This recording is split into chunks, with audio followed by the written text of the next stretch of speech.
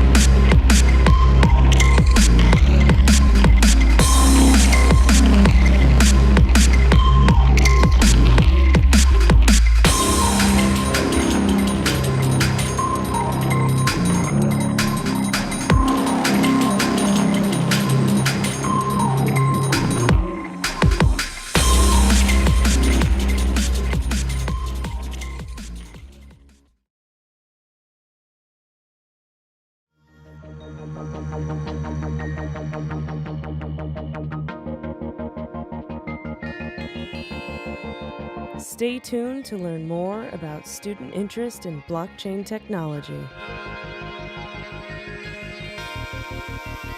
Reimagine 2020.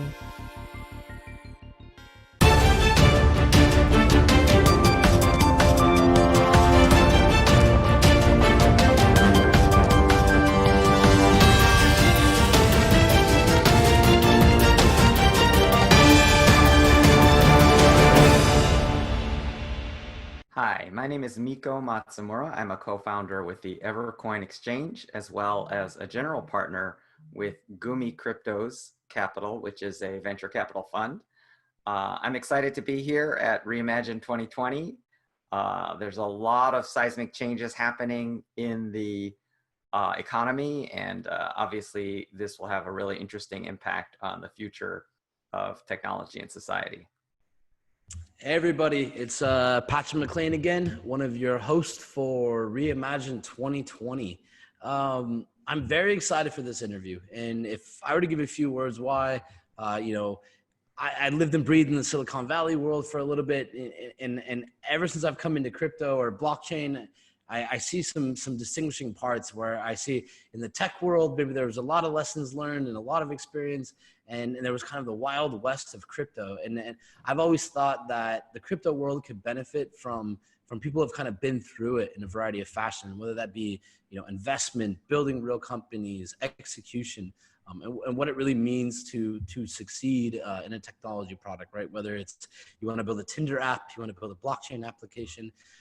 So very excited to bring in Miko. I'm not going to waste time probably butchering much of his background. I think I'll let him do himself justice. But Miko, how are you doing today? And tell everybody, a bit about your background and how you kind of came to this point in blockchain.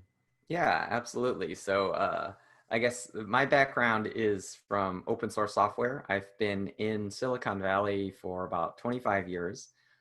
Originally started with helping to introduce the Java programming language, which I think should be pretty familiar to most folks out there. It's being used to run banks, and it's a pretty established programming language by now. I've been here in Silicon Valley for quite a while working on open source software startups.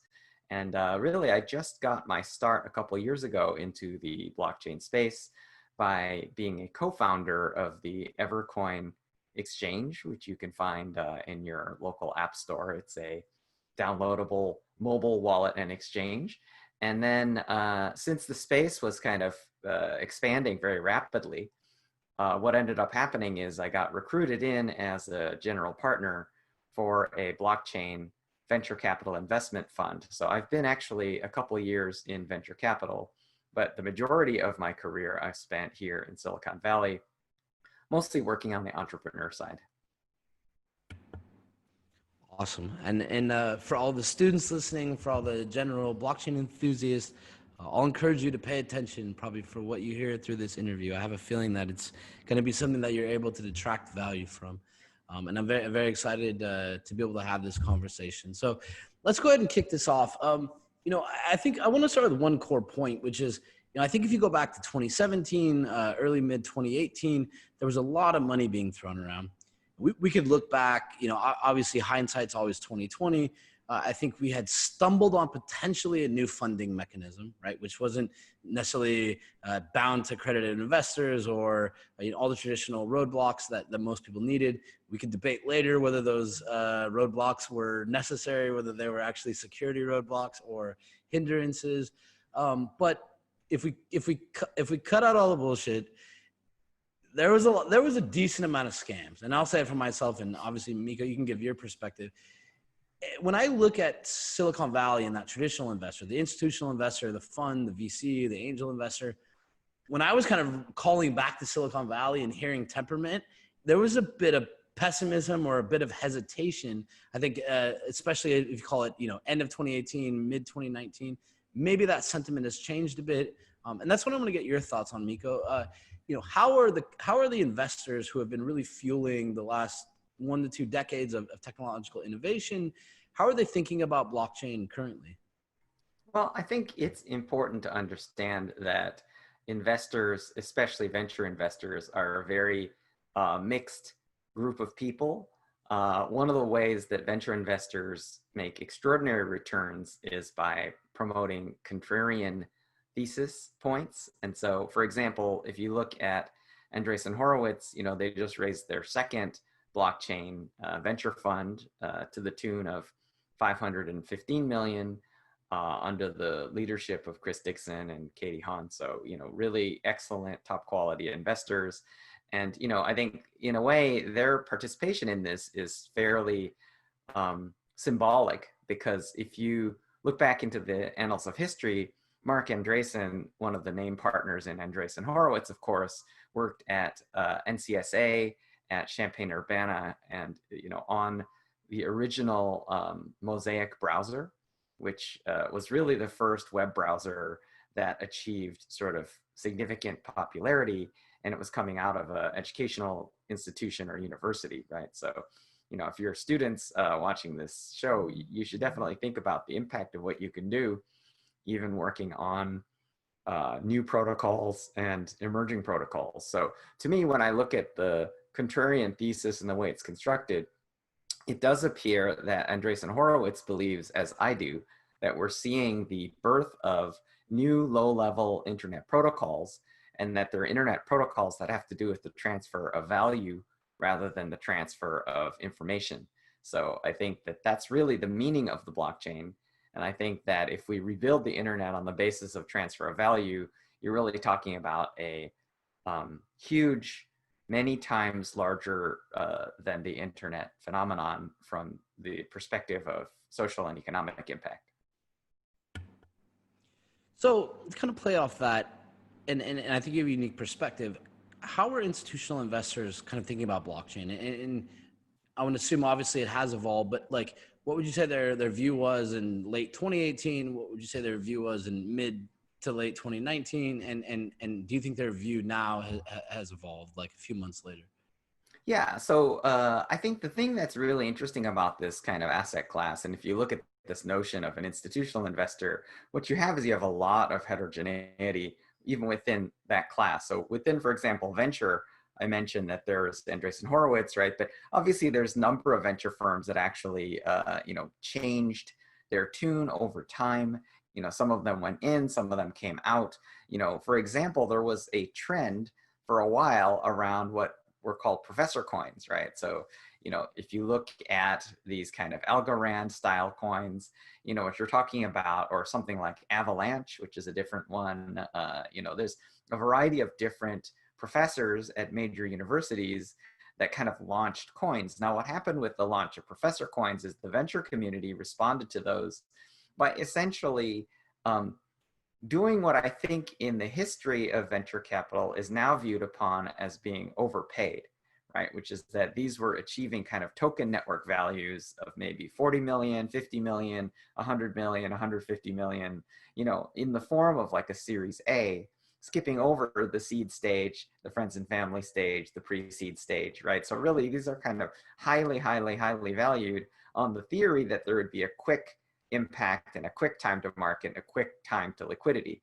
So I would say that that's the venture class. But when you refer to kind of institutional investors, you're really talking about kind of another even more large and heterogeneous class of investors, right? So if you look at those, for example, traders, so, we co-invest with CMT Digital out of Chicago, and, they're very close to, commodities trading and things like futures trading, right? So that's an entirely different class of institutional investor that has more to do with institutional trading and institutional folks like hedge funds. So within that space, again, what you're seeing is kind of contrarian asset providers, right? So the point being that I think from an institutional perspective, this continues to be somewhat speculative as an asset. I do think that what we're beginning to see is that people will introduce it into their basket as a hedge. So there's sort of small ownership from more mainstream institutional investors.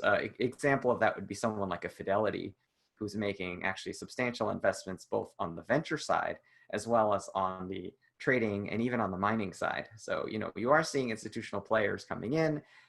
It's really over time what's changed is, through these different waves of Bitcoin price volatility, the market seems to be continuing to figure out kind of how this asset plays out.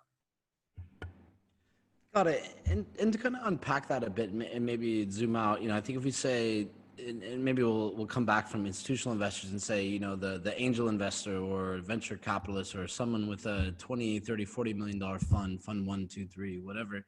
Yeah. I kind of laugh where it's like, on one half I'm saying, okay, Andreessen's signaling to the community, we're putting in 500 million. I'm imagining this is a bit of a green light, right, to a group like Silicon Valley, right? Sure. And I've always been shocked that, like, when I'll talk with my friends or, hey, some guy has a $20 million fund and I don't touch blockchain, right? I've heard that a lot, Sure. And it almost seemed to me like somebody saying, I don't touch SaaS.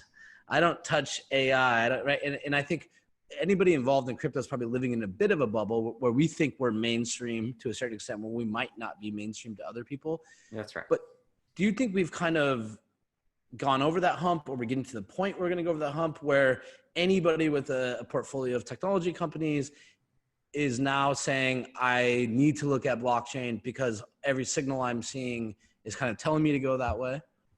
I don't think we've crossed the chasm yet, to be perfectly honest. But if you actually look at the applications that we've seen to date, right, we're really talking about kind of the emergence of the transfer of value. And what you really have to pay attention to in value transfer is you have to pay attention to sort of, in the most general sense of the term tokenization. When I say tokenization, I'm referring to an entire class, not just so-called security tokens or not just asset tokenization, but including Bitcoin, right? So what we mean that how do you represent the value and the movement of value across the network? So once you have this kind of concept, then what you need to understand is, how do tokens represent value? How do they retain value? And when you start to kind of dissect it that way, what we really seem to see there being kind of three kind of applications, 3.5, right? So I would say that 3 applications that have emerged. One of the applications is obviously Bitcoin. So, the market is still, even in the stages after more than 10 years, about 12 years, figuring out what Bitcoin is, which is an amazing thing. The reason why the market has struggled so mightily to understand it is that it's new, right? So, if you compare Bitcoin to anything else, it kind of resembles gold to some extent, but obviously, if you go to Venezuela, there was this event where the, regime was trying to fly a 747 full of physical gold, to Europe and was obviously stopped, right? And so the transportability of physical gold is a little bit less, whereas the transportability of something like Bitcoin is a little bit more. So, but it's comparable in some ways. As sort of a risk off asset. The thing that's quite different about it, though, is that as a so-called store of value, what you have to pay most attention to is something that hasn't played out enough, which is the long-term moving average, right? So what you're seeing with it as a so-called store of value is that you're seeing volatility. So if you see price volatility, then it kind of decrements its ability to be a store of value unless you think about it as a long-term store of value and you just ignore local volatility, which is an action that Bitcoinists call hodling, right? So, it feels like hodlers are basically in the mood of ignoring medium-term volatility and just looking for this kind of long-term moving average, right? On the thesis that money printing by governments, which is at an all-time high, will cause eventually the ratio of US dollar to Bitcoin price to change, right? So I think that that's one application that seems very clear. Another application that seems very clear. We know Bitcoin works. Bitcoin works. More or less, Bitcoin we got this Absolutely. one down. Yeah. There's no question, right? So I'm being very conservative about this, but like, again, you're kind of talking about the lens of institutional investment, which is conservative largely, except for the contrarians, right? So, Ethereum is clearly a functioning mechanism. The programmable money applications, I think, are really focused on things like lending and obviously DeFi. So those applications are obviously kind of hot. There's very few other so-called, I would say the DApp mentality is not really taken off at all because it's the wrong mindset. It's not about DApps. It's really about storage, transfer, and transformation of value in contracts. Like that's basically what it's about, which is a limited thing, right? Like,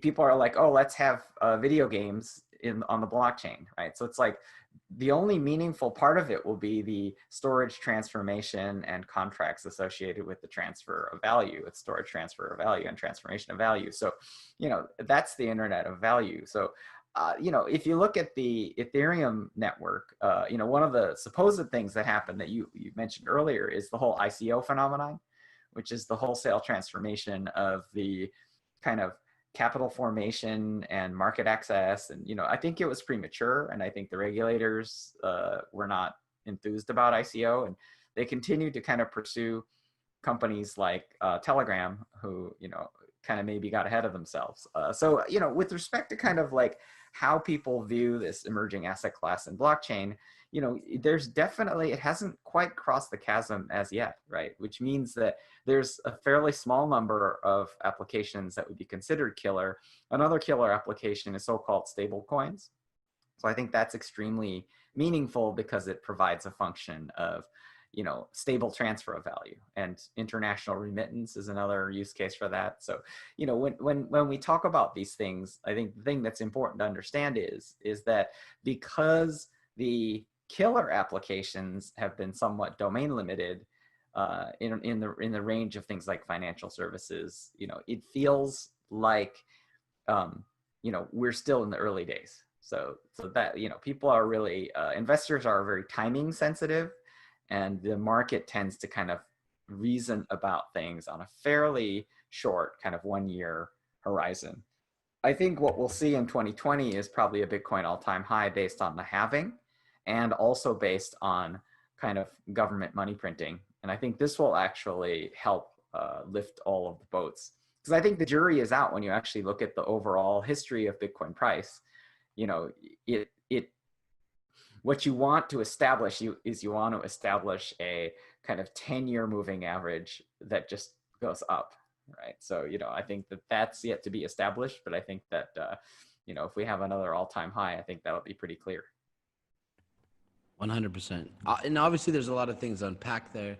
A few other points I want to get to, but I want to stay on this one for a second. And my rationale for it is, part of this, what we're doing, I think, with this conference and the elevated conversation we want to have, I would like people to understand. I want people to not make the same mistakes again. Yeah. So I guess I have a question. I'm kind of saying that I think there's still a large portion of angel investors or VC funds or whatever that just kind of they just have like a sign on the door that's like, we don't do blockchain. Yeah. Do you see this? Yeah, for sure. To me, blockchain remains, I would characterize it as a contrarian thesis.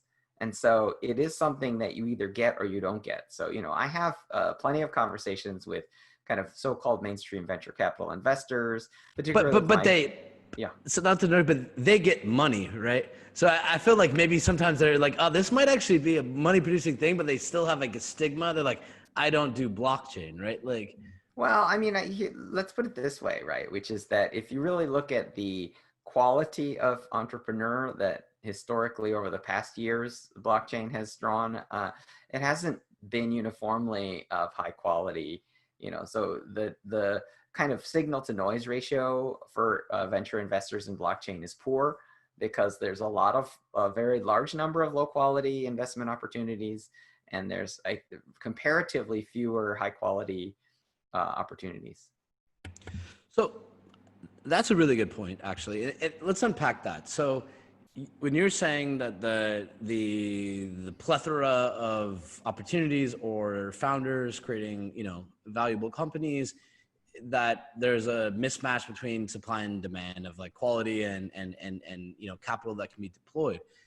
So how would you define, like, obviously you have a history of seeing enough founders, right? And even in Silicon Valley, like very few founders win, right? I'm always shocked. Of Like course. everyone's like, I'm going to win. They raise $5 million and then 12 months later they burn it all and they do nothing, right? I mean, unfortunately that's the case of 95% of ventures, right? So Sure. to a certain extent, we have to build in the fact that innovation isn't easy. Innovation comes with failure. And I see the same thing. Is this a unique thing where you're like, I consistently see characteristics of blockchain founders that that are lacking characteristics I see in other non-blockchain or just general technology founders? Well, I would say this. I would say that there's a bit of a squeeze, and the squeeze is between two groups, right? So on the one hand, you would have kind of, I would call it the vegans, right? Which is this very kind of academic, mathematically oriented, it's probably, if you look at the open source movement, there's very strong open source credentials and tendencies there, so if you look at opportunities like that, I would say that, like, it's sort of, the epitome of that is kind of Ethereum, and I think that that's an exceedingly valuable, powerful, and intellectually sound, blockchain project. But, it has the kind of tendency to be kind of thought of in a nonprofit context, because of the open source heritage.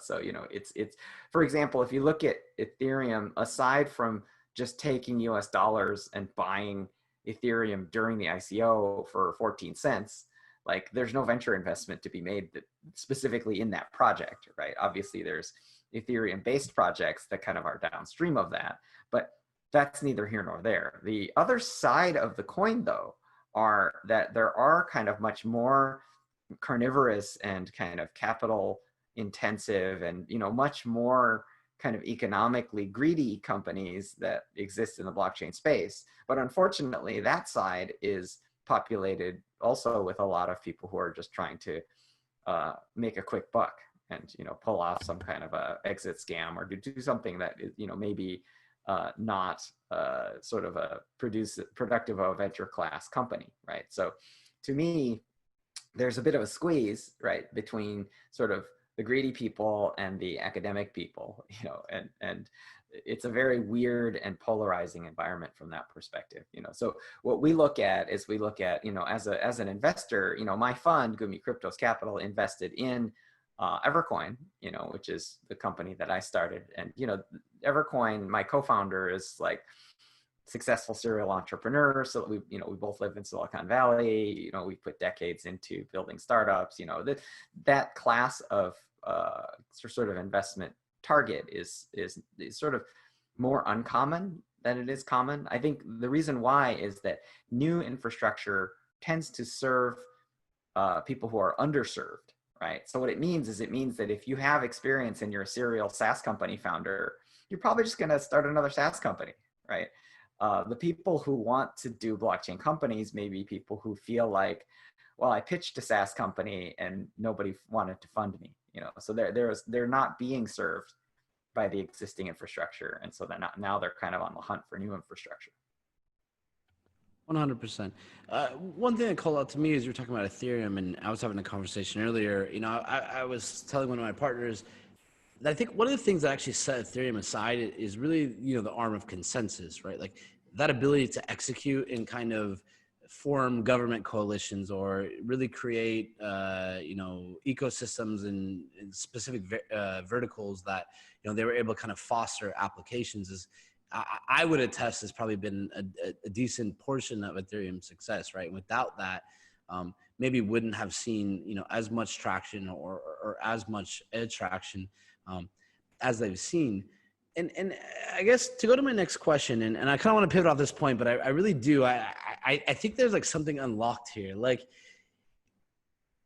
when we think about what, let's just call them traditional Silicon Valley investors, right? Just for a general term, like, why do you think, like, what are the specific reasons why there, outside of just saying we didn't have the best founder or the best leadership team, do you think there were specific actions taken? So companies raised money through ICOs, they had poor legal documentation, there's obviously regulatory uncertainty, there's scams. Is that stigma still around? Like, and is that still bound to blockchain, or is that still bound to kind of decentralized finance? Yeah, absolutely. I mean, people have long memories about money, because if they lost money, then they pretty much, let's say someone gets scammed, or let's say somebody gets hacked, or let's say, right? So the important thing to try to understand is kind of how do people experience that learning, right? And the thing that's really interesting is largely speaking, if someone gets scammed or hacked, the lesson that they learn is don't go anywhere near blockchain ever again, right? So there certainly have been a number of individuals that have kind of been burned by the industry and by the scammers in it or hackers in it. And I think those people have largely kind of retreated, and now they're forming kind of a resistance level, right? So when people talk to them about Bitcoin, their response is kind of, don't talk to me about Bitcoin. It's full of scammers, or it's full of hackers, or it's full of, right? So obviously, that's going to produce a resistance level. So, I think that technology innovation kind of inoculates itself against that kind of thing. The thing that we need kind of like continued advantage breakthroughs in innovation and in software delivery and applications. And, we need to see more utilization. So it's funny you mentioned that. I think when we started what we're doing with Mousepad, I think we started with like 10 schools and went to 30 and 50, now we're over 100, right? Like beginning of 2018. And I'm looking at it and I'm like, okay, where's the talent pool, right? And we started going and saying in early 2018, there's virtually no universities are having accredited courses, right? So then I start seeing that on each campus, there's on-campus organizations being formed, right? Mm-hmm. Now, what's funny about that, I was on a call yesterday with one of the presidents of the Blockchain Education Network, Ben, and they're recounting stories to me where schools, right? And so I'm realizing right now as you're saying it, I feel like blockchain can't get around from scams, right? So it's like as schools are trying to push it, or students are trying to push on-campus organizations, I'm hearing stories of letters getting sent to the on-campus organization saying, you can't do this. Bitcoin is for drug dealers. Yeah. Right? And like, yeah, right. Yeah. So, but then like, it was almost like a self-fulfilling prophecy. So it's like, they wanted to fight and say, we're not scammers. So then what did they do? They went and then like did a bunch of ICO scams, which like maybe temporarily, kind of like stamp them to that, right? Or handcuff them to it. One thing you mentioned about, I think kind of learning lessons and evolving, that I'm really curious about. So I think when I looked at 2017, 2018, okay, there's a ton of money raised, right? You can look at GitHub repositories, how much code is being pushed, how much adoption, how are they applying it to marketing, et cetera. I feel like in a certain level, that may or may not be, for a lot of the companies who had previously raised money, the best they ever had it, right? Yeah. And then as Ethereum starts dropping, right, in 2018, where it's, it's they're holding all their money to $1,000, now it goes down to 100. So if they couldn't do it before at 10x, then they start freaking out, right, at a tenth of that money. And now I think, especially today, given the current climate, where whether you're in blockchain or traditional technology company, who they're kind of getting eaten alive, they can't complete bridge rounds, right? Like, there's a decent fear. How do you kind of see that? Like, is there extra risk that a lot of the companies that are funded before might fold or might even have more roadblocks? How do you think they're going to handle that? And what lessons would you give them? Yeah, I mean, I would say this, right? Which is, if you look at this sort of blockchain wintry sentiment, like, one of the things that happened in the middle of it is the COVID-19 phenomenon, right? Which I think adds to the complexity of this risk-off asset. And so, when you see the compounding of these things, it obviously puts pressure on the balance sheet of smaller companies, sort of government aid notwithstanding. So I think that, we are going to see, one of the things described in 2017 was this kind of description of a Cambrian explosion of biodiversity around this whole token space, right? And then obviously what we're seeing now is we're seeing kind of more like an ice age, where you're seeing kind of contraction and extinction, right? But to me, like, that's all kind of normal. We're just on an accelerated boom bust cycle, because if you look at the companies that got built during the tech .com bust, which I was there for, you're talking about Amazon, Facebook, Google, Netflix, some of the kind of classic stalwarts actually from the previous generation, like Apple and Microsoft, which actually existed and were built way, way back in the sands of time. But like, if you look at the real super tech giants, the newer ones, those were built in the .com bust, right? So as you can see with this blockchain bust, the idea becomes like, if this is a truly sort of once in a lifetime, maybe twice in a lifetime generational transformation of technology, then the survivors of this time period are going to be sort of really epically well positioned to sweep up and do extraordinarily well. Got it. So last question on this topic, and we're going to pivot, but Sure. I love perspective on this, because I really do believe, obviously we invest a little bit, you invest more than us, but I do think there's continuously a disconnect in capital raise for these projects, where people continuously think of themselves as, I'm in blockchain, I'm going to raise money differently, or that stigma might be quickly disappearing, right, at a more rapidly moving pace. But I think when we look back to the mechanisms that were kind of used to raise funds, and then in the initial terms of blockchain, so whether it was ICO or the promises of STO, I can remember from our company, end of 2018, I'm kind of getting a lot of our founders together and saying, hey, I know a lot of people have lived in the ICO world, and you get tokens and you sell them, and the lifespan of holding that asset is dramatically decreased. Yeah. We need to start preparing for holding equity in these companies, right, for many years. And Agree. How does that kind of change our financial outlook? So what's your perspective on, how were companies raising money? What does the future look like? Do you really think that there's going to be, at least in the short term, a lot of opportunities to raise money around tokenized models, or should these companies be getting ready to raise in more traditional, equity, convertible notes, et cetera? Yeah, so I think traditional fundraising continues, and it's definitely something that people need to kind of pay a ton of attention to. One of the things that it benefits from is very robust professional diligence.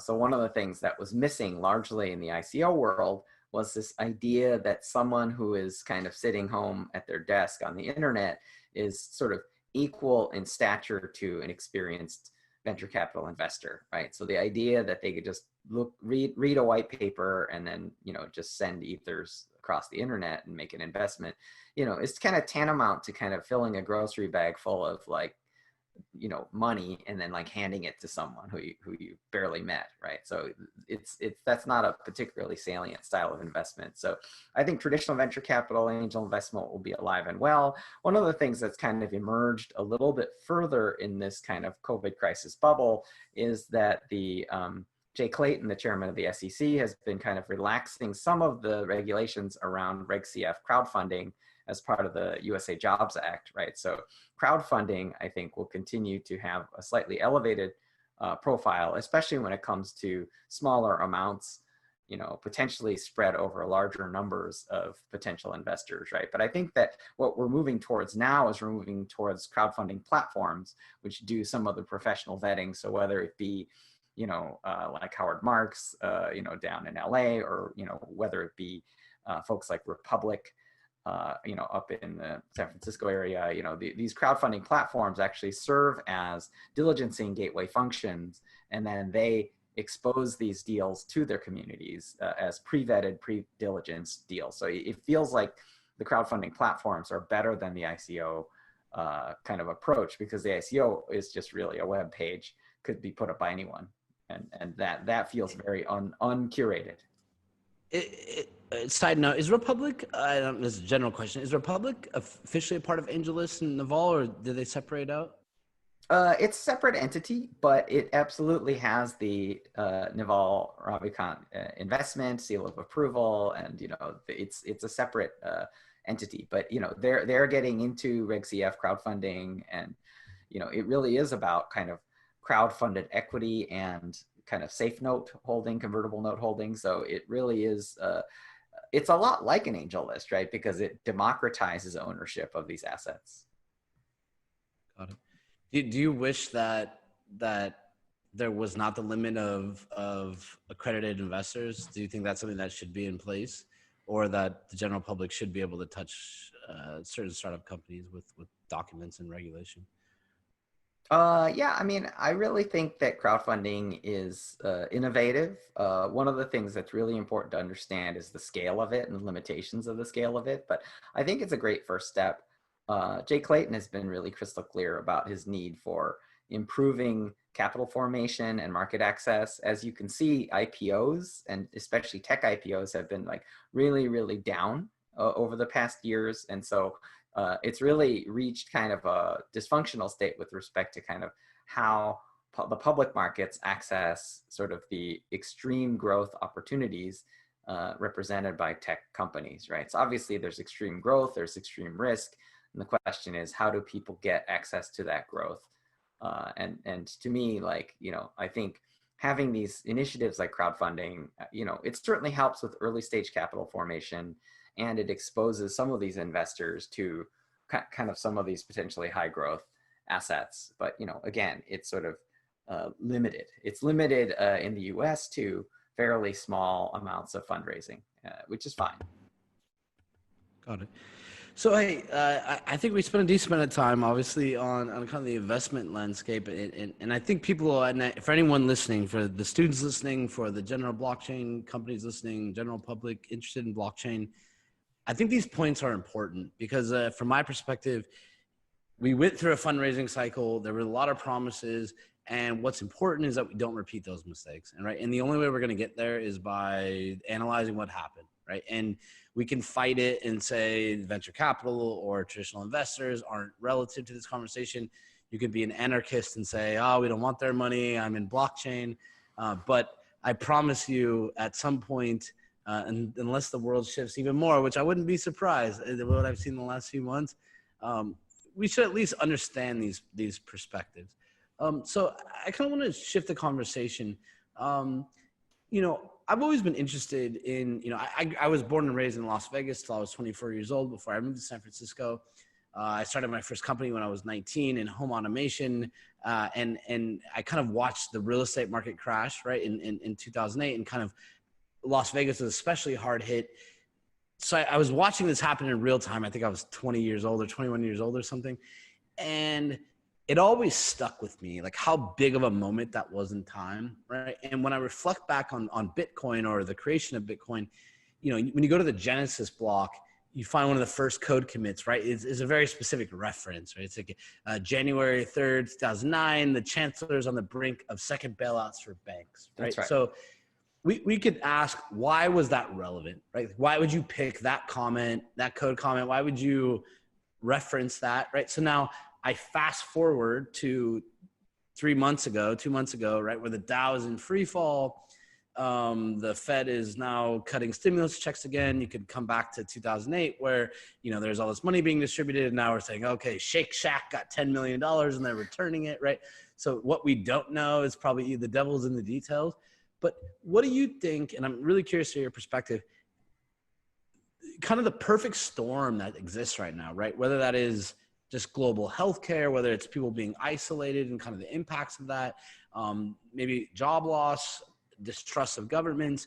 Do you think that this is a moment that blockchain can kind of get its second win? And what are the characteristics there that you think are important? Yeah, so I would say that there's two layers, right? I would say there's the deepest possible layer and then there's kind of superficial layer. So I'd say at the deepest possible layer, one of the things that's interesting to understand is the timing of this innovation and this foundation, right? So if you actually look at this notion of what Satoshi Nakamoto encoded into the Genesis block of Bitcoin, it really is almost like a battle cry for an open source government service, right? And so when you think about global public utilities being decentralized, one of the really unusual ones is the printing of money. And this is really crossing a Rubicon. So this is really kind of a historic event. And the thing that I think is a bit shocking about it is that in order to really understand the impact of that event, you really need a time course of maybe 100 years rather than a time course of like 100 days. Right. So for me, when you think about 100 days, you're really talking about kind of the course of the COVID pandemic, and really how it's impacted kind of all of our society. So on the more superficial level, the thing that we're seeing is kind of very fast government money printing. And you're seeing, so for me, one of the things that happens is that a rising tide lifts all the boats. And so what I think that this wave of consolidation around the Bitcoin halving will do is it will erase kind of longer term doubts about the fundamental the people are bipolar with respect to Bitcoin because at one time they're saying Bitcoin is here to stay, and then they're saying blockchain is here to stay, and then the next moment they're saying, oh, Bitcoin's dead, right? And those tend to coincide with Bitcoin all-time highs and Bitcoin all-time lows. Bitcoin never actually reaches all-time lows anymore, right? Because if you look at the all-time lows, it was close to zero, right? And my point is that Bitcoin keeps doing what it does because more and more people continue to discover this property of hodling, right? So what you're really seeing is you're seeing long-term accumulation, and you see volatility as a superficial phenomenon on top of that. So the reason why I focus so much on Bitcoin is that Bitcoin is really the kind of grandfather of everything. And in a way, it's sort of solidly proven.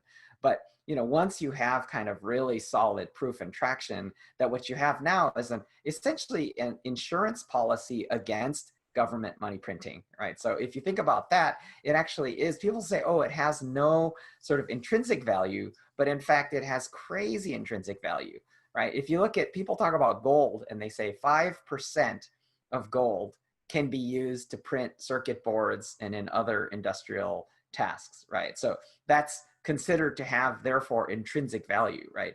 But what if there was a need for an open source public service that provided a counterweight to government money printing? Now, historically, that's been gold. But the thing that's really interesting about gold is that it has certain properties that Bitcoin doesn't have. And I think Bitcoin has transportability, which I think is a really interesting property. Gold weighs a lot. Yeah, it weighs a lot. It's super hard to transport, right? And obviously there's complexities associated with, holding and hoarding gold, right? But the point that I'm trying to make is that if you think about the COVID phenomenon, in a way, it is kind of a blip in this kind of 100-year history of the emergence of new online financial infrastructure. And in fact, the reinvention of systems that are just beginning to address the issues that we're facing. So to me, when I see society in its present form, what I see is a tremendous collapse of institutions. So institutions like science and institutions like mechanisms for verification, things like journalism and the press, like all of these systems are under tremendous attack and under pressure. And what's happening is that a lot of institutions are kind of failing, and they're failing to provide the services that they used to provide, right? So what's happening now is that we're really seeing kind of a breakdown of all of these systems. The thing that's problematic is when you think about the 100-day time course, blockchain is not going to present solutions in that kind of time frame.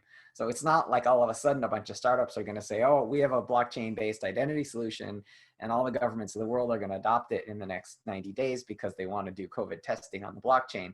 That's probably not going to happen, right? The thing that will happen is that what we're talking about is an open source internet protocol and foundation for new institutions that are going to take time. And if you actually look at open source software, the largest software acquisition in history was the acquisition of Red Hat software by IBM. And obviously you saw the acquisition of GitHub by Microsoft, and and on and on. There's the acquisition of MuleSoft by Salesforce.com, right? So you're seeing like many, many tens and hundreds of billions of dollars worth of open source companies being acquired. But what came before that? What came before that, I can tell you, is like a 30-year history of people dismissing open source software, of people kind of talking about, okay, well, now it's a fringe, and then people saying, well, open source software is dead. So it went through the same kind of cycle. But what I can tell you is open source software may be inevitable, but it also takes time, right? Because in a way, open source software is something that just continues to compound, but it continues to compound incrementally, right? So it's really like 1%, 1%, 1%. All of a sudden, when you look around 10 years later, it's a transformation, And if you look at where Bitcoin is as compared to 10 years ago, it's a lot different. And if you look at it 10 years down the road from here, I'm very confident to say that it'll look a lot different from how it looks today, and in a positive way. I would be surprised if it didn't. Obviously, a lot of things you said there. A few comments, and then want to ask one more thing, kind of around maybe what you think about the current psyche of people and how that might open some doors. Then I would like to talk maybe a bit about some applications. But 2 points I wanted to hit on. I think it's very interesting when you mentioned IBM and open source, right? I think IBM had a kind of venture in the world before. If you go back 20, 30 years, they had really championed open source, only to see that they didn't really have a business model around it, or didn't monetize it, and they kind of were left holding the bag to a certain extent, right? They weren't able to recoup their investment, so they saw other players kind of step into the space. So I'm always interested as I see them approach Hyperledger, right? I think it's very clear to me now in conversations I have with them or seeing other partners where it's like they're very clear that they're not, they might have pushed this out to the public, but they're very clear that there will be a business model behind it, right? And not to be an economist, as you mentioned, gold. This is one place I don't really touch, but I've always had one example of laughing at gold and saying, when you see companies like Planetary Resources, et cetera, where their goal is to go and find asteroids, tow them back, put them in the orbit of the moon, and kind of harvest gold from them. What if you start bringing 1,000x more gold into supply? Then the mathematics actually don't start to add up very quickly, right? We might need to throw out some of the old textbooks. And I think it's an interesting place of where we are now with COVID, right? Where,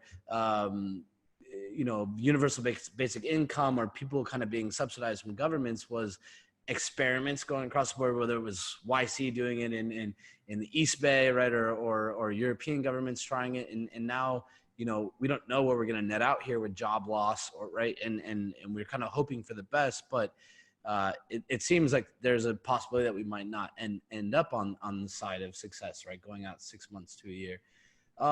So the last question I want to kind of ask in regards to current situations.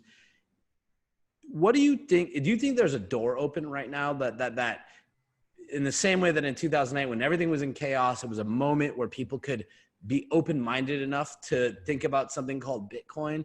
Do you think we're kind of experiencing that same? Is there a momentary door being opened right now that we need to seize? Yeah, absolutely. I mean, here's the amazingness, right? Which is, I would say this, right? Which is, to be perfectly kind of frank, like, Bitcoin is a janky asset, right? It cries a lot, right? So it's really not, when people look at it, like people like the IMF, like Lagarde is looking at things like blockchain-based assets. Obviously, her interest is more in things like stable coins.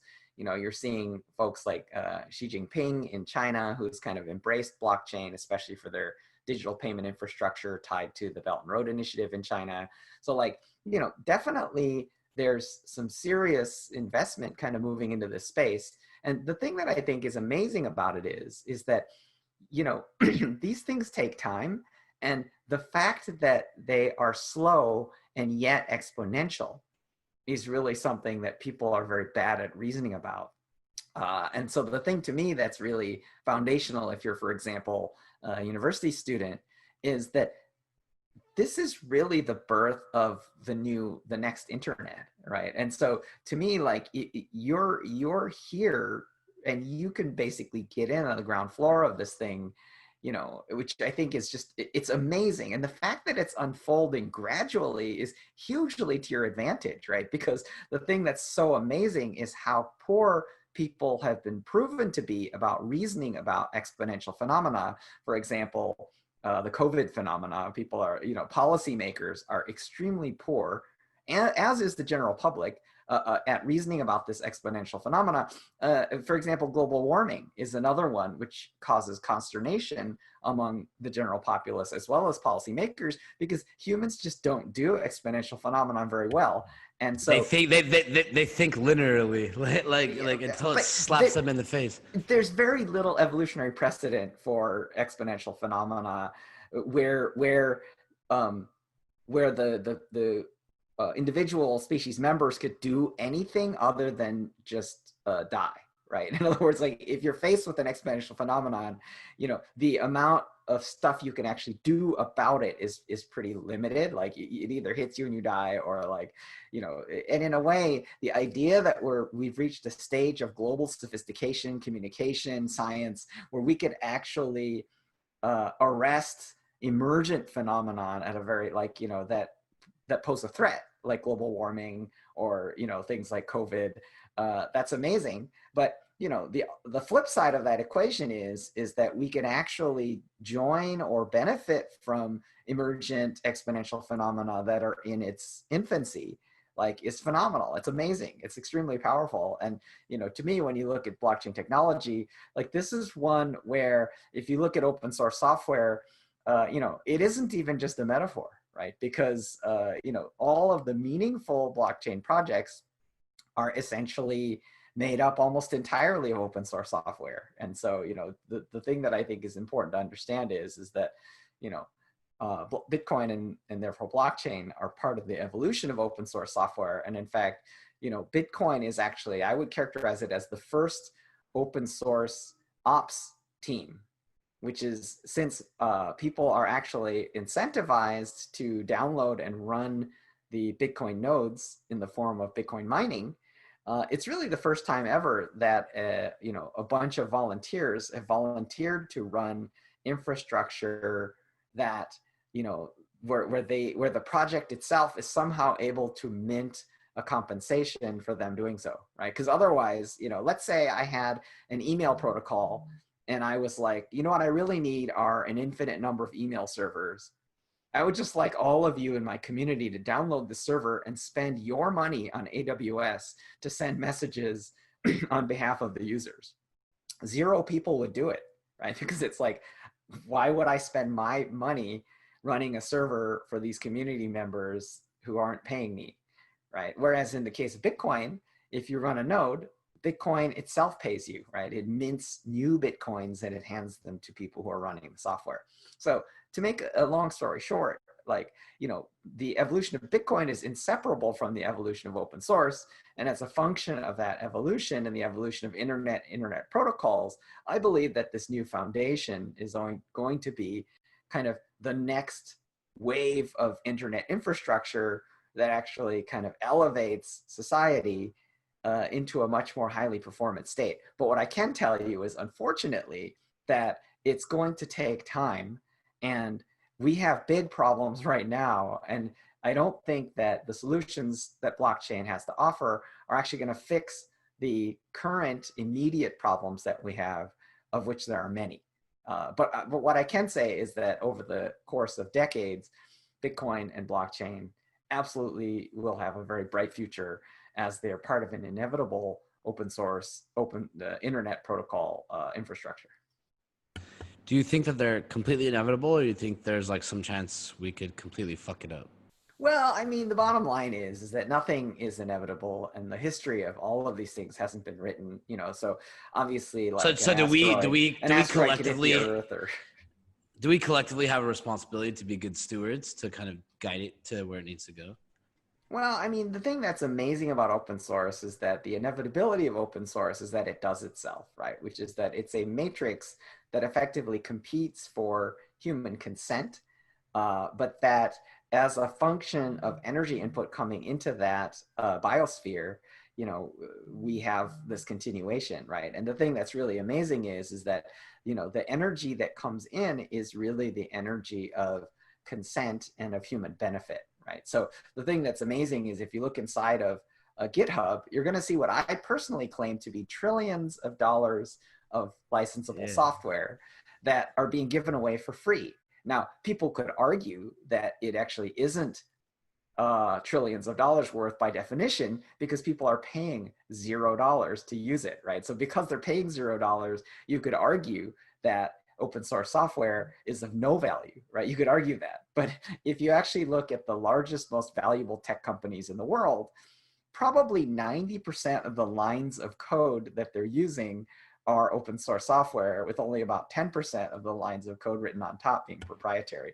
So, you know, to me, we wouldn't have any of the technology companies or benefits that we currently are engaged in without the existence of open source, right? The problem is that we have a very poor system of measurement called GDP that actually looks at open source software as a form of terrorism, in the sense that open source software is decreasing the GDP rather than increasing the GDP, which is extremely aberrant. Our economic systems of measurement are actually a little bit broken in a lot of ways. I always look at that like price earnings ratio. I'm like, man, if you just measure every time you want to make more money, like eventually if you corner every market, you have no more customers to sell to. What are your only ways to squeeze out more profit, right? You have to cut costs, and you have to start cutting costs in ways that don't necessarily make sense, right? If you're supplying food, well, you start to drop the quality of your food, right? And long tail people, you know, might not agree to this. So a few things I want to hit on before we pivot real quick. So I'll say, you know, you were talking about kind of the open source community and I think GitHub a few times. I've always laughed just when I really see like GitHub repositories, kind of the flow of people committing to GitHub, like master repos, especially in open source, right? It's interesting, I think, how much blockchains kind of mimic that, right? Like where it's a flow of code that people are kind of committing or not, and you kind of have one source of truth, one source of code. You know, one thing you said earlier about like students and kind of how they should think about it, you know, and I would like to pivot here to kind of maybe talk a bit about applications. And again, we don't know yet, but I'd say between 3,000 to 5,000 students kind of listening to this conversation, really trying to kind of help them think about their career paths, right? To the 19, 20, 21, 22-year-olds, as they're kind of deciding which route they want to go in life, or they want to get a job at Apple, or they want to work for a blockchain company. You know, one of the things that has always inspired me since we started really applying pressure towards the university side is like, sometimes I'll sit in rooms with like, you know, blockchain or crypto, like the veterans, right? And there's a lot of pessimism, you know, it's like they've been burned on an ICO, or they heard this project was going to be the best thing ever. So they're just kind of tuned out now. They've heard enough. Well, then I'll get on a call with like 30 or 40, you know, 19, 20, 21-year-old CS majors, data science majors who are in the blockchain club at XYZ University. And then I get on a call with them. There's no pessimism. They're like, they didn't get burned on an ICO. They're like, I'm going to build an application and I want to do it on blockchain. Right. And I always laugh because I'm like, then I'll go to the next meeting with like a bunch of 35-year-olds and I'm like, there's a mismatch here. Right. Like, I really do see the generation coming up behind. I honestly believe that they're just going to say, we don't understand why we shouldn't use blockchain, right? Like, they don't have any preconceived stigmas. They don't have any past experiences. Their dads didn't like lose $1 million in like an ICO scam. So, you know, to kind of guide them a little bit, or to get your perspective, I want to understand how you think about applications, right? So I've heard you many times in this conversation really highlight, you know, financial applications, which I think you and I are on the same page. I think as everybody's searching for an application, it's like, shut up. We already have one. Like, look at it. Like, Bitcoin is, you've never seen, like, we know we have an application. The question is, do we have more applications, right? And are we and sometimes just are people just trying to fit, solutions that to problems that don't exist, etc. So how do you, obviously, or I'll assume so you can answer, but like, are you like 90% interested in like financial applications for blockchain, and you're kind of waiting and seeing? Let me give you so when you talk about interest, like I have wide ranging interests and I'm very kind of curious as a human being.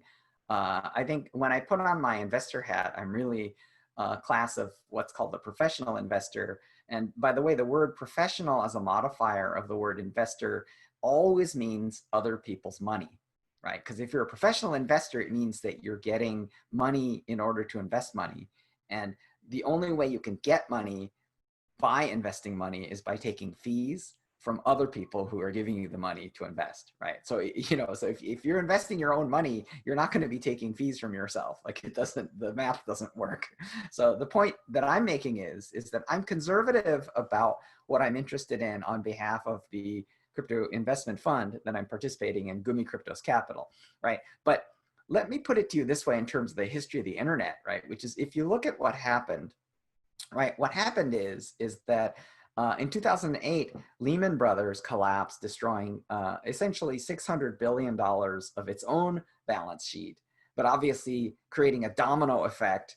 For example, if you look at AIG, the insurance company actually had so much insurance on Lehman that collapse actually would have taken out AIG, right? And then obviously the domino effect went to all other financial institutions. At one point, the United States government had to step in with effectively, quantitative easing in order to prevent the collapse of the financial industry, right? So this is going all the way back to, ironically, September of 2008. And I say ironically because the Bitcoin white paper was published in October of 2008, about a month and a half after the collapse of Lehman Brothers, right? So it's as you mentioned in the Genesis blog, Satoshi Nakamoto put really interesting cryptic code about how the collapse of banking leads towards governments creating money printing schemes. And obviously this is all related strongly to the history of the emergence of this asset class. But to me, what I said earlier in the conversation was about the storage, transport, and transformation of value through programmatic constructs like contracts, And so if you think about that, you can think about value. The most primitive initial forms of value are going to be like the Yapstone, coins that were the first proof of work money that we know of, right? So the point I'm trying to make is that the most primitive applications are going to be financial services. The thing that happened over the course of since 2008 is that the largest, most valuable companies in the world became tech companies. And what happened is people started saying data is the new oil. But the thing that's so ironic is that the oil industry has collapsed, right? So I think data is not the new oil. Data is the new money, right? So the thing that happened is that you had banks that were too big to fail in 2008. And now you have data banks that are too big to fail. Like, for example, Facebook, or you have Google, and you have these huge data piles that effectively aggregate user and consumer data and, effectively breach user privacy, and have a bunch of other really negative externalities. Actually, Jaron Lanier, who is the creator of virtual reality, actually said Silicon Valley won, and then we became the assholes, right? So banking, the East Coast used to be assholes, and now the West Coast, tech, are now assholes, right? And so why am I going through this kind of long exercise in describing this history? The reason why I'm doing that is we have to understand the emergence of what it means to have an internet of value. And the question becomes, what do people value? And I can tell you that initially what people will value are tokenized representations of value, either backed by an asset, like a stable coin, or ones that are essentially infrastructure coins, like a Bitcoin, right? People will value those, right? And the transfer of those will be valued. But the point I'm making is do people value their identity? They do. Do people get mad when their identity is stolen? They do. And if someone starts using your credit card, the identity is actually now tied directly to your money. And so now someone's stealing your money. So now they're really mad, right? So the point I'm making is that are there applications other than financial services that represent the storage, the transformation, the all really related to value, right? So data, we know data has value, right? So things like data privacy applications, things like identity applications, like obviously those are also things that can be transferred, transformed, and stored on a blockchain. But my point is that those probably won't be the first things to happen. And if you look at the evolution of the history of banking and of data banking, it may be a 10-year lag, right? It may be that in 2008, banking collapses, and it may be like 20 years later, where 10 years later, where data banking becomes a huge thing. And then it may be 10 years after that when data banking suddenly becomes collapsed, right? So for example, right now, Facebook, everyone hates Facebook and thinks of them as an evil, invasive conspiracy theory, Russian troll, populated house, infested house of evil. So everyone's kind of mad at Facebook now for stealing people's privacy and selling it to advertisers. So to make a long story short, I think that yes, I'm interested in a whole host of applications, but I do think if you want to reason properly about the blockchain, you best not compete with existing infrastructure for transferring, storing, and transmuting information. You should really focus on transferring, transmuting, and storing value. And whether the value is in the form of data, identity, or actual tokenized representations of money, to me, the money applications come first. Well, you just made a very interesting point. It's something I've talked about for a long time. So I think I was originally drawn to the space in like mid 2017. We were kind of working through me and my partner, like one of our last companies. We've always been, I'm like half technical, half business. So like, I'm always good at rallying like engineers and hackers. So we had like a strong team of engineers that wanted to follow us. Right. And I was like, okay, people are calling me like, Patrick, there's a lack of blockchain engineers. Right. So I'm like, okay, this is interesting. I want to look at it and really trying to think critically about, and I'm asking my friends, as you bring up Facebook, like, I've known people like my good friend Antonio wrote Chaos Monkey, right? Like my friend Ben Reisman was like built Facebook ads, right? Like, and I'm watching it and I'm asking kind of my tech friends their thoughts on blockchain, right? And I'm kind of seeing this general pessimism, right? And it starts to occur to me that it's not, late 2017, early 2018, if you only cared about money as a developer, well, there was plenty of money on the table. Like they needed help so bad come early 2018 that the amount of checks flying to kind of hire talent, if you only cared about money, it was on the table, right? But I think if you looked at a developer, and I think a message for students maybe graduating or kind of thinking of their career path, when I put on like a chart, a developer getting into school, what is good, right? So that, okay, I'm a data scientist or, CS major, whatever, and I want to go get a job at Apple, Google, Facebook, whatever. What is good? So good is maybe I'm going to make this application milliseconds faster.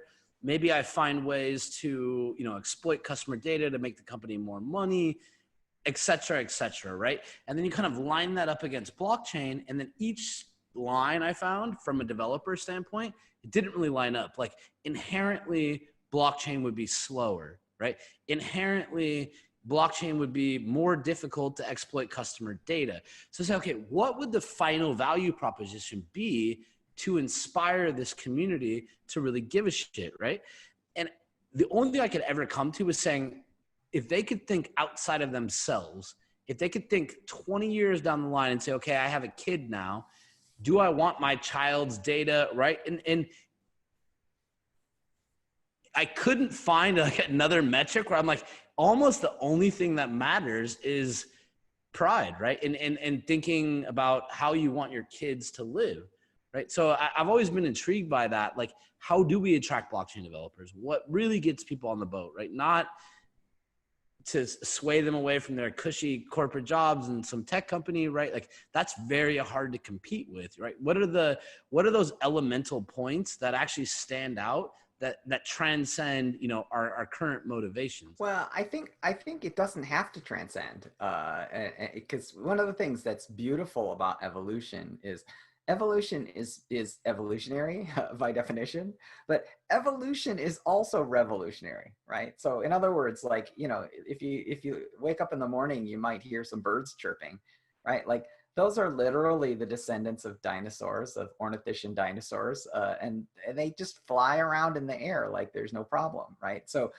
how did all of that happen? That's insane, right? It's ridiculous that exploded star parts achieved consciousness and are now sitting on a Zoom call having this conversation, you know? So like, you know, evolution is revolutionary, right? So to me, the thing that's novel about blockchain is this, is that people can own protocol, the value of protocols. Like, can you imagine someone's like, oh, I've got this thing called TCP IP, which is the internet protocol, atop which the entire internet does everything.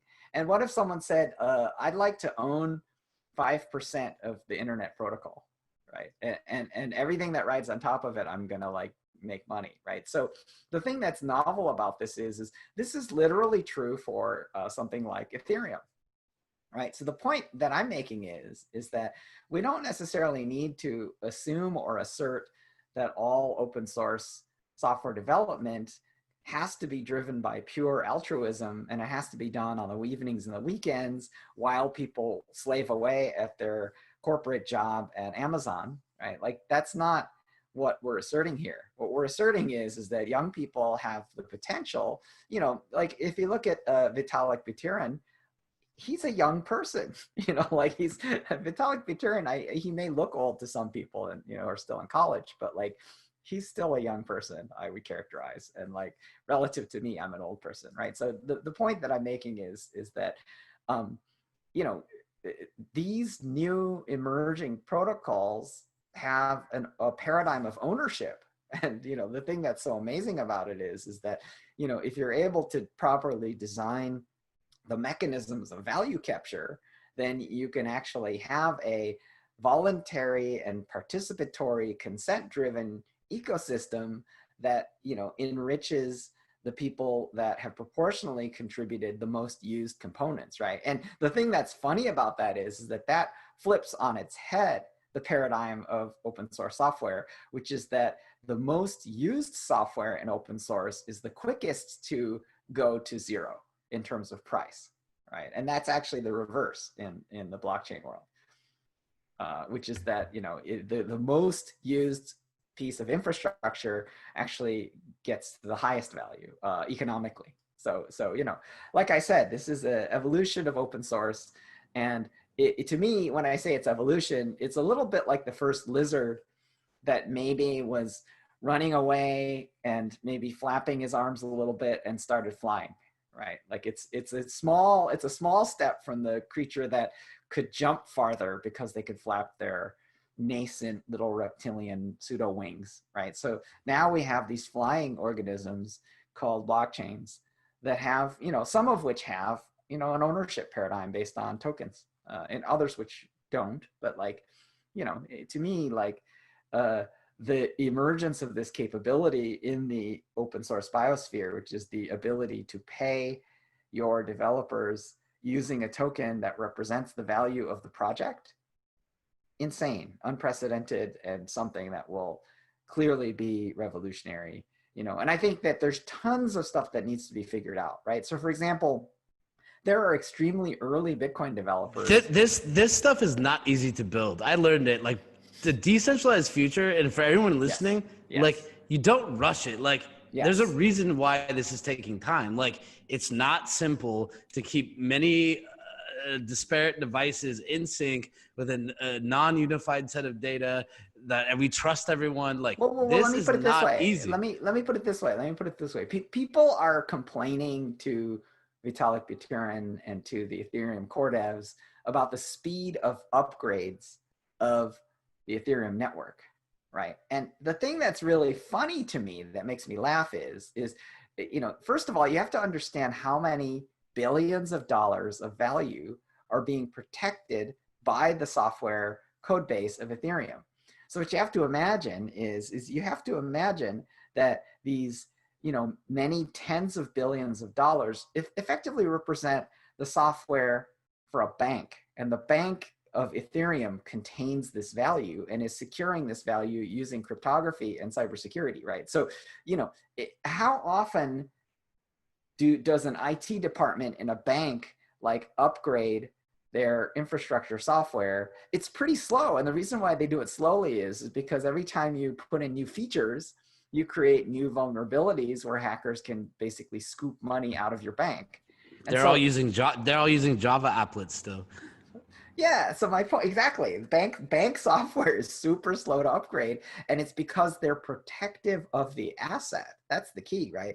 And so the people who are really complaining about like, wow, Ethereum upgrades are so slow, it's like, why don't you run a bank with tens of billions of dollars in it, and why don't you upgrade the software for that bank using the most bleeding edge algorithms that have ever, been seen, right? If you look at kind of the ETH 2.0 stuff they're working on, that's all super bleeding edge stuff. And they haven't really dropped people's money yet, which is like amazing. Like dropped it into a black hole. Like they haven't ruined everything yet, which is that's pretty nice. I mean, you could obviously argue that immutability was attacked during the creation of Ethereum Classic during the DAO hack. So you could say that there's one incident where they had this weird immutability reversal, but I would give them that as a pretty, I'll give them a pass for that one. Not everyone is doing so bad. Like there definitely is innovation. And I do think like, I kind of live half in the tech world, half the other side, and I see it. I'm like, man, get out of here. Like, you have no idea how hard this is to build it. And kind of what you're saying. Yeah. And like, I've always looked at, I was like a Microsoft fanboy for a long time to like switch to Apple, and I just can never get away from MacBooks now. But like, I always laugh at Windows, right? And like Bill Gates, and I'm like, people just shit on Windows.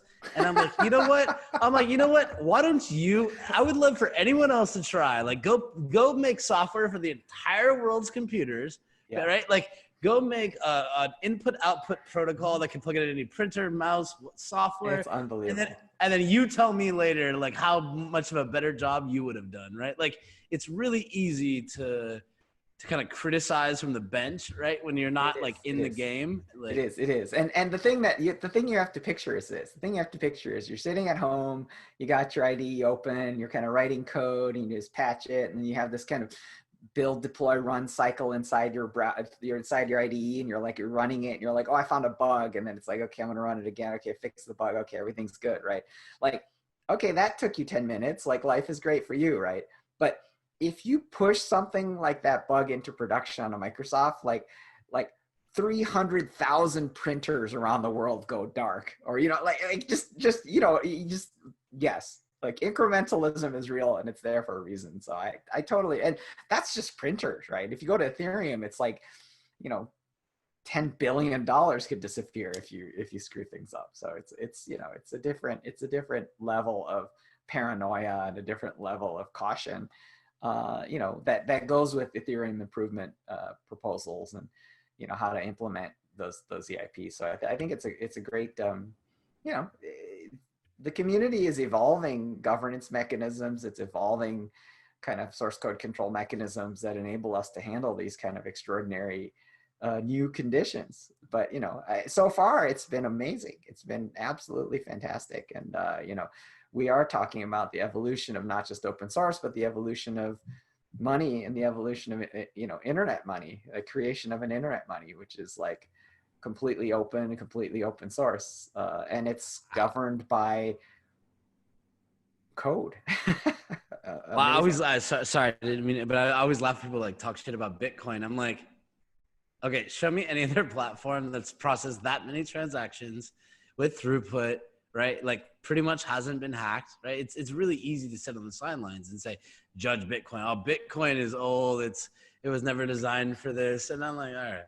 But hey, I know we're running a little bit over, and I want to respect your time. Yeah, no problem.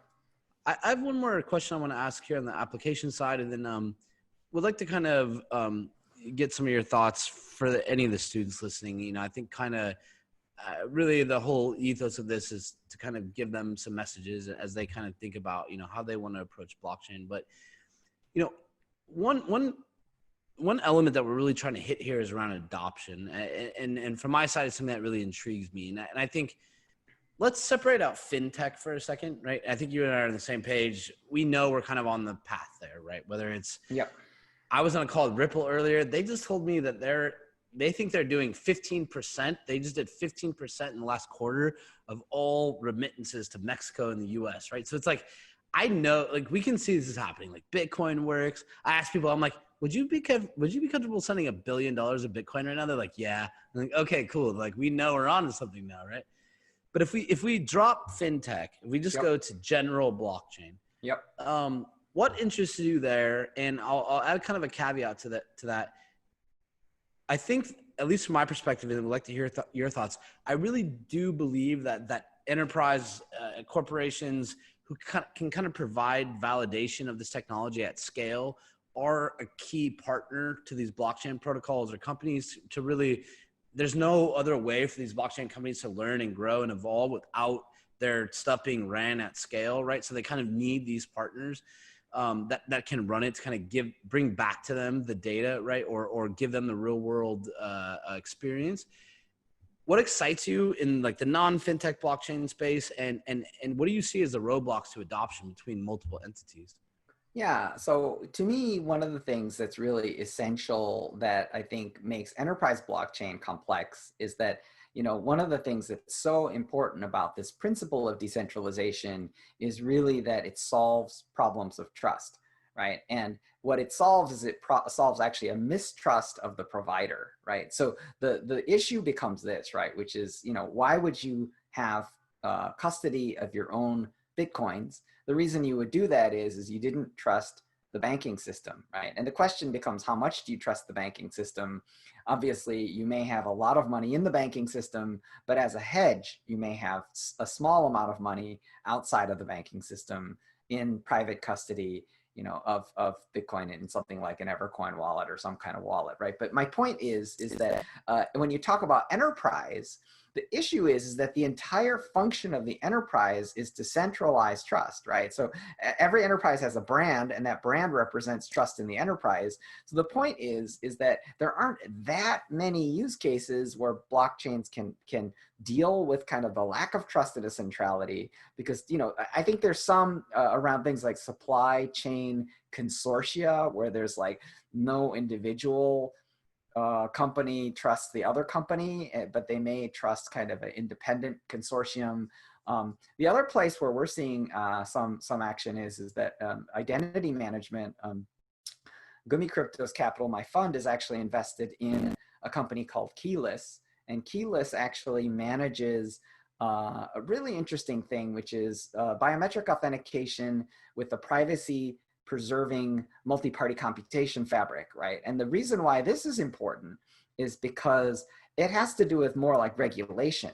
And the regulation it has to do with is this three-party problem of trust, where there are governments, and then there's corporations, and then there's individuals. And the individuals have to have data and identity self-sovereignty.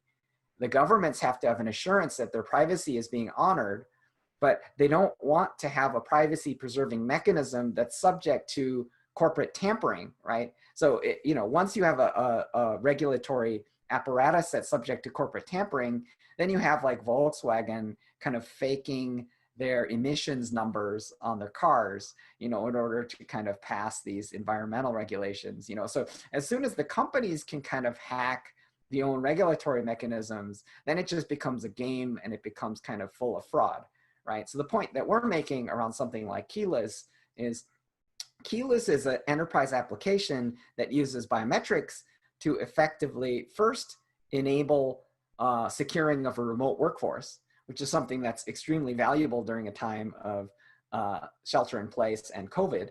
But in the long term, what happens to Keyless is it becomes an end user authentication that is privacy preserving.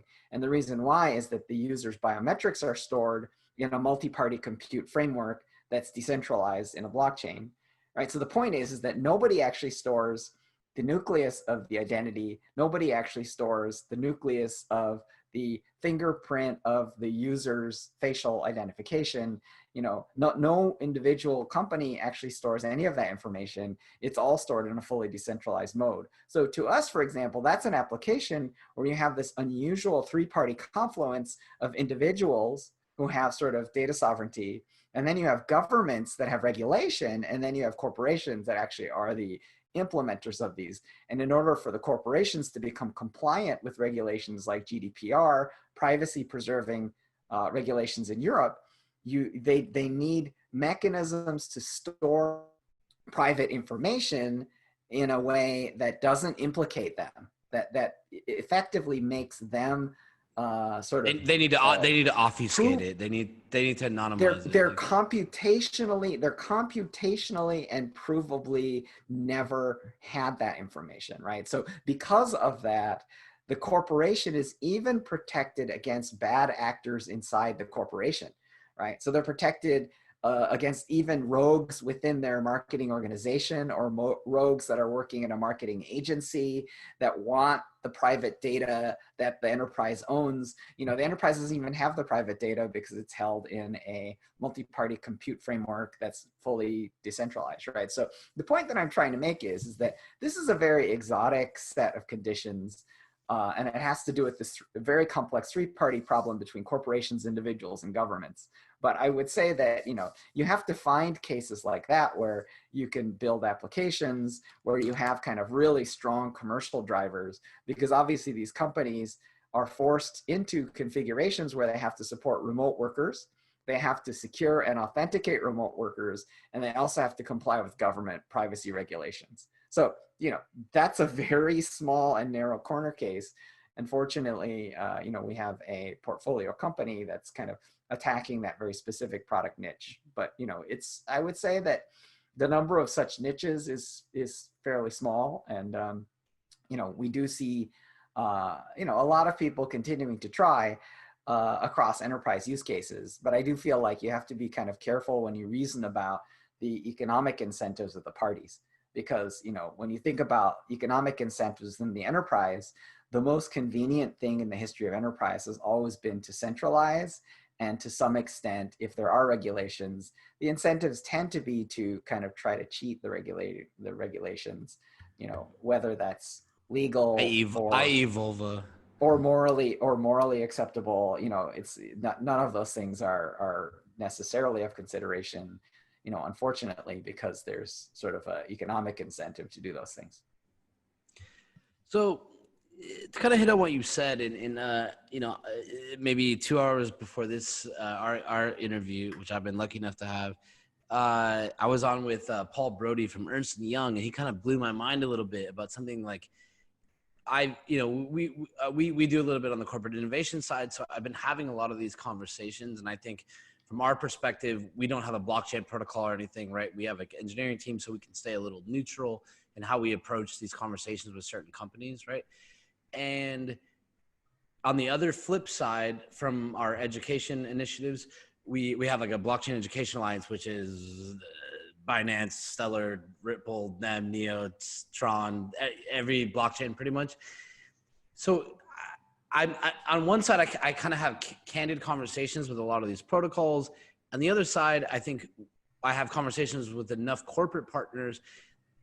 What's really shocked me in conversations I've been having in the last 2 months, that to me is a bit worrying. And then again, Paul Brody, shout out from Ernst & Young. I don't leave many calls with like just a moment of shock, but I kind of left this one today, which is that, I think if you go back to 2018, you go back to 2019, you have all these platforms raising a ton of money, right? And they're like, they know some, like, maybe the SEC is going to start suing them, right? Like, they're like, okay, we need to like prove what we're doing, right? Like if anyone comes knocking, we at least need to say, hey, we're working with X company or Y company. Look, like this isn't a scam. We're actually innovating. We're actually deploying technology. So I think a lot of blockchain protocols in search of validation or in search of just trying to test their technologies, they went down this path in 2018 and 2019 with a lot of corporations, very bushy-eyed, and said, okay, you guys have a supply chain that can scale to X. And if you give me this pilot, then I will be able to come to the public and say, look, my blockchain performed in this way, right? So a lot of the blockchain protocols and companies kind of went down this path, right? And then on the other side of the you know, institutional or corporations, they were gung-ho. I might put a little bit on it to say that like maybe the corporations just use it as PR articles to kind of, you know, stay relevant in the blockchain conversation. And then when you look at the corporations, it's like, okay, when the pilot started, why, right? So maybe there was like one internal evangelist, right? Who was like, I'm the blockchain guy at the company or our innovation arm. Like, and he knew it. He was like, I'm the guy that goes to the rest of the team and is like, all right, we're going to do blockchain. So maybe that guy left during a pilot, right? Yep. Okay, now the pilot stopped. Or maybe there was a consortium where one industry player showed up late, right? And then they felt like their interests weren't prioritized in the way that the you know, more the previous members had kind of structured it, right? So, and I could give 3-4 more examples where I see when I've talked to corporations, I'm like, they're like, okay, we've tried 6 pilots in a year and a half. 5 never went live, right? Or half never went live. Yep. So I think on one side, you see the corporations that are kind of like, you know, they're pivoting a little bit like, we don't just do pilots anymore. We really want purpose for what we're doing. Just like, I kind of view it as a buzzword, right? And then I think the axe is getting cut on them right now and a lot of innovation arms just because of economic situations where they're kind of like cutting out the fluff and they might consider blockchain fluff, right? And during this time. And then I talk to the protocols and the protocols are like, nope, I did that. I went down that path. I tried to do a pilot with them. We tried to do enough pilots that were just like, we're batting like 15% average. Like they're no longer interested, right? So I'm seeing a mismatch where it's like the protocols are there's a big mismatch. Disillusion, right? Yep. So then I see like now everyone's defaulting to Hyperledger, right? And I'm like, I'm kind of looking at it, I'm like, wait, is Hyperledger like the whole, Satoshi Nakamoto is he's like, hey, for enterprise, we will use Hyperledger, right? So, you know, it's something we've been thinking about a lot. And it's something that for me, it kind of hits close to home, you know, and I've been telling corporate partners or corporate conversations, which is like, look, you need to understand that if you want to attract good talent, what you can do is if you say supply chain, right? Let's say you're the #1 beer distributor in the world. If you say, okay, your supply chain, I want to do 5 supply chain pilots. Well, company A comes in, B, C, D, E. And then company A through E is going to do the same conversations. They got to get on 10 phone calls with each stakeholder. They have to be worried about one internal evangelist. They have to go check each internal software. They have to write custom integrations over and over and over again, right? Where I think to a certain extent, if the corporations made a decision and said, we're going to pursue blockchain, and therefore, if we know we're going to do things over and over, right? Like we either have to decide, are we going to do blockchain or not? And if we come to our own conclusion that we want to try it, then we don't need to redo everything, right? So if we're going to, signature is going to be something that we need in every blockchain application, whether it is seed to sale, whether it is a consumer application, whether it is remittance or reconciliation of some invoice, we should just get signature right once, right? Like we should build in internal policies. And then if I know that anyone's going to come to the table and do a supply chain app, that they're going to have to talk to these 10 people and get their perspectives. Let's just get all those people's perspectives one time. Let's document all of their views. Let's get all of your software down. And then that way it's more like a request for proposal, right? It's like, okay, we're going to do a blockchain application. We've documented everything for you guys. If you put in a little bit of work here, we can guarantee you that you'll have a chance to run this pilot. So, you know, I don't want to lose track of my thoughts too much, but it's just, I really do believe that, and I hate it to a certain extent. Like, I hate the fact that in this chaos, libertarian, anarchist, maybe Bitcoin world, that we're also sitting here on the other half and saying, we need corporations to validate blockchain. there is a gap that needs to be closed, right? And I'm increasingly scared that in the next year, if that gap continues to grow, we might be left with just the ripples of the Hederas, and that all of this other innovation, all of these billions of dollars piped in, right, where people are working, and obviously they've been working on hard problems that weren't going to come overnight. They're never going to work together. And not to go on too long, but I would like your opinion on this. I think the common theory, right, I think of corporations is say they wouldn't put anything on a public blockchain, right? Like what sense does it make? Like they want to run permission private chains. And Paul Brody kind of broke my brain earlier, right? Where he's like, every corporation is telling us they will only run on public chain. And maybe they're selling it to them from Ernst & Young. But, you know, I guess I'm really curious at how to close that gap. And I don't want to go on too long. Obviously, this is like a thing I've been thinking about a lot. My thoughts are jumbled, but well, I'll keep my comments very brief.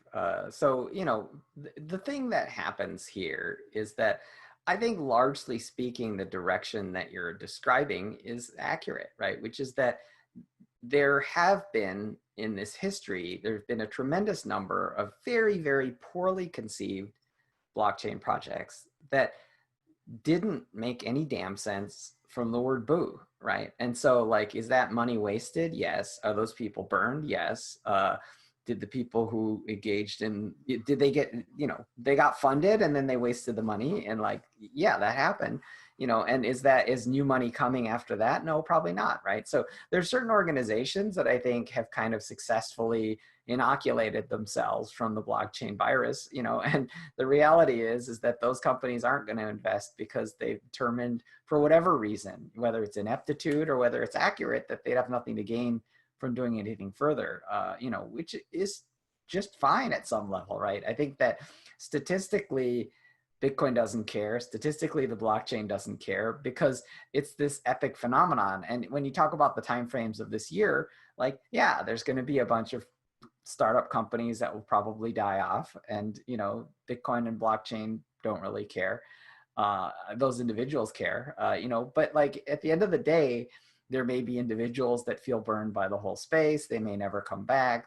You know, those could be entrepreneurs. They could be token holders. They could be anyone, right? They could be enterprises. But my point is this: is that these aren't the time courses that matter the most, right? Because the thing that I think we've pointed out is that, you know, there's a generational narrative happening here, you know, and I think that the infrastructure is fundamentally changing. The world is becoming more and more kind of like interested in alternative infrastructure. And I think what we're really seeing out of that is an exponential phenomenon, right? So the point is that, you know, we shouldn't be overly focused on trying to get validation from infrastructure and from companies that may not even exist in a couple decades. And what do you think is going to happen? Like sometimes I joke with like my friends or like industry experts. I'll go down coin market cap and I'll just start like naming coins like top 30 later. And I'll be like, can you tell me what this company does? And they're like, like if you look 2 years out, do you think that a lot of these crypto companies that evolved or at least had a token from a fundraising mechanism, do you think they'll exist purely for the trading or the shorting of their coin? Or like if you go 1-2 years out, do you think a lot of the current blockchain companies that have kind of rose to prominence the last few years, like do you think they're going to be around? No, I mean, I think that probably about 90% of the coin market cap list will probably not be in any meaningful form of existence. You know, the thing that's really weird about blockchain-based assets is that people talk about like stock prices going to zero, which is literally what they do. When a company goes bankrupt, the stock is worth zero, right? But like that isn't actually what ends up happening. What ends up happening in blockchain companies is that they become zombies, and they basically sort of go to near zero, and then they kind of like stumble around, you know, in this weird toxic state, you know, where traders make money because they're kind of penny stocks and they just kind of pick up, you know, I have 1 billion of this token that's worth almost nothing, and it went up by 1/1,000,000,000th of a penny, and I made So are 100 most grand. already dead and they just haven't accepted it yet? Yeah, a lot of them are already dead. The thing that is interesting though becomes, to what extent do those become listings? And what I mean by do they become listings is that, if you have a failed company, for example, on the Toronto Stock Exchange, you can actually do this wonderful thing, which is kind of a reverse listing, where some functional smaller company buys your company in order to just get a listing on the exchange, right? So, obviously a lot of these tokens have listings on exchanges, otherwise it wouldn't be on Coin Market Cap, which is now a part of Binance, right? So the point being that it's possible that some of these projects will be kind of radically mutated or maybe completely transformed. So for example, some of these projects are sufficiently decentralized that it's not even clear who's running the show. Like if you look at something like Steam, it's unclear whether the community runs the show or whether Justin Sun runs the show, and it's just forked and fragmented, and it's, and obviously it just becomes a wrestling match for tokens at that point of like who bought the tokens and which tokens are actually being listed. And Justin Sun is friends with CZ, so he has the tokens that have the listing, and the other tokens are being delisted. Is Bitcoin SV being listed or delisted? Do you like Craig Wright or do you like Roger Vermore? So all of this kind of like political stuff is just going to be part of this kind of complex future of these different assets. But with respect to kind of, are there meaningful projects that continue to power 90% of CoinMarketCap? I would say, aside from these weird reverse acquisition types of situations, like, I'd say most of them are already kind of walking wounded, and there's a ton of projects. There's a few high quality projects in there for sure. But do we need a purge so everybody can just like feel like stop talking about them? And I think it'll happen. I think purges will come, right? Because the delisting is the mechanism, right? So ultimately, delisting is the thing that happens when something is really thinly traded. Is it becomes subject to severe manipulation. So if there's not that much liquidity in a segment, then it's actually a regulatory safety for an exchange to delist it, because someone's going to come in there and manipulate the crap out of that asset. And so, I think from a perspective of exchange safety, exchanges are going to delist things that are zombie assets, and I think that will be welcome. And it's already happened quite a bit, and it'll continue to happen quite a bit. So what's the Miko top 5? I won't give you kind of a hardened list of 5, but I would say that the top 2 would be obviously Bitcoin and Ether. Come on! You can't bat a single at me. Come on. What I look for, I'll tell you what I can look for, right? Which is I like for example, basic attention token, right? And the reason why I like it is great management team. Brendan Eich is proven. He did a great job with the Firefox browser, with the history. He's the inventor of JavaScript. So he's a super senior person. He's built a browser that I think can actually sell to, if you go out on the street, obviously you can't walk around on the street and talk to people anymore, but like, let's say you could, and you went out on the street, you asked someone, if you said to them, faster internet browser with no ads and more privacy, you didn't even have to say Bitcoin. You didn't have to say blockchain. You didn't have to say cryptocurrency. You didn't have to say Ethereum. Like, you didn't say anything that someone who doesn't care about any of that crap cares about. And if you say it's faster and there are no ads, then and there's more privacy, the user will be like, they'll either be like, that sounds great, or they'll be like, well, I don't care about that, and then you're done, right? So the point being is that they ship software, it's in production, people are using it, and it's easy to understand, and there's no weird value proposition that has to do with this token scheme.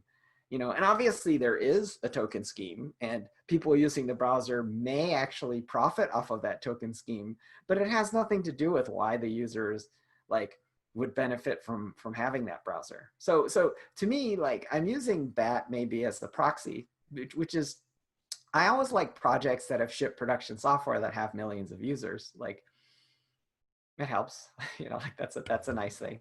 Well, they're increasingly rare in this space. Yeah, yeah, And yeah. I But think, look for that. Look for that. Look for projects with yeah. code, with users, with like, Well, we, stuff we that were makes early sense. investors in like HCAPTCHA and like what they're doing with human protocol, and it's like we're seeing it, like they trying to do a Cloudflare the other day where they're paying people to kind of classify data sets, right? Like mechanical Turks, right, through blockchain, and I think we went to the TCP/IP examples, right, and I think it's a common misconception of blockchain, and something that kind of brings me back to a lot of it, which is just it's invisible. Like people want to compare this to the internet. I would say it's probably not, right? It's like it's more the pipes of the internet. It's not like necessarily something that's going to be in your face every day, right? And it might even dissuade people from using it, right? Like we might when my grandparents and I always kind of try to look at Bitcoin in regards to like my grandparents have always been my test case for technology, right? Like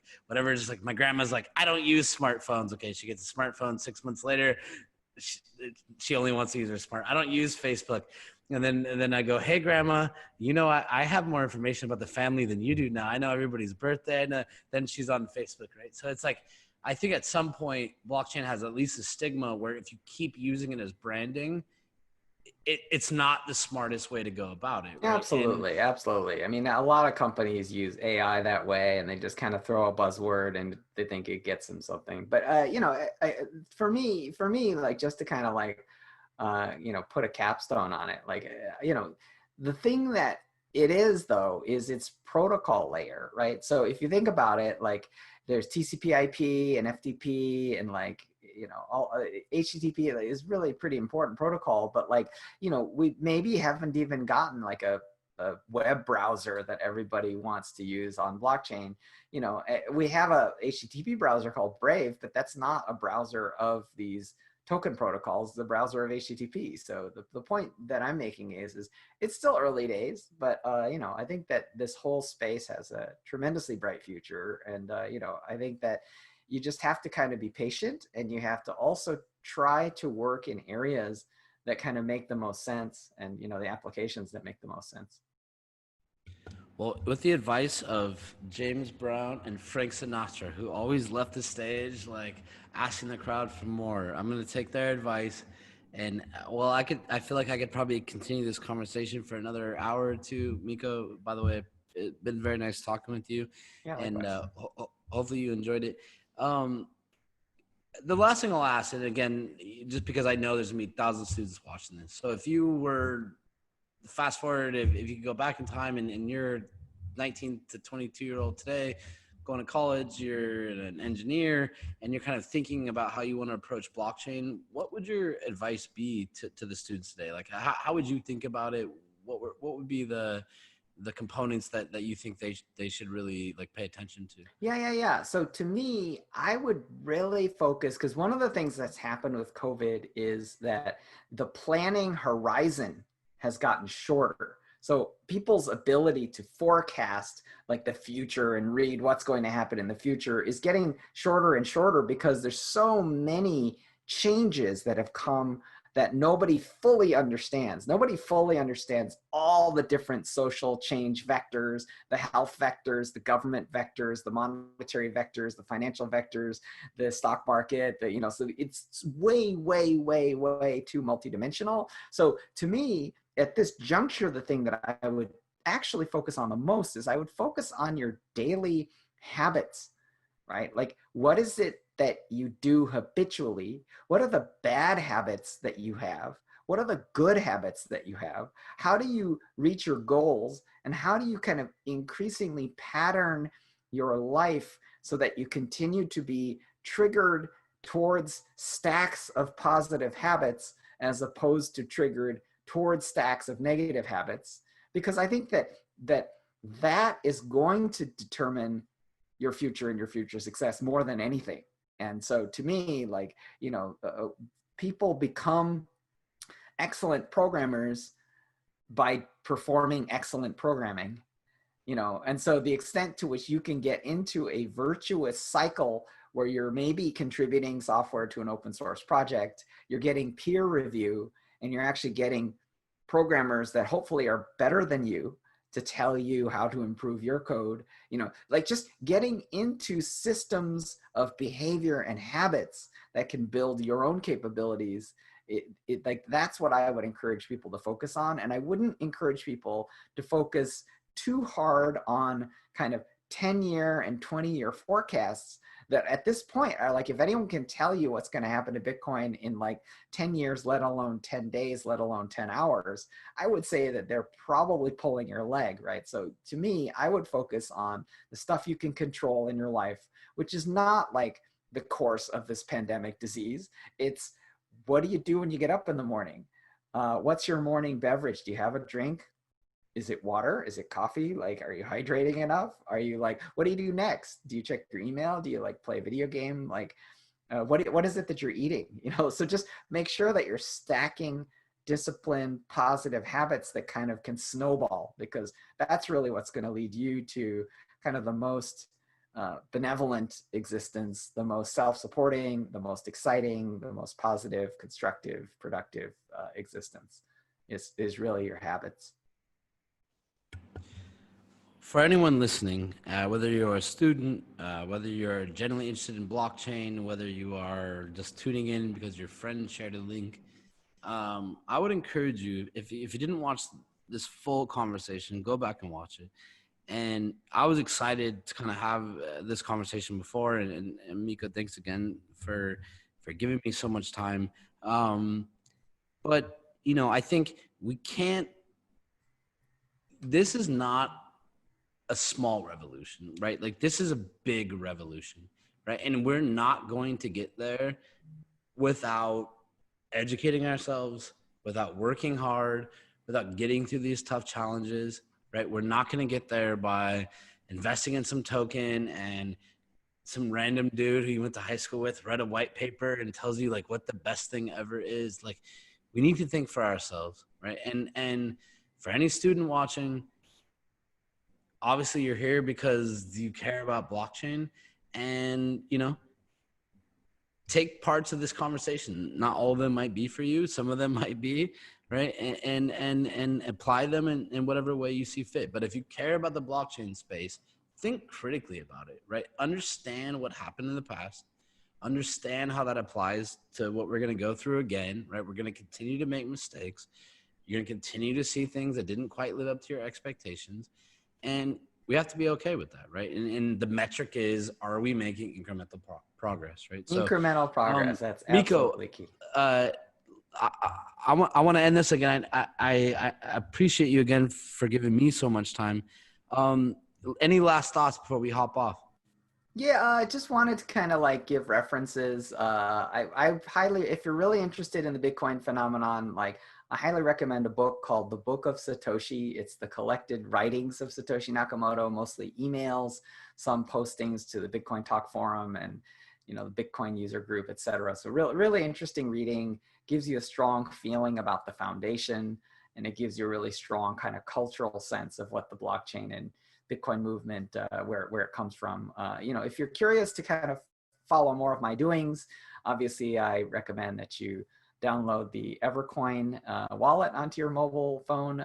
You can find me at miko.com, miko.com, and I tweet at MikoJava, MikoJava. So, if you want to continue to like follow along, I'd be happy to have you. And, I'm active on Twitter, so happy to chat with you there as well.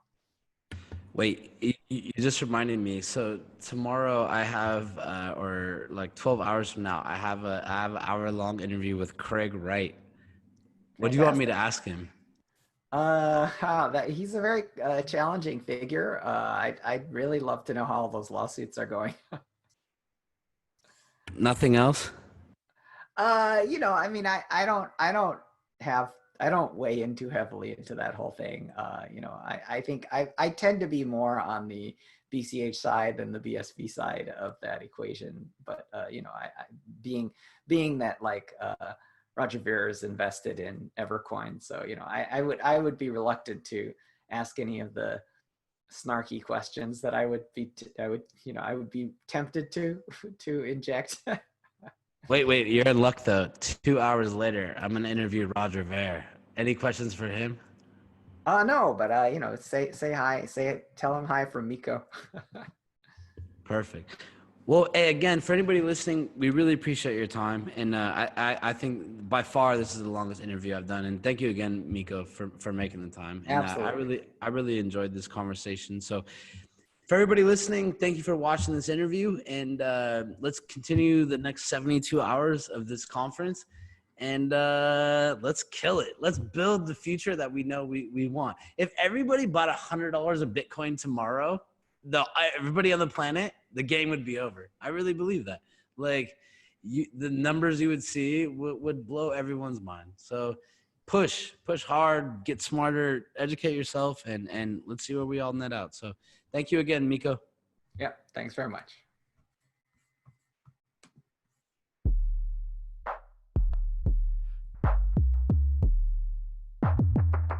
Stay tuned to learn more about the state of blockchain education at major universities all around the world.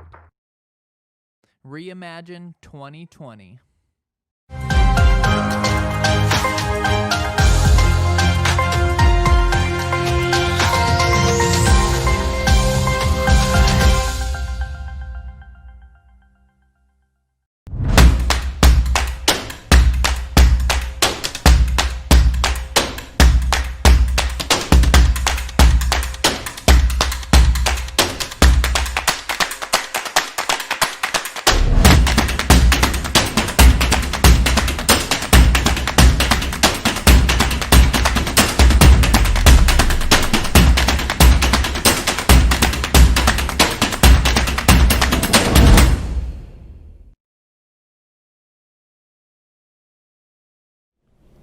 Reimagine 2020 is brought to you by Mainnet.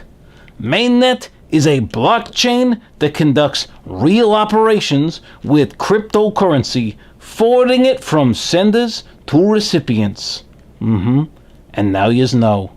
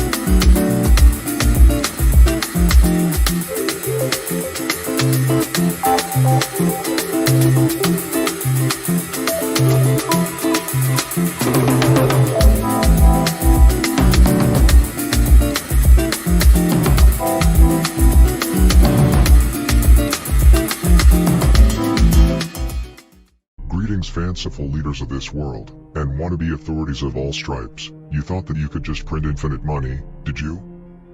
Well, the decentralized world of cryptocurrencies is on the rise.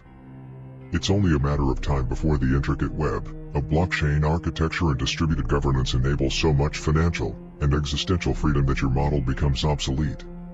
Good luck. Time is running out.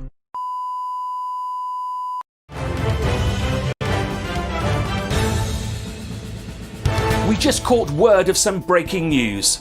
People are outside of Parliament demanding that the High Chancellor answer their questions. The people are chanting, "When Moon? When Lambo?" When Moon, when Lambo. Back to you.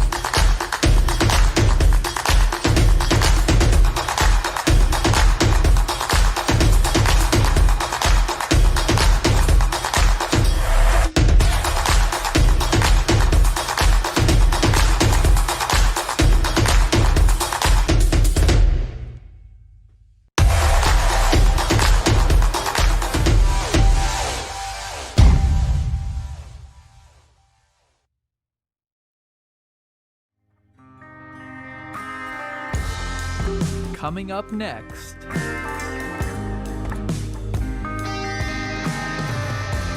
Stay tuned to learn more about the state of the art in blockchain and cryptocurrency technology. Reimagine 2020.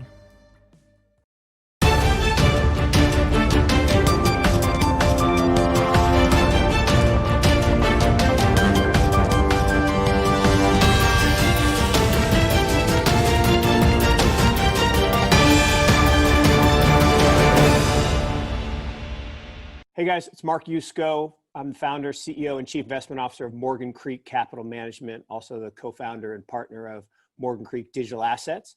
It's really exciting to be here with you this morning at Reimagine 2020. Hey everybody, it is Patrick McLean, as you know, one of your hosts here for Reimagine 2020. As you know, we're going for 72 hours here, right? And the benefit of that, if you can find a benefit in the current situation, is that we get to do things now like virtual conferences. We don't have to pay our people to fly over the world and like buy hotel rooms, etc. Right? We get to have more conversations, right? Like I bet you if I were to throw a conference somewhere, my next guest, it would probably be a little hard for me to get him there, right? But like now I actually have a chance to talk to them today. And to kind of frame the conversation a little bit, and I'll let Mark introduce himself in a second. But again, we know that there's thousands of students watching this right now, right? We know kind of general crypto community or blockchain community is watching this right now. What the perspective I think Mark is going to bring is, both from an institutional side, right? Like how are investors thinking about this, right? Which is, I know on some aspects of the cryptocurrency world, we want to kind of act like rebels and that like, these kind of global thought leaders' opinions aren't relative, but I would tend to disagree. And before I go on too long, Mark, why don't you go ahead and introduce yourself and maybe tell everybody a little bit about how you got into blockchain. No, great. I appreciate the intro and exciting to be part of this event. I think all the points you made about, look, it's an historic time. Lots of excitement and enthusiasm around the space and lots of topics to talk about. So, I run this firm called Morgan Creek Capital Management, a traditional asset management firm, registered investment advisor based here in Chapel Hill, North Carolina. We do have a small office in Shanghai, China, where we do some private investing, and then we have an office up in New York. And to your point on the benefits of virtual conferences, I do think it's amazing. Don't have to travel halfway around the world and disrupt your life. On the other hand, given where you're hanging out in Thailand, I probably would be excited to join you there. So quick background on us. Morgan Creek was founded 15 years ago. The team and I came out of the university endowment world. I worked at my alma mater for a number of years, Notre Dame, and then I ran the University of North Carolina at Chapel Hill's endowment for 7 years. Brought my team across back in 2004, and we set up this registered investment advisor to help people think differently about investing. Our big thing has been integrating alternative investments into traditional portfolios, things like hedge funds, private equity, venture capital, other strategies that a lot of people at the beginning, if you go back 25 years ago, hedge funds, right? They were where all the bad people were. People were afraid of them. Or junk bonds, right? That's where all the bad people were. So we've tried to, soothe those rough edges, get people to understand these are institutional strategies. They're not really different asset classes. At the end of the day, they're four assets: stocks, bonds, currencies, and commodities. And so lately, we have been spending a lot of time in the blockchain space, the infrastructure space, and the cryptocurrency space.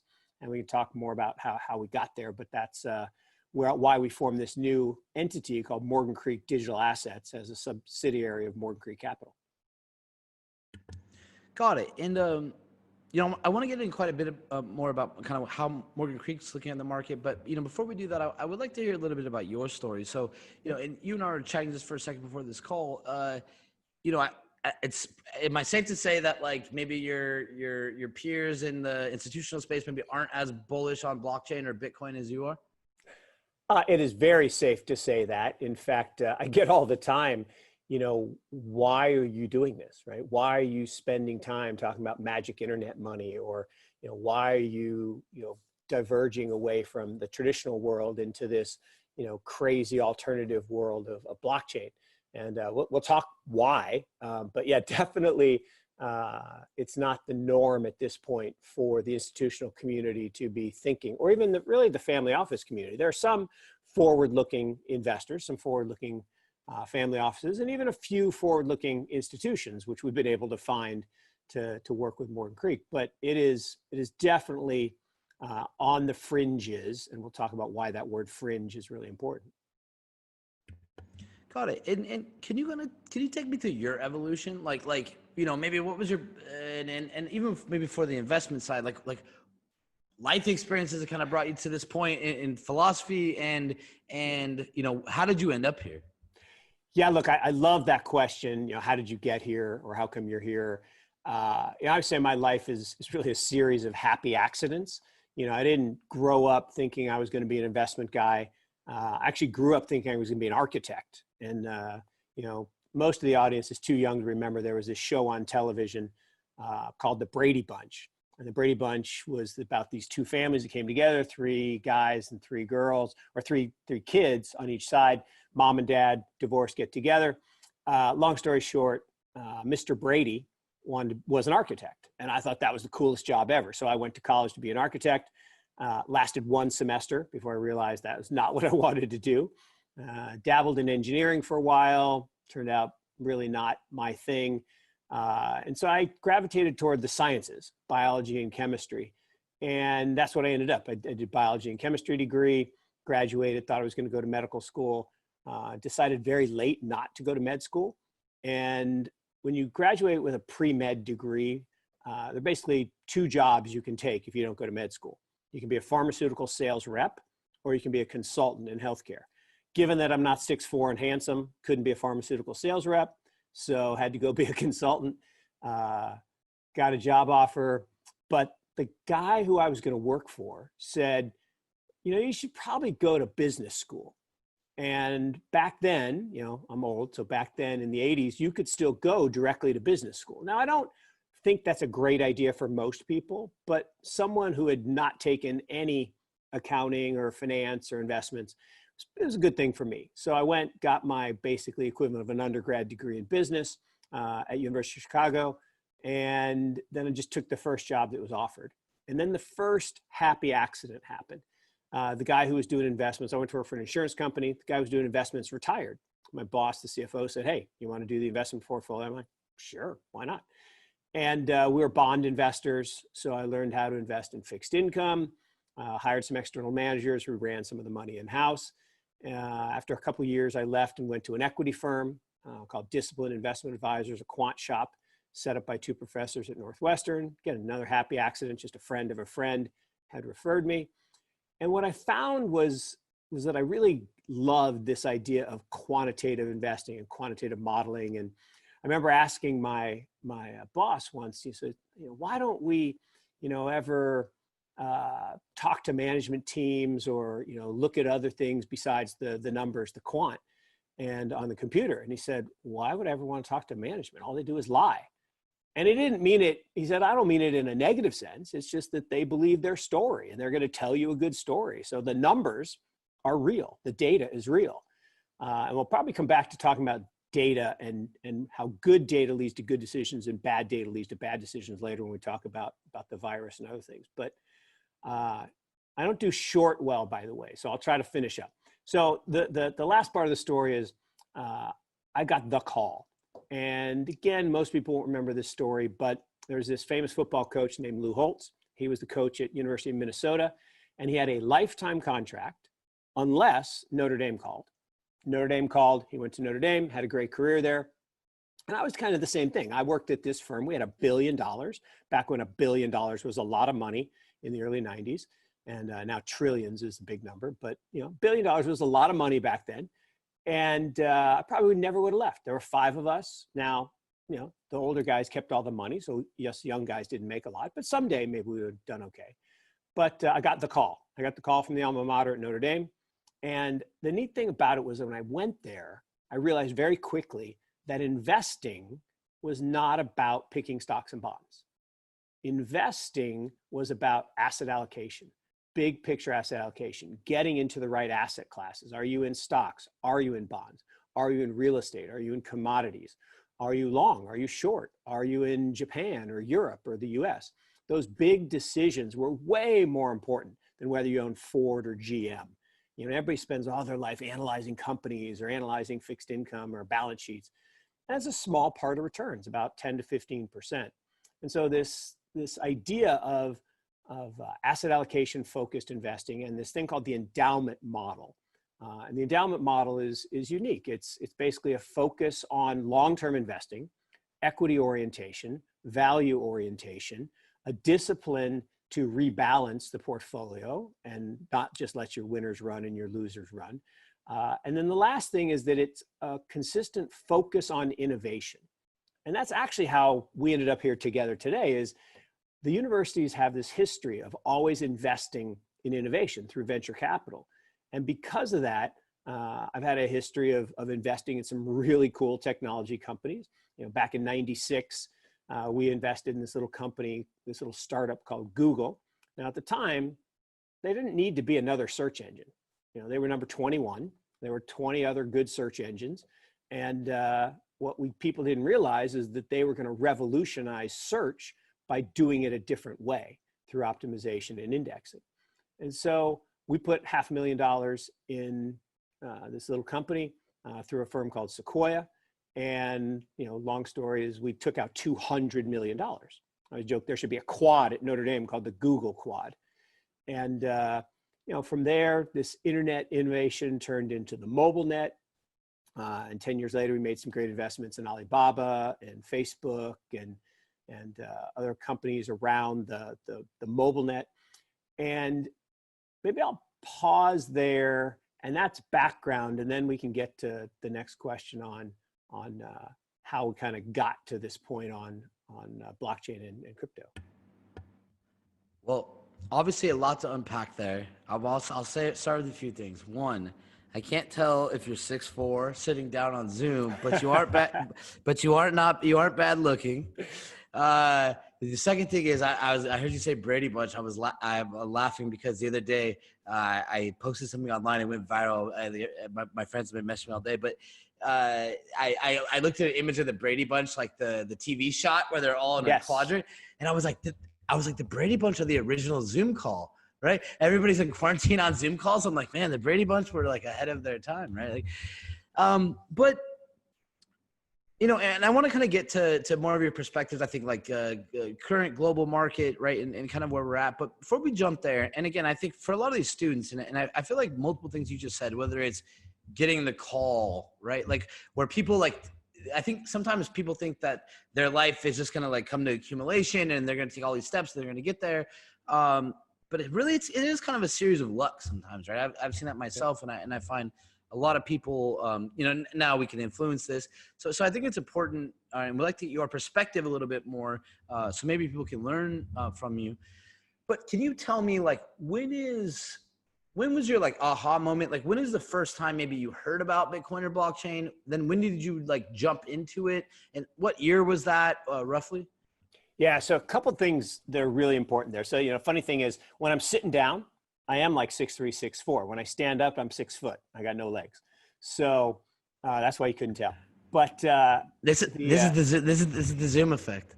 Yeah, and I do appreciate the comment on the looks. But the Brady Bunch definitely were the earliest Zoomers, and now here we are all Zooming. But what I think is interesting is students in particular, you know, we've been beat into us when we're young. Oh, we have to know what we're going to do the rest of our life. Look, I had multiple majors. I sampled lots of stuff. You know, I started in insurance, ended up doing investing, ended up doing asset management, ended up going to a university, then ended up, you know, spinning out and forming my own firm. But it wasn't until I was 41 years old. So, you know, life doesn't have to be known on day one, and you should try lots of things. And one of the big things is part of our culture is all about focusing on what you're not good at, right? If you get 4 A's and a D, what do your parents do? They hire tutors. They make sure you focus on your D. What they should do is say, hey, drop that class and focus on the A's, because you're actually really good at that and you suck at that. So it's okay. We don't have to be good at everything. Let's focus on our strengths, not try to be great at everything. And that's this whole participation trophy problem, right? Everybody participates, everybody gets a trophy. No, winners get trophies. So it is about winning. Now, your question on, you know, kind of that aha moment is I've had lots of aha moments. And I love the aha moment because literally with Bitcoin and crypto and blockchain, it really was this, right? It was this eureka moment. And so the story, the backstory is 2013, I have a close friend that's named Dan Moorhead. Some may have heard of him. He runs a firm called Pantera. And Dan, I've known Dan for 25 years. He was at Tiger Management, a big hedge fund that we've been involved in. Julian Robertson was a mentor of mine for many years when I worked at the university. He's a big UNC grad. And long story short is when Dan spun out to form his macro hedge fund, we were his first institutional investor. So we helped put him in business 14, 15 years ago. And 2013, he calls me up and says, hey, come to San Francisco. I'll buy you dinner. I want to share some news. So I go out, we have dinner, and he's like, I'm shutting down the hedge fund and I'm returning the money. Now he had $1 billion. Again, back when $1 billion was a lot of money. So he gave back the money. And he said, I'm going to dedicate the rest of my career to blockchain and Bitcoin. Now, this is why I say I made the first of my many bad decisions on crypto, because I said, wait, not to cut you up, but what year is this again? 2013. So middle of 2013. And out in San Francisco, and he says, all right, I'm going to start 2 funds, a Bitcoin fund and a blockchain infrastructure fund. Now, I am an infrastructure guy. I like picks and shovels. I like technology. I think there's this technological innovation wave that we'll probably talk about at some point. And so I immediately got the infrastructure. So I'm like, I'm in. So now that fund's done great, right? It's up 11x. No one's complaining. It did early investments in Corbett and Zappo and Coinbase and all kinds of good stuff. No one's complaining. But I should have put the money in the Bitcoin fund. But the problem was in 2013, I was not, you know, running drugs on Silk Road. I was not a cryptography student. I didn't get it. I kind of knew what it was, but I didn't really get it. And I didn't spend the time to get it.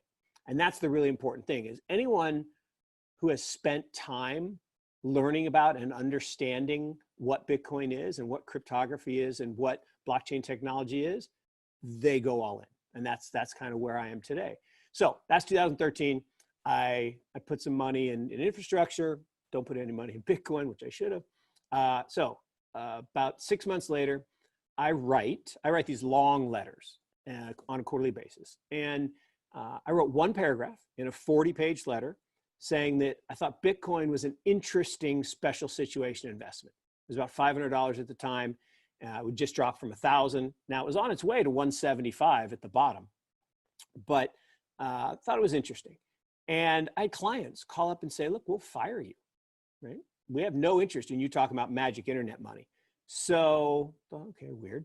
Then my son, who was at Notre Dame, getting ready to graduate. And I said, all right, go talk to Dan out in San Francisco. He wanted to be in San Francisco. Go talk to Dan. And one word, again, this movie, The Graduate, there's this scene. I got one word, plastics. Well, my one word was blockchain. So go out, get a job with Zappo, Coinbase, whatever. I don't care which one, just go into the industry. He goes out, meets with the companies, says, you know, Dad, I don't know, maybe, but yeah, I'm just going to go KPMG. It's safe. They'll bring me to San Francisco where I want to be. And so we're laughing about it at Thanksgiving this past year. It's like, all right, fine, Dad, you were right. But you're not as smart as you think you are. Like, oh, do tell. Why not? And he says, well, you didn't lever up the house and put it all in Bitcoin. Shit, okay, point taken. I bought a little, but you're right. I didn't take everything I have and put it in Bitcoin. So he does go out to San Francisco. He hated KPMG, by the way, and now he works for this amazing firm called Snowflake. So he's happy. But so that's 2015. Now, by then, I started to convince clients, friends, others that there was something here. And I had started to dive into the rabbit hole. The thing about the rabbit hole is it doesn't go like this. It doesn't go straight down. It goes like this. The further down you go, the wider it gets and the more you get sucked down the hole. And so I was really starting to buy in. I went from spending no time in 13 to 5%, 10%, 20%, 25%, 30%. And by kind of 2016, 17, I was up to spending a third to 40% of my time on this. And I met this guy, and a lot of people know him. His name's Anthony Pompliano, goes by Pomp on the internet. And Pomp and his partner, Jason, were running this firm called Full Tilt. They were doing early stage investing. And we both made a late stage investment in a company called Lyft. We've done a lot of direct investing over the years, a lot of investing in innovation. We were early investors in Uber and Lyft and Quadi before it became Didi, and Ola and Grab. We loved ride sharing. And we're all doing, this investment together. So we met 15, 20 minutes, didn't think too much of it. But about a week later, I heard him on Patrick O'Shaughnessy's podcast. I'm like, that's interesting. He sounds smart. Wait, I would have said that. That sounds like something I would say. That sounds like something I did say. Wait a second. And I would say, talking to Pomp is like talking to myself, younger, better looking version, but it's like talking to me. So I got to spend this time with this guy. So I meet him for breakfast. Hour turns into 3 hours, turns into the next day, turns into just about every day for the next week. I'm like, all right, we got to work together. So end of 2016, beginning of 2017, we say, all right, we're going to do this. And we folded their Full Tilt into Morgan Creek. We opened up Morgan Creek Digital, and we set off to create our first fund in blockchain infrastructure. Got it. So, and again, by the way, love that story, right? And I hear part of what you're saying, and I kind of came a little late to this game. Like I've been in technology my whole life, so it's like I know the tech side, I know a little bit about the business side. When I came to it, I think there was enough people where I was watching it, right, and it was like, maybe on some parts there's like the general population thought they were like investors all of a sudden. Maybe you could reflect back on this ICO era. Really started to look at the technology clearly and just say, I was always kind of known for having a lot of developers. So, started dabbling in, right? I had a friend called me, I think mid 2017, and he almost had a breath like, Patrick, I just got off like a call with a bunch of powerful people. They presented research. And one of the key points they drew out was some lady at the very end presented, and I think this is again, mid 2017-ish, said, we think there's less than 5,000 competent blockchain engineers, really, like globally, right? And then I'm looking at the market size, and I'm like, okay, like what's the opportunity here, right? Yeah. So we kind of started looking at it and saying, okay, like this isn't easy to build, right? So I think there's, on one side, it's like you have a very probably misunderstood technology, and I think a lot of the facets of what happened either in the news cycle, past projects not living up to expectations, people not maybe being financially responsible, in certain creative fundraising mechanisms, right? It kind of applied this dark cloud over it. But, what you just said, and why I think these conversations are interesting, again, what people can love him or hate him, talk to Craig Wright the other day for 2 hours, right? And listen to what he's saying, talk to Roger Ver, talk to these people and really listen to where were we at 2011, 2013, and we've seen it from the education side. And I try to tell people sometimes, I've seen schools, 19, 20-year-old kids form on campus blockchain organizations and then get basically a cease and desist letter from the university, right? Okay. Binding them. It's like, we can't affiliate with drug dealers, right? So, I think this Silk Road effect can't be understated enough, right? Is that in the beginning of this technology, it was controversial, right? And it couldn't just be a technology, whether it's financial regulators not acting or acting aggressively or just not acting at all and creating vacuums, or things like Silk Road, where now it can't just be a technology, it's the drug dealers technology. and then, you know, a few other missteps I think that happened. So I kind of understand that to be true, what you're saying, right? And so I guess, and I want to kind of move on here, but you know, through those years, what did you learn? Like, if you were to go back in time, I guess maybe to 2013, like, what advice would you give yourself, and like, what did you see evolve the most? Yeah, so I definitely want to answer that question, but let me hit your point on the fringe, because this is really important. Every new technology starts on the fringe, right? Who is the first person to have a pager? Drug dealer. Who are the first people to use the internet widely? Porn. It's just the nature of the business. Why? Because the traditional world is locked out for them, right? Take cannabis today, right? Why did the cannabis industry start using, you know, digital technologies? Well, because the banking system said you can't have bank accounts with us. That seems silly because it's not nationally legal, it's only state legal. So every great technology starts with the fringe, cell phones, you know, everything. So if you think about Bitcoin and blockchain, the same thing happened. And when you're on the fringe, you get labeled as dangerous or negative. And that's why you see all these big incumbent players with their FUD, right? The fear, uncertainty, and doubt. You know, Jamie Dimon says it's a fraud. Now Jamie Dimon's going to make loans to Genesis. So all these people start off saying it's bad. Warren Buffett says it's, you know, like rat poison. I'm like, well, how do you know what rat poison tastes like, Warren, unless you're a rat? Okay. Or his partner, Charlie Munger, says, you know, wait a second, it's like trading in newly harvested dead baby brains. What the fuck, Charlie? Pardon my French. Although I said pardon my French once, and I was with a Frenchman, and they said, well, we're not vulgar. Why do you say that? I said, I don't know why we say that. Well, have you heard, like, and we could take those two guys as an example, but like, have you seen anything else that has had this much of a pushback? I mean, in your for opinion? sure.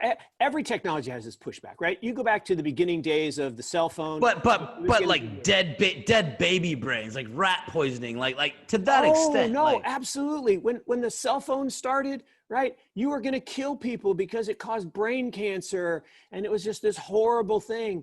And with the internet, right, you were going to change people's genetic makeup and their DNA.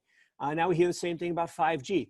Every new technology elicits negativity from the incumbents. And the more the incumbents have to lose, the more afraid they are and the more vehement they are about pushing back.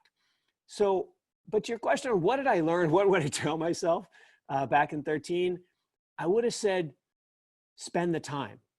Right? What I didn't do in 13 is here, I have one of the guys I respect, you know, top 10, 20 people I respect in the world saying, you know, I'm giving up a really good business. $1 billion hedge fund at 2 and 20 is a really good business.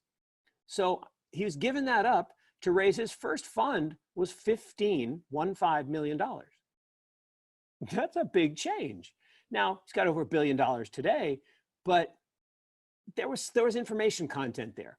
And another guy I respect at a big venture fund came and spoke at one of our conferences. We do these conferences, and he was jumping around the stage talking about blockchain. I'm like, okay. So I should have spent more time. And I think that's true of everything in life, right? Is you don't get that many really big life-changing opportunities, but most times we miss them because we're busy doing other stuff, right? I had a business to run. I had other things that I was focused on. And so I only had so much time to spend on this new thing. And looking back in my life, this isn't the only time, right? Whether it was the internet in 96 or whether it was, you know, personal computing. Look, I grew up in Seattle, Washington. Most of my friends that I grew up with don't work anymore because they went to work for Microsoft. I didn't. So I'm a little more conservative. I'm a little more, I'm a dutiful firstborn son. So I go to work and I do my job. And instead of saying, hey, you know what, I should really look at this new thing and spend the time to really understand it. 'Cause once I understood it, I was all in. And that is different, again, than most of my peers. And look, I'm one of the few guys in this space who has white hair. Most of the people in this space are young. They're technologically savvy like yourself. I come at it from a totally different way. I don't really understand all the nuts and bolts. Of course, I don't understand how we're talking to each other across the internet exactly, or how my mobile phone works, that I talk into it and, within milliseconds, my wife can hear me. That doesn't make sense to me, but I don't really care. I've invested in all of those things and made good money. So I would say in those early days, when you come across really smart people migrating to an industry, you need to stop and take notice. When you see technology criticized and maligned by the big, powerful people, you need to stop and you need to spend time. And so I would have gone a little deeper. And the other thing is, so people are so afraid of losing money that they miss opportunities to really make great returns. And for anything in your life that you come across, particularly related to technology, where there's an interesting opportunity, you should take a small amount and just put it in immediately, right? And if it goes to zero, that's great. In fact, you want some of them to go to zero, because then you'll have some that go up 10x, 20x, 30x, 50x, 100x, because you're taking the right risk reward. And that's why venture capital has created so much wealth. And my pinned tweet on Twitter, right, is the greatest wealth is created by investing in something that you believe in before others even understand. And that is really, really important. And particularly for a young person, most people don't do that, right? They're afraid to take that little money, because they don't have much money, and put it in something that could go away.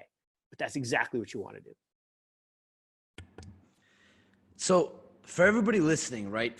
Again, we have 72 hours of like really good conversations, right? And whether you are one of the 1,000 students listening to this right now, right, or you are just interested in blockchain, and I know for a fact industry leaders watching this right now, hit rewind, like listen to what Mark's saying, right? Like it's important. You listen to a really smart guy right now, and he's telling if he could go back, it would have just taken a double look at it, right? And I find that with most things, I think I spent a little time in Silicon Valley, and I've always joked that, like, VCs and angel investors, and right, I think they don't always like take the time to get to know projects. I've always felt there's an underlying, just 5 minutes in a pitch, and they want to see some pedigree on a deck, and who's here, who's there, and some of the technology isn't always easy to explain, and maybe those or projects like Bitcoin didn't have like a chief marketing team, or they didn't have a team that was focused to distill it down, right, where it was, you really had to kind of search for that. But I think you've kind of brought us up through your evolution, right, and kind of how you got involved with it, and how Morgan Creek has spun off their digital section.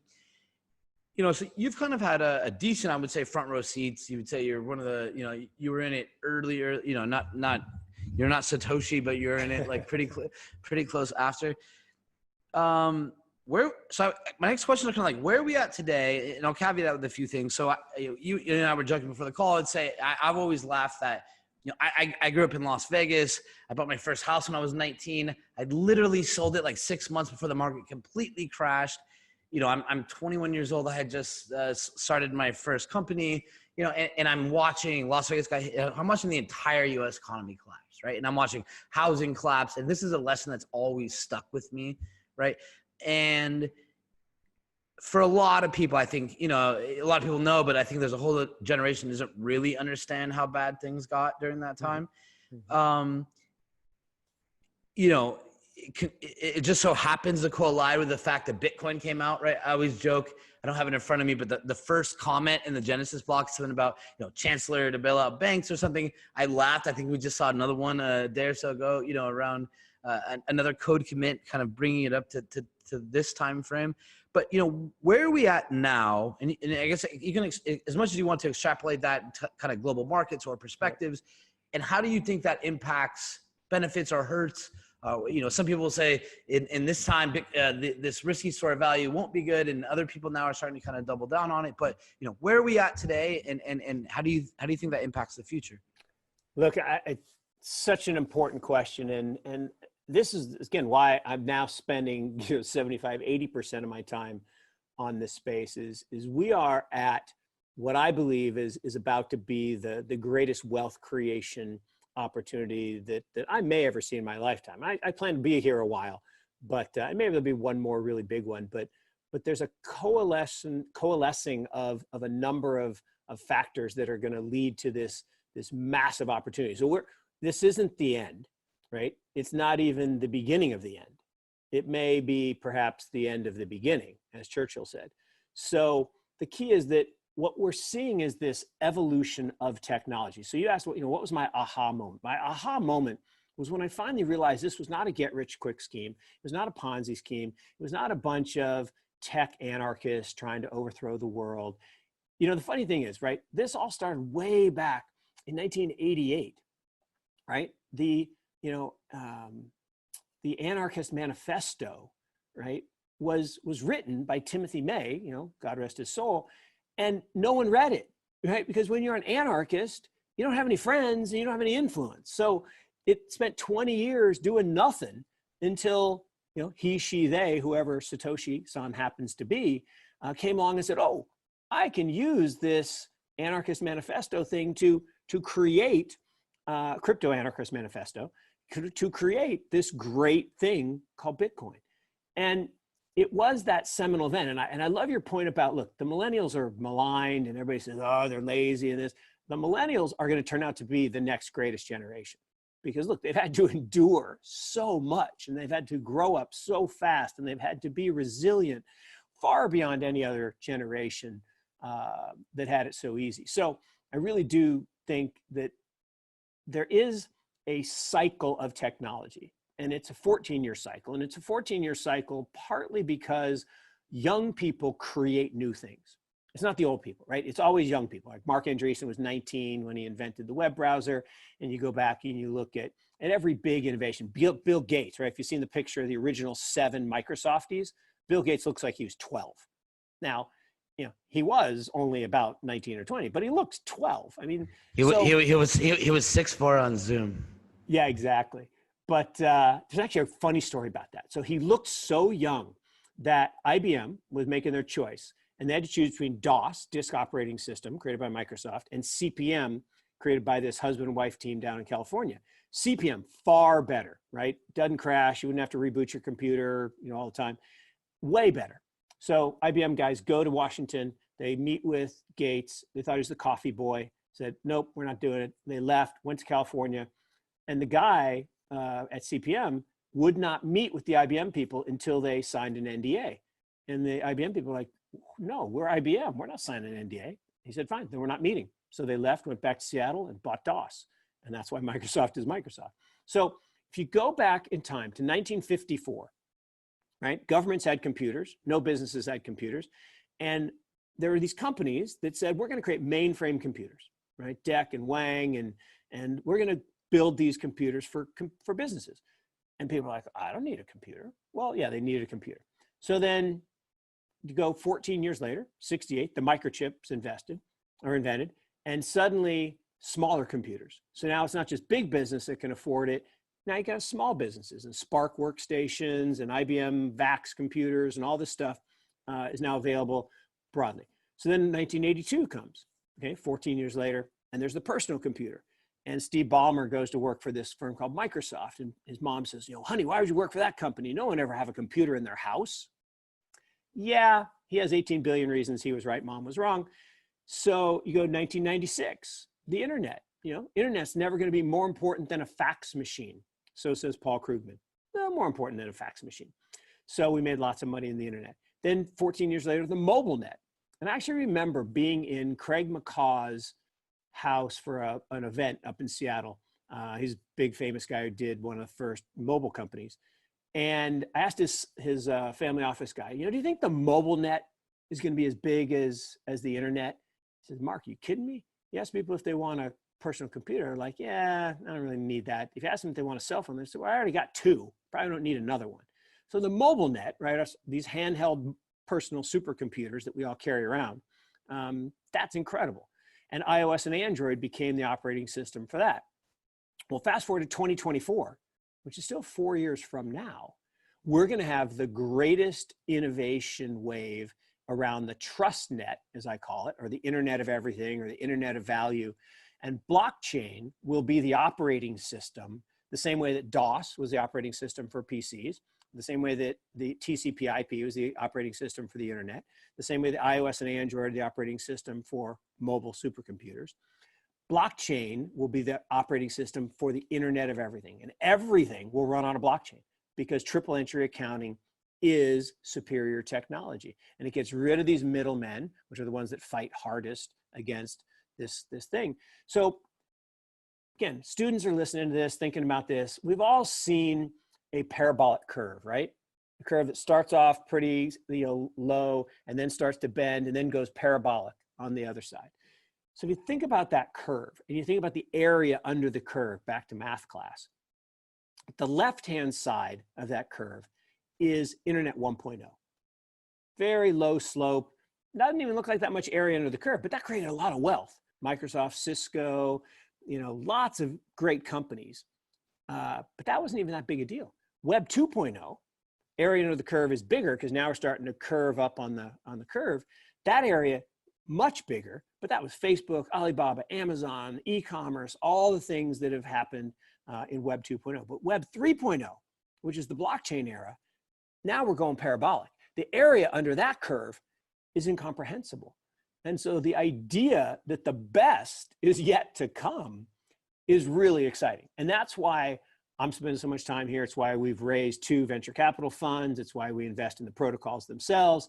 It's why I think that, when we think about Bitcoin as an asset or as a safe haven, Bitcoin is digital gold.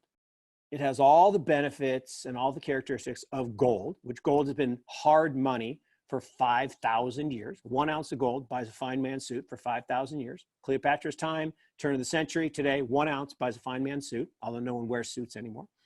But that gold is really hard to use. I don't know if you've ever seen the movie, again, I'm a movie guy, ever seen the movie Knight's Tale? It's about jousting, Heath Ledger, again, God rest his soul. Yeah. He's like the poor guy, they find him and then he becomes a prince or something. Yeah, exactly. And there's this scene where he wins the tournament and he gets this calf made of gold and he needs to pay off the debt for his squire. And he literally bangs the thing on the table and breaks off the leg and says, okay, go do what you do. That's a really bad way to divide assets, banging it on the table. So what Bitcoin can do as digital gold, as a digital store of value, is it can be down to 8 decimal points into Satoshis, and you and I can exchange very small amounts or very large amounts. And it's just a better way of thinking about, as we move from the analog world to the digital world, why a digital asset is going to be so critically important. So many ways we could go with this, but the bottom line is it's early. There's so much yet to be done, and there's so much opportunity. And so everyone listening to this and talking about this and attending the conference should definitely reimagine what they thought their future was going to be like, that engineering is just about this or finance is just about this. It's that merging of technology and finance that is going to be so important. And money over internet protocol is the biggest thing we're probably going to see in our lifetime. Got it. Beautifully said, by the way. I think if we, the thing I'm curious about next is, and I just while we're talking, I'm pulling up your guys' site, right? So, and I want to hear how your thoughts. I think we could take, and I've always been intrigued by this. I think there's I always tell people sometimes, or I feel like people always struggle to kind of explain Bitcoin or things. And one of the things I've always tried to do in my life is be really good at distilling technology from complication to the average user, right? So I think sometimes tell people, hey, if blockchain was the app store, the #1 app would be Bitcoin, right? So, we kind of know that the fintech, the financial applications of blockchain, these have kind of worked, right? We know Bitcoin works. I ask partners or people sometimes to say, okay, would you send $1 billion of Bitcoin and be very sure that it would get there? Yeah. Okay, cool. Then now, okay, we know Bitcoin works. Or we, at least the perception or the social kind of acceptance of it is there on that forum. And again, looking at your guys' site, you guys kind of list very clearly whatever your portfolio holdings looks like. And I don't know if it's updated. So I see 82% Bitcoin, 9.8% Ethereum, et cetera, et cetera. So, clearly you have a portfolio of assets, right? So, you probably trade them, right? This isn't necessarily, I'm not the biggest expert here, but that's one part of your strategy. Kind of pivoting to the other part on the blockchain side, kind of getting out of the financial applications, and I'll kind of highlight a little bit like why I think this conversation is interesting. When we look at non-financial blockchain applications, like I've kind of come to the place where sometimes I'm like, man, I have a lot of developers, right? And even starting it is there aren't, and maybe there still aren't a lot of really competent blockchain developers. And I would say, A, it's because it's just kind of complicated to build this technology. There's no set standard yet. We're kind of developing standards and tools that we need, but like still nobody knows what a win, right? There was enough companies created that I think there's enough confusion around what's really good or not, right? And there's some choices out there maybe people are following for a multitude of reasons that may or may not be kind of dead ends. But, and I think even when we look at developers, right? Like I have a lot of friends in Silicon Valley, heads of AI for Facebook or Instagram or built Facebook ads, et cetera, right? And for a long time, I've talked to these people, and it's kind of like, it's the same thing. I think like when I look at people, my friends that have funds and stuff, I've never really seen them like, to me, it would be like saying, I don't touch SaaS. I don't touch VR, right? To say, I don't touch blockchain. I just haven't heard that, to take such a hard line, right? Like, and I kind of find the same thing with developers. It's just this thing is so controversial. They take such a hard line. It's like, yeah, I don't want to become a blockchain developer, right? And then, and I think especially for students listening, one day I kind of like wrote a chart. It's like, okay, like what is, rather than just using buzzwords like, why aren't there a lot of blockchain developers? What are the moving parts there? And I think when you kind of make a list, it's kid coming out of school, what's your dream job as a developer, right? It might be Amazon, Google, Apple, Facebook, whatever. But it's like, okay, what makes you good at your job there?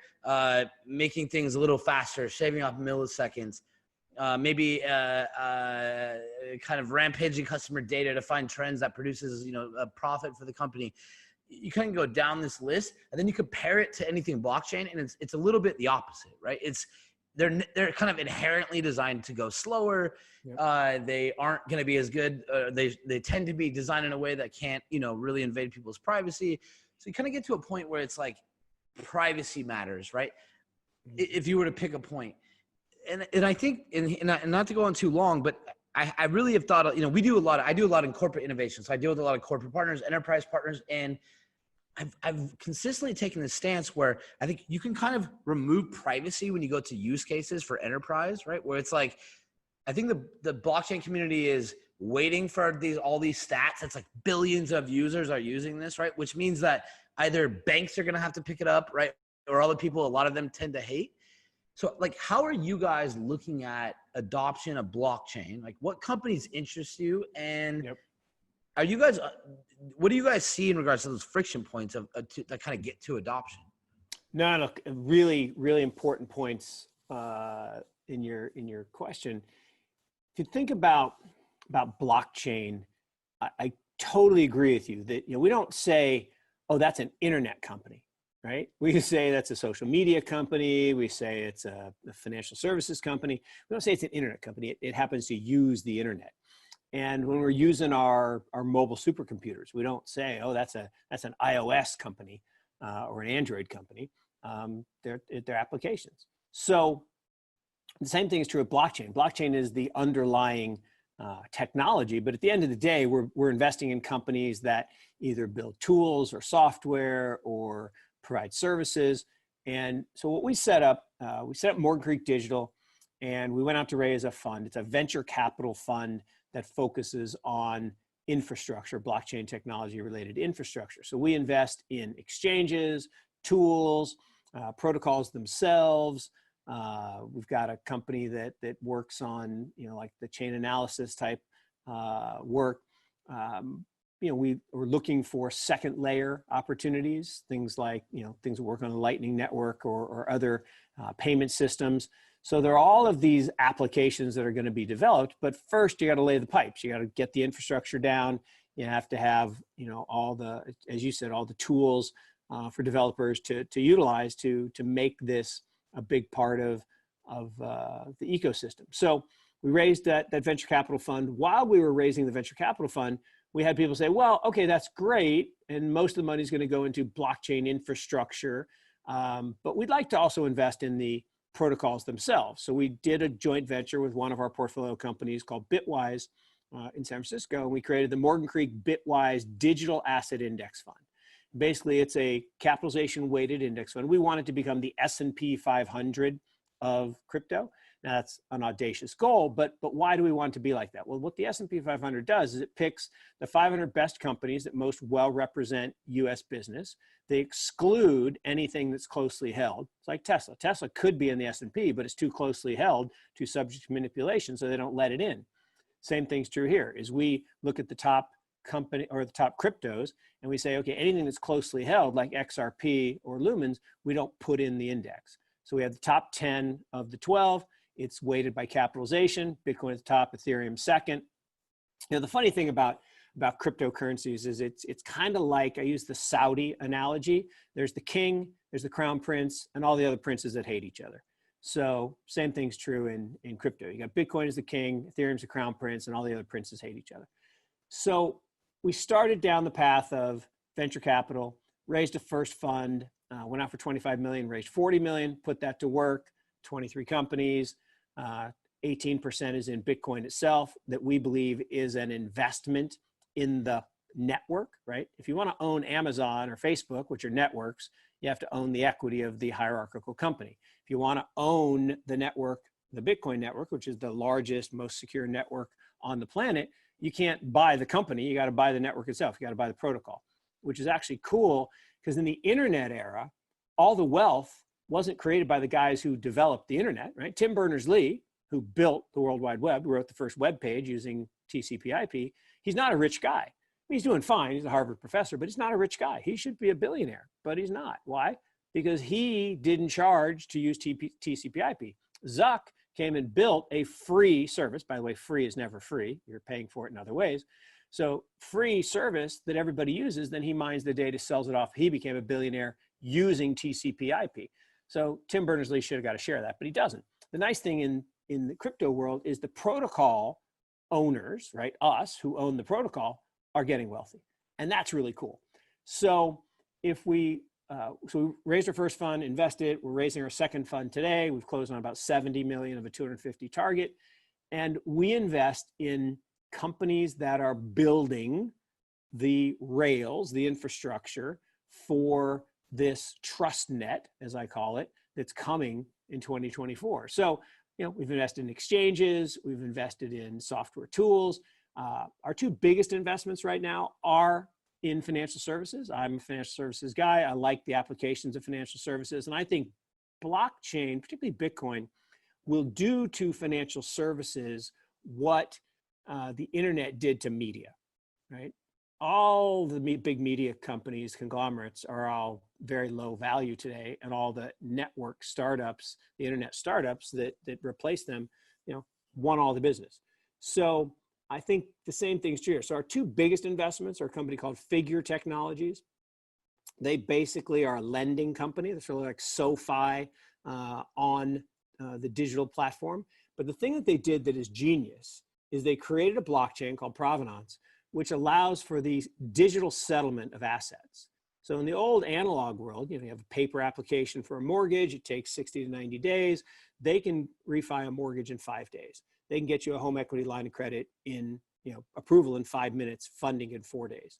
So that's all because it's digital, but you can't settle fiat on a digital network. So you have to convert that fiat into a token, hash, and it has to settle on the Provenance blockchain. So while a lending business, a digital lending business could be worth $4 or $5 billion, the DTCC, which is the analog version of how we trade stocks and bonds. Like if I want to trade a stock with you, right? My broker sends it to your broker, but the physical stock certificate, the paper certificate, 400-year-old technology, sits in Dallas, and this company DTCC processes 1.8 quadrillion, not even sure how big that number is, it's a lot of zeros, $1.8 quadrillion of volume, and the banks get a little piece of that. So the banks don't want that to go away, but Mike Cagney has built the digital version, which may actually displace that. That could be a $100, $200, $300 billion company. Huge opportunity. So second one we like is BlockFi, right? Blockchain finance. Don't call it a bank. It's a bank, right? You deposit digital assets. They lend those digital assets out. They charge interest, and then they pay their depositors interest. So if I take my fiat, put it in the bank, I make 1%. If I convert that fiat to a stable coin or Bitcoin and I deposit it at BlockFi, I get paid 6 to 8%. That's better. So it's, again, if you think about entrepreneurship, again, students really should need to think about this. If you want to be an entrepreneur, there are two types.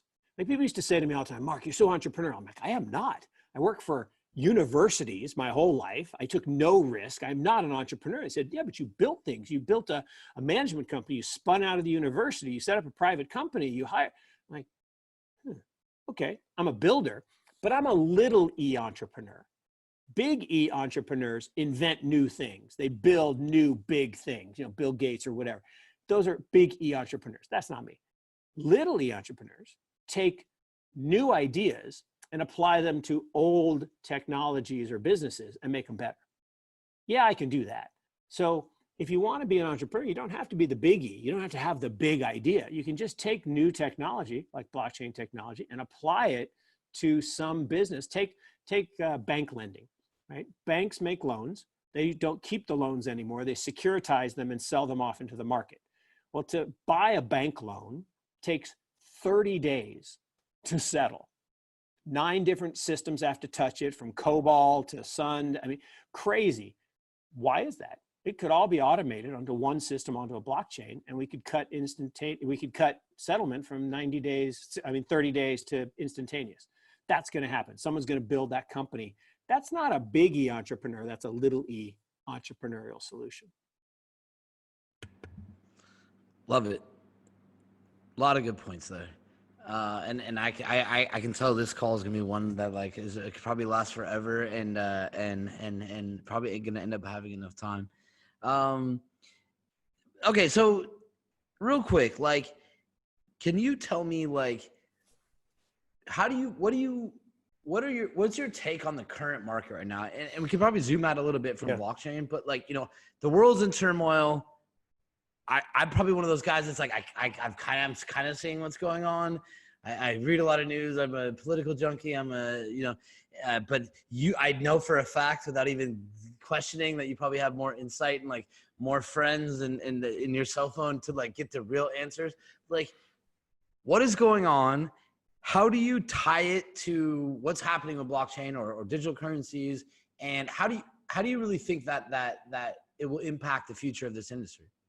Look, it all goes back to what you said earlier, that there's a reason that Satoshi Son created Bitcoin in the depths of the crisis, post global financial crisis. And that's because the fiat fiasco, as I like to refer to it, started in 1971 when we went off the gold standard and allowed fiat to be created from thin air. That's what word fiat means. And governments have a propensity to spend, right? If you think about the history of governments, every single one eventually fails. Why? Because they overspend.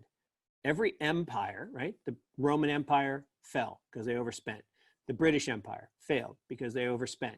The American Empire failing because we overspend.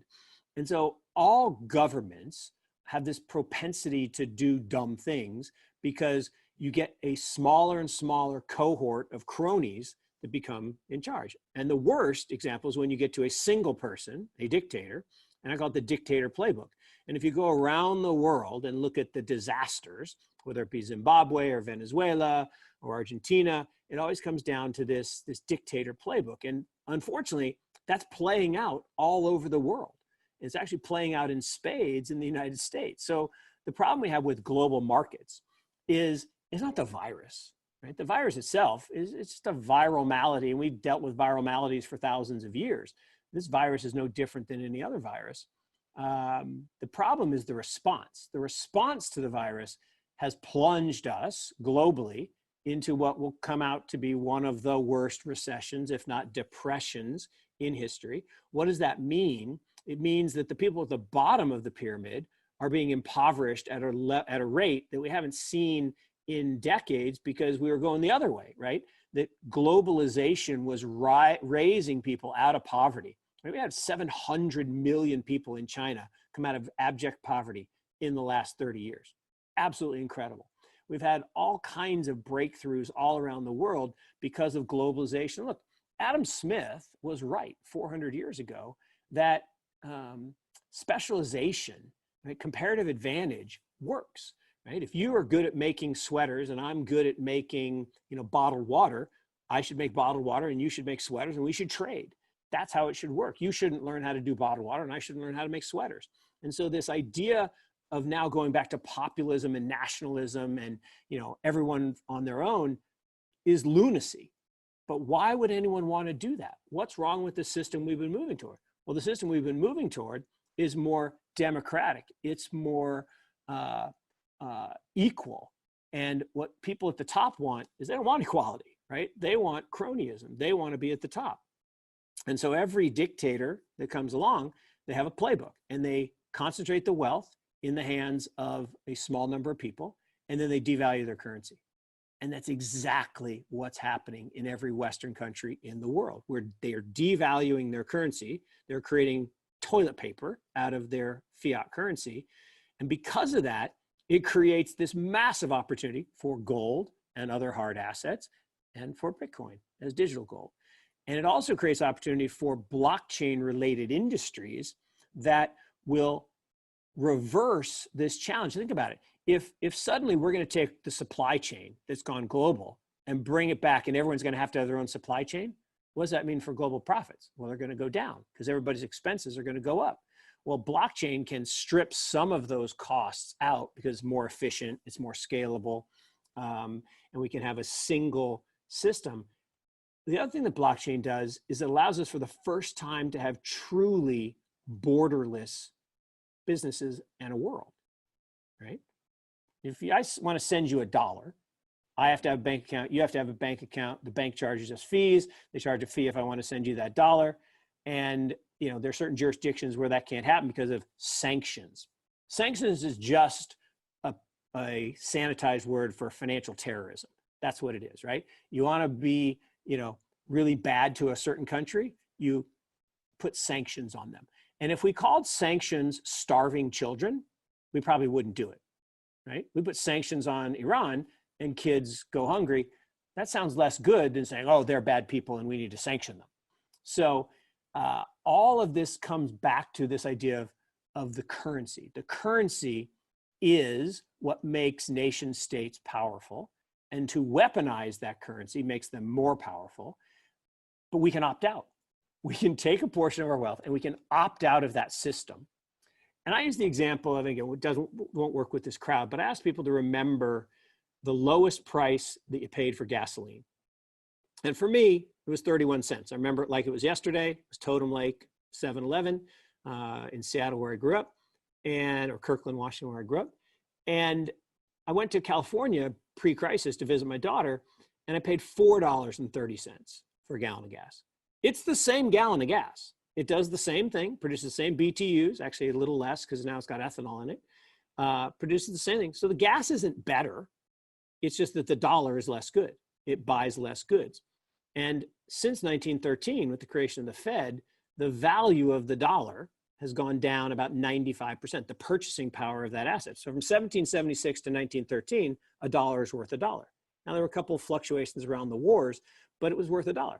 Once the Fed was created and governments could issue currency by fiat, and we decoupled from gold, finally in 1971, making it official, we've devalued the currency. There's this funny joke.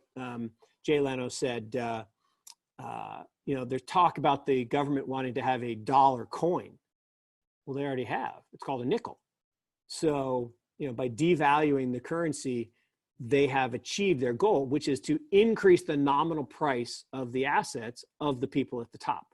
So think about Argentina, Zimbabwe, Venezuela. People forget the last 2 years, the top performing stock market in the world was Venezuela, Would anyone want to own Venezuelan stocks? Hell no, because you got destroyed because the bolivar went down. Now, if you owned Venezuelan stocks denominated in Bitcoin, that's interesting.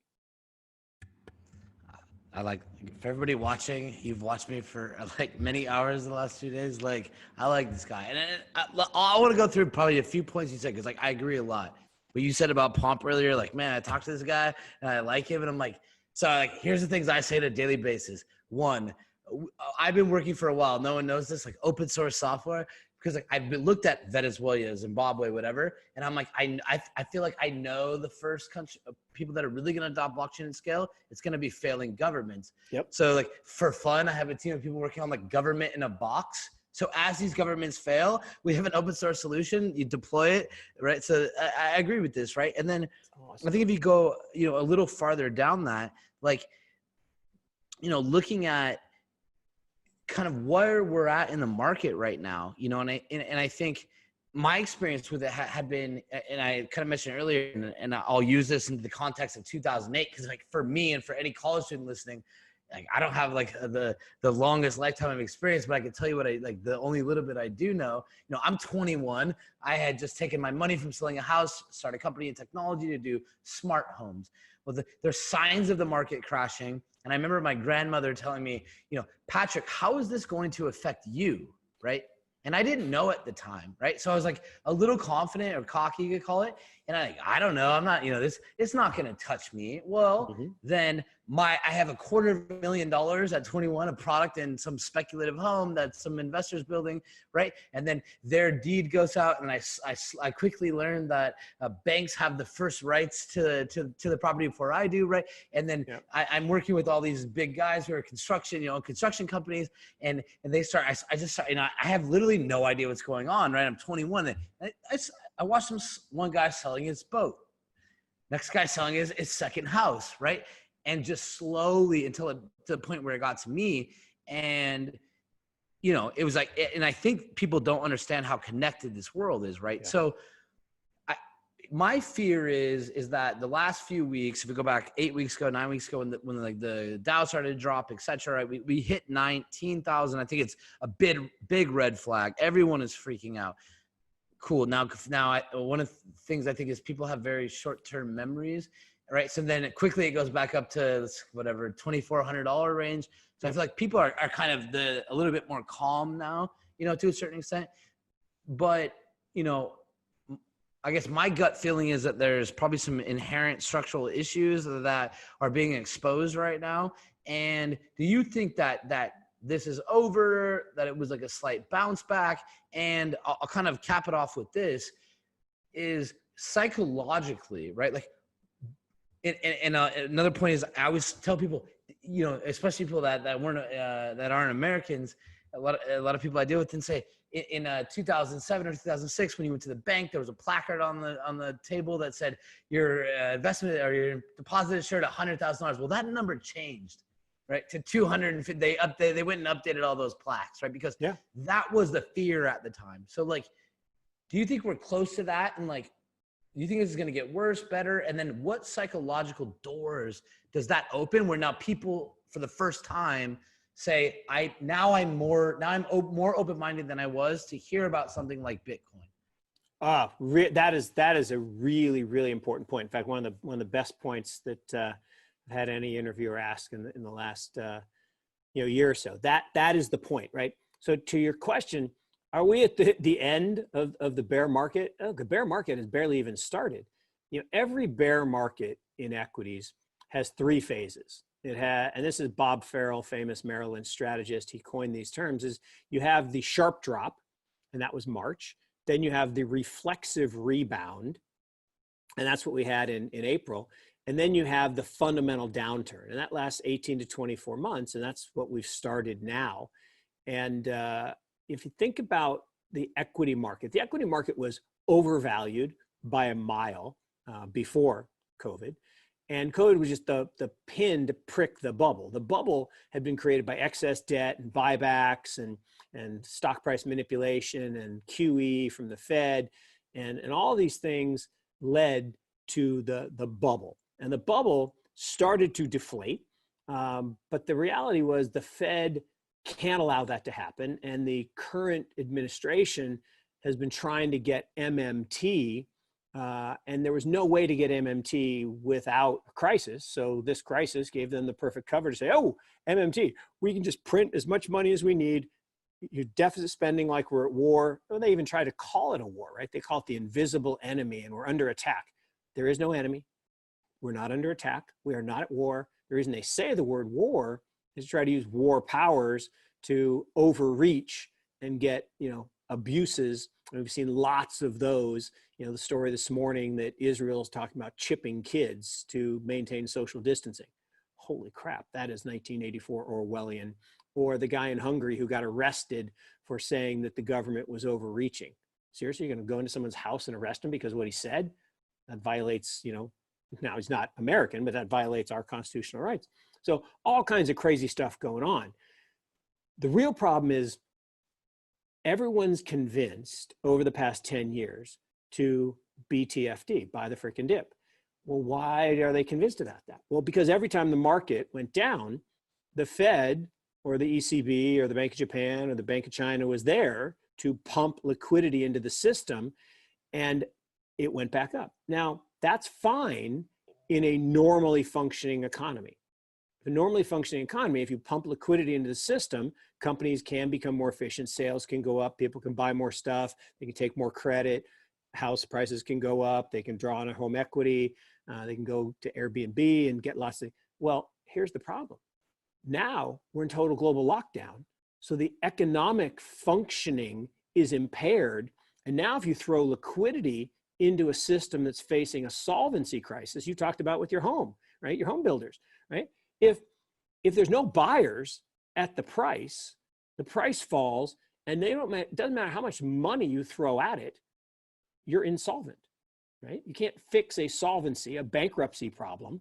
And the number of personal bankruptcies has gone through the roof. We have 33 million people that have been displaced out of work.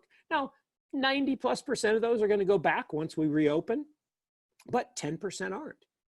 And 10% that lost their jobs, they can't make rent, they can't buy stuff, they can't consume Netflix. All of these trends that have been so positive with all this liquidity suddenly turn negative. And George Soros has this theory, and it's called reflexivity. Now, his book is horrible. Like, he's just a horrible writer. The idea is awesome, right? The idea of reflexivity. He got a D in writing. He should have stuck with the other things. Yes, I mean, he's an amazing investor. He's an amazing, leading thinker. And reflexivity is a great idea. He's just a horrible writer. So his book is really tough to read. But reflexivity works like this: is if you think about the bubble that created the opportunity for you in real estate leading up to it, right? Is people would lend money to people to develop homes. And the more homes were developed, the more people came to Las Vegas and bought them and speculated on them, and they could get easy money and they could put no money down. That actually has an impact of increasing the price of homes. It's a reflexive, virtuous cycle. The more money that's created creates increasing prices, which creates more money, which creates increasing prices. And that virtuous cycle goes up. The problem is once it turns vicious, and now prices go down, now there's no buyers. Prices go down more, now there's fewer buyers. And the same thing's true in a market crash. And so the only thing that could stop the market from crashing in March was for the Fed and the government to come and say, oh, we're going to put in trillions, like 6 trillion. And again, just for the people on the phone or on the a trillion, when I say that word, you should shudder, right? You should go, because a trillion is $1 every second for 31,710 years. That's a big ass number. So 6 trillion is a lot of money. And actually, if I go back, I think it's 2007, it is Obama versus McCain. McCain pauses his campaign, makes a big deal of it, goes to Washington, right, to kind of negotiate this deal. And I forget what the first kind of bailout was in 2008, right? But I think if we reflect back on the numbers now, like comparatively, they're minuscule, right? Oh, yeah, but 700 billion. 700 billion doesn't even sound like real money. Right. And so, like, do you feel like this is just happening? I mean, I feel like the magnitude of the conversation, how much people are reflecting on it, or it's really hitting their radar, right? I mean, I think what's really interesting about this is that the primary talking point that kind of sits above everything is COVID, right? So then it's like everything under that is less, right? But in 2008, we didn't have that. It was inverse. It was like, it was all economic. So anything with money was the conversation, where now it's the conversation is COVID, and then the byproducts are economic. No, and that was the genius of your question earlier, which is this set of circumstances creating an environment where more people are suddenly going to pay attention to blockchain technology, cryptocurrency, and Bitcoin in specifics? Yes, absolutely. Because once the numbers sound unreal, and once you realize that the bulk of the money isn't going to where it's needed, so let's just do some math together. I have this hashtag math is hard that I use all the time, but let's just do it. 6 trillion divided by 330 million people in the United States is roughly $58,000 a head. Well, the stimulus checks were $1,200, unless you made above a certain amount, then they were even less. Well, where's the other $57,000 going? Guess where? To cronies, to kleptocrats, to the people who contributed the most to the Trump campaign. I mean, it's going to the wrong places, right? It's like that public company, with thousands of employees that somehow got a PPP loan for $96 million. Wait a minute, it was for companies under 500 people. Well, and we found that out in 2008, right? It's like the money was dished out, and then 6 months later, the executives are, the bank executives are being hauled in front of Congress to now talk about their golden parachutes, right? So it takes, there's a bit of an effect there, and I'll say it on two sides actually. Like, I feel like, at least my experience, and obviously I have more than you know quite a bit more than me, but like, I feel like it, and I mentioned earlier, I have a really, really smart friend, Justin Esch. That's a shout out. This guy's been on Oprah. He invented bacon salt. So he's called me only 2 times, and knowing him for 10 years, like, out of breath, Patrick, I got to talk to you. Once was, I just got off a call with like every investment group. Sometimes I think he's in Illuminati. I don't even ask what these calls are or who he's on the phone with, but I know him. I trust him. Patrick, go look at developers. There's a lack of developers in this space. It needs your help. I literally turned I was like, all right. I was looking for the next thing to do, and I went head first. The second time he called me was maybe 10 days ago, right? Very late. And like, hey, I got off a call, right? And he's like, something's going on. He's like, I just got off a call, right? And I didn't particularly ask him who was implied. And, what he told me is basically that it seems like maybe there's certain companies are, I think we're hitting a point where people maybe aren't paying their bills, they're not paying their rent, they can't pay their rent, they can't pay their mortgage payments, they can't pay their car payments. Maybe a bunch of cars are going to get repossessed. Maybe their people are waiting because they don't know where they're going to store the cars. Yep. Retailers saying that, kind of capitulating and saying that they knew the death of retail was coming, but that COVID has just accelerated by 10 years, right? So then we see, what was J. Crew, or I think that was it, or right? And then Neiman Marcus the other day. I feel like, it's odd to have such high numbers, right? Like, I feel like because this is a medical kind of the root cause, that we're not looking at it as a clear global crisis. It's like that when this medical issue ends, yes, that everything will come back to life, right? And then and I would say it's like, you could stick people in their house for 4 weeks. You could stick people in their house for 8 weeks, maybe, right? And say, okay, guys, everything is safe. Come out now, and they'll come out. But when you come into 12 weeks, 16 weeks, 18 weeks, you start to hit a point where, I've never been in prison, right? But I can only imagine, Shawshank Redemption, right? Like the old guy who left, he literally didn't want to leave jail, right? Like, he was so comfortable there. Yeah. So maybe maybe everything tomorrow we get a memo and it says the coronavirus ends officially, mission accomplished, right? And maybe people don't come out of their house, right? Maybe the market changes, and like you mentioned, 10% might seem like a small number, right? But like when you're saying historically 10% unemployment is big, right? Now we're talking 25 plus. Yep. Do you think that it's a lot worse than people understand right now, and that in 90, 120 days, it's going to become more apparent? Oh, it's massively worse than people think. Look, earnings of companies are dependent on consumers buying their products or using their services, right? Airplane flights down 96%. Now that makes sense because, you know, people are locked in their house. They're literally imprisoned. You know, the funny thing I find about this period is how calm we've all actually been about being imprisoned. No shots were fired. No shots were fired. Shots were fired. They put the entire world in their homes. Yeah. Without a single shot fired.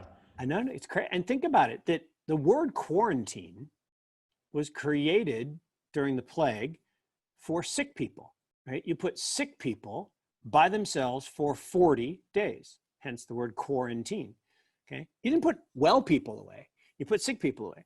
And I'll actually, again, because there's so many people on the phone or on the conference that are students, I actually believe shutting down colleges and sending those kids home might have been the worst decision we made. And this goes back to bad decisions come from bad data. So the problem with this whole thing is it all started with decisions made on the Imperial College study, where they, you know, within days of the crisis, they're saying 2 million people are going to die. Absolute ridiculous on every level, right? It was a horrible model, horrible code, lots of mistakes, just a really bad, and there was zero chance if this actually was a novel coronavirus, which everyone claims that it is and not a bioweapon, there was no chance you're gonna have 2 million people die, just zero chance. But yet people freaked out about that. Then there was the next study said, oh, well, it's not gonna be 2 million, but it's definitely gonna be 240,000 in the US. Nope, not even gonna get there. Well, why not?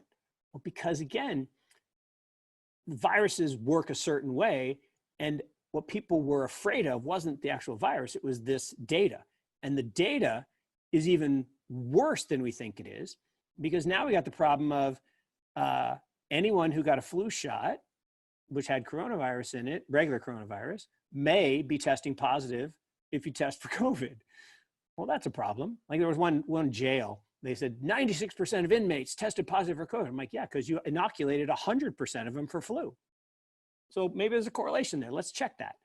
And so there's all of this decisions being made on data that isn't clean and isn't good. And when we actually have real good data, like the cruise ship, the Pacific Princess, right? That was a petri dish. Everybody got it. We had a certain number of fatalities, case fatality rate. We can actually population adjust the numbers because we know how old everybody was.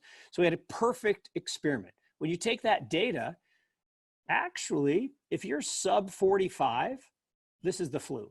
Got the same case fatality rate as the flu. Really doesn't affect you. If you're 45 to 65, it's like double flu. It's like a bad flu. If you're over 65, it's a nasty little bug. It's not SARS or MERS, right? SARS killed 10% of people. MERS killed 33%, and Ebola is 50%. None of those things. But it is interesting how we locked down an entire world and we all took it, to your point. No shots were fired. And yet, you're absolutely right that at some point, behavior does change. And so, are people going to get on a plane and go to conferences? They're going to find out that virtual conferences actually aren't that bad. So that's going to reduce travel. Are people going to, jump on cruise ships tomorrow?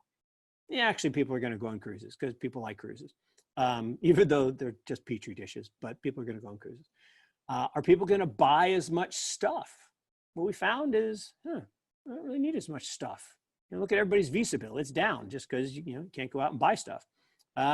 How's your eating habits going to change? Oh, cooking is actually not that bad. Maybe I'm not going to go out to restaurants as much. And if you make restaurants do social distancing, which this makes me crazy. One little rant. So they did a study of a huge number of patients who actually had the virus. And they did contact tracing to find out where they got the virus, and 74% got it from intra-home transmission. So people in the same household, right? So you have to be in the same house for an extended period of time to actually get the virus. Only 26% got it from community transmission indoors. 0.0% got it from outdoors. So shutting down beaches, shutting down outdoor sporting events, absolutely ridiculous, because you can't catch the virus on the beach. You just can't. I mean, okay, if you're making out with someone on the beach, maybe you could catch it, but standing on the beach talking to your friends, not going to catch it.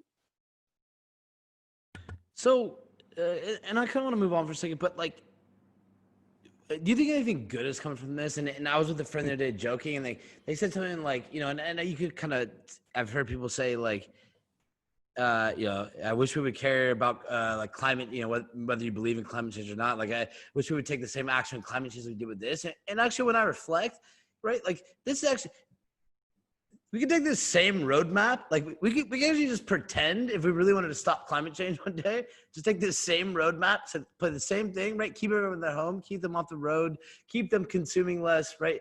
Like, do you think that people learned anything, or is there anything good from this experience that you feel, you know, whether it's a sense of community or people kind of caring about each other? I think it's a great question. I think clearly, definitely, we all have a greater appreciation for teachers, right? Because people having to educate their kids at home have learned that, oh, this is hard. So I think we have greater appreciation for teachers, much greater appreciation for first responders and people on the front lines. Now, we always appreciated doctors and nurses, but I think this really made us understand how important that first line of defense is. So I think there's some sense of community. The one thing I don't like, I don't like the term social distancing. I think we should be doing the exact opposite. We should be going social closeness. We should be getting closer rather than further apart. Even physical distancing doesn't make sense to me, right? We should call it community protection. We should protect our communities. We should protect the vulnerable, right? We should take the people like my parents in their 80s, make sure they don't get the virus. We should protect them. But the people who are under 45, you're unlikely to even get the virus. Even if you get the virus, you're unlikely to be impacted by it. They should be, you know, out being socially bonding, to your sense, forming community. And this idea that we want to distance people, it's funny how things happen. So last night, you know, we have a unique family. So I have 2 older kids, and then we got the bonus 20 years later. So we have a 9-year-old. And, you know, my wife and I are in our, you know, I just turned 57, my wife's 56. So we have the 9-year-old kid. And last night we watched Wall-E. And I didn't remember this from the first time I watched it 20 years ago, that in the story, right, Wall-E is this little robot that's cleaning up the earth, right, which had basically blown up, and they sent the ship out, and, you know, for 700 years before it could come back, before life actually grew again on the planet. And to your point about climate change, and maybe we should address some of those things, but the real amazing thing was on the ship, the people had devolved into these big blobs that were carried around on these floating chairs with the screen. And they watched the screen all day and did nothing else.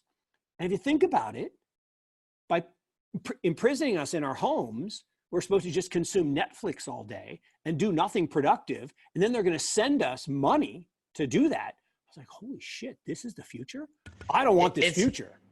It's getting dark. Like really, you know, I look at it from a few points. Like you said gold earlier. I'm not an economist. I've always been very good at math, so I understand principles. Like I always laugh if there ever was such a thing that people adhere to, like the gold standard, where maybe I looked at it and say, if that's been replaced, like if there is a hard asset that probably holds true, maybe it's real estate-ish.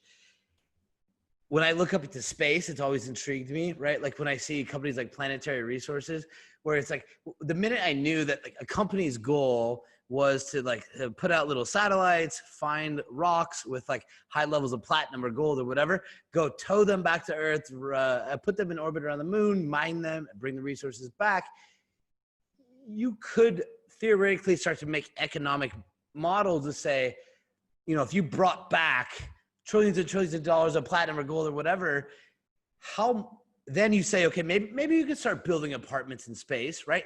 How much cash or how much money would you need printed to buy 1 billion condos in space, right? It's essentially endless. Like you now hit the point where you would have to turn the money printers on, right? Again, I'm not an economist, but I can, at least in my simple napkin math, I can't find high level arguments, and then you look at things like AI and automated jobs, the gig economy, etc. Where I think again people don't really understand. I mean, you just take the trucking industry being automated in America. People don't get it. They think of it as just truck drivers aren't there anymore. But it's as you drive across America, for everyone listening, the reason you see so many McDonald's and motels and gas stations is not for you, the guy going to the park. It's for the people driving the trucks around for your products in Walmart. So you just don't take out the truckers. There's this kind of, umbrella effect. But, so I think we've kind of seen things, and I'm playing off what you just said about the government paying people. We've kind of seen examples of universal basic income. You've seen in European countries testing it. You've seen Y Combinator do things like in Sam Altman in the East Bay, and I think in Oakland, right? They really start. So people look at it, maybe there's clearly, I'm probably speaking from an American perspective, like, you could say one half of the political side says, oh, we don't want to give money to people, right? Like then they're the people paying their politicians that are okay with tax breaks, right? But, I think in this sense, essentially right now, everyone's living off a stimulus check, right? And not everyone, but like, I mean, a lot of people, and it's to the point where they can't pay their rent, they can't pay whatever. And now they kind of need another one, right? Like they're not back at work yet for the most part, right? And they need another one and another one and another one. So it's like, we might get stuck in that model, right? And, so I don't want to go on too long. And these are one of those. You brought up a bunch of really important points, and we're running out of time. But the key to this is it's a bad system, and I say it all the time. If creating wealth was as simple as printing money, every country would do it. Every country would just print money. It doesn't work. And in fact, there's lots of examples: Zimbabwe, Venezuela, Weimar Germany, where it doesn't work. And hyperinflation comes, too much money chasing too few goods. The only way creating money can create wealth is if it stimulates economic activity, right? If you and I get off the couch and we go build something. The problem is we're doing the exact opposite. We're incentivizing people not to work. And that's where the system breaks down, and that's where you devolve into this disaster. Because money won't create condos in space. Money won't mine platinum off asteroids. You actually have to have physical people build the rockets and build the condos. And that requires human ingenuity, human engineering, human activity. Everything we do in the world, and this is perfect because it wraps it right back to Bitcoin. Everything we do in the world is about converting energy into value. Right? We turn on the lights, we get in the shower, we're consuming hydrocarbons from that electricity or that hot water to then reinvigorate ourselves in the morning to go out and do good in the world. And so it's our human energy. We put fuel in our body to create energy, to create value. Bitcoin takes energy, stores it in value, and becomes the perfect store of value. And Jimmy Song talks about this. If you haven't had Jimmy Song on, you should have him on. But he talks about this in the sense that fiat currency is all about spending and about waste, okay? Bitcoin is all about saving and entrepreneurship. If you know that your money is sound, and you know that you can get sound money by providing a good or a service, you will do it. If you think you can get more toilet paper money printed and handed to you for doing nothing, you'll do that. A country or an economy or a globe that does nothing will devolve into nothing. A country that revolves around entrepreneurship and wealth creation and innovation, back to my whole reason why I'm in this business, why I love it, is I love investing in innovation. I love backing entrepreneurs. I love talking to people like you who are young and motivated and hungry and will take the brain, that God-given talent, and then utilize it to build new things. And Andreessen's whole call to build, and everybody's giving him shit about it. It's like, no, everything is about building. If we don't build, we die. And I'm a biology guy, right? I studied biology. I think it's the best training in the world for investing and for life. And it's because of the scientific method and hypothesis testing and gathering data and interpreting the data dispassionately without bias. And then, nice thing about science and hypothesis and experiment, either right or wrong. It's not about, I think I'm right. I did the experiment, it either worked or it failed. But in biology in particular, there are only two states, growth and death. I like the first, I don't like the second. And to your point, the cousin of death is boredom, or boredom is the cousin of death, right? The mind numb brain, right? And actually, if you and for everybody listening, like we were supposed to be on for 45 minutes. Mark's been nice enough to give me quite a bit longer than that. What I was going to say is that even go back to like one of the first times in human history that we see a first world country like America where death rates, mortality rates are going down in Caucasian males. This is a byproduct of the 2008 recession, where people have this expectation, as you said earlier, people kind of give millennials shit, right? Where like there may be a little more battle hardened than people understand, where 35, 40-year-old people in 2008, when they realized like what they thought their life was going to be was not, they started drinking and taking opiates, right? So there is we think that just watching Netflix and not having a job, it's fun for about a month, right? It's fun for about 2 months, and then like, it's not as fun anymore. So no. I'll kind of lead us to one last question and we'll wrap it up. And again, it's been a pleasure. Honestly, this is one of those conversations I could probably do for a lot longer. But I appreciate that. So for the thousands of students listening to this, and for everybody else, if you listen to this once, listen to it again. That's my advice. But like Mark, for the 19 to 21, 22-year-old student listening to this right now, if you could go back in time, you're a college kid today, what would you tell them? Like, and I'll preface it just a little bit. Like, they're like, I'm gonna get in the blockchain, and like their mom's calling them like, oh, you're gonna get in the drug coin, right? Or, and it always surprised me that how many legal students we see from the university program we have coming to the table, business development people. Yep. What advice would you give them today? How would you tell them to think about this? Yeah, no, I love this because I do tweet about this. Advice to my younger self. I've done it multiple times, and I believe this. Right, one is I would take more philosophy and psychology, just because that's most of life is about dealing with individuals and understanding how people think. So those are two things. Second is to write a lot. There's a great quote that if I can't read what I wrote, how do I know what I think? So forcing yourself to write and to put down your thoughts on paper and communicate them to other people, practice public speaking, get out there. And you said it earlier, and I think it is a superpower. If you can take complex ideas and make them simple, absolute superpower, absolute superpower. The other thing is to take more risks. Right? When you're young, you should take lots of risks, right? You shouldn't take the safe job. You should take the unsafe job. And I don't mean physically unsafe, but I mean, you should go to the startup. You should start your own thing. Don't go to the big corporation. Don't worry about, your resume. Worry about your experiences, your life experiences. When you're young, right? If you fail, go back and do something else. Start over. I used to fret about all this stuff. And my first boss had this great line. He says, Mark, what are you worried about? You could build sailboats in your backyard for the first 5 years. And no one will care. You'll still be a guy with Notre Dame degree, a Chicago MBA. People will hire you because you're a good, smart guy. Stop stressing about it. Go try things. So that's another one. Network, and then network some more.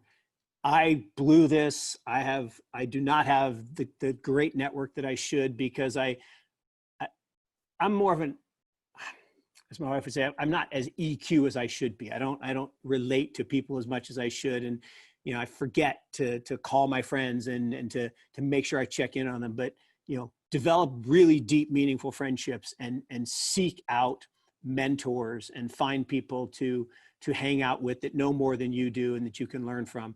And people say all the time, well, how do I get a great mentor? Ask. People love to be asked. Just ask. And literally ask people way up the food chain. You don't have to ask. Well, do both, right? And then the last thing is to read. Read about successful people. Read about people you admire, because you can learn from people in reading about them, how they think, how they live. There's a good friend of mine who's a great money manager, and he's read 100 biographies of famous investors. 100. It's awesome.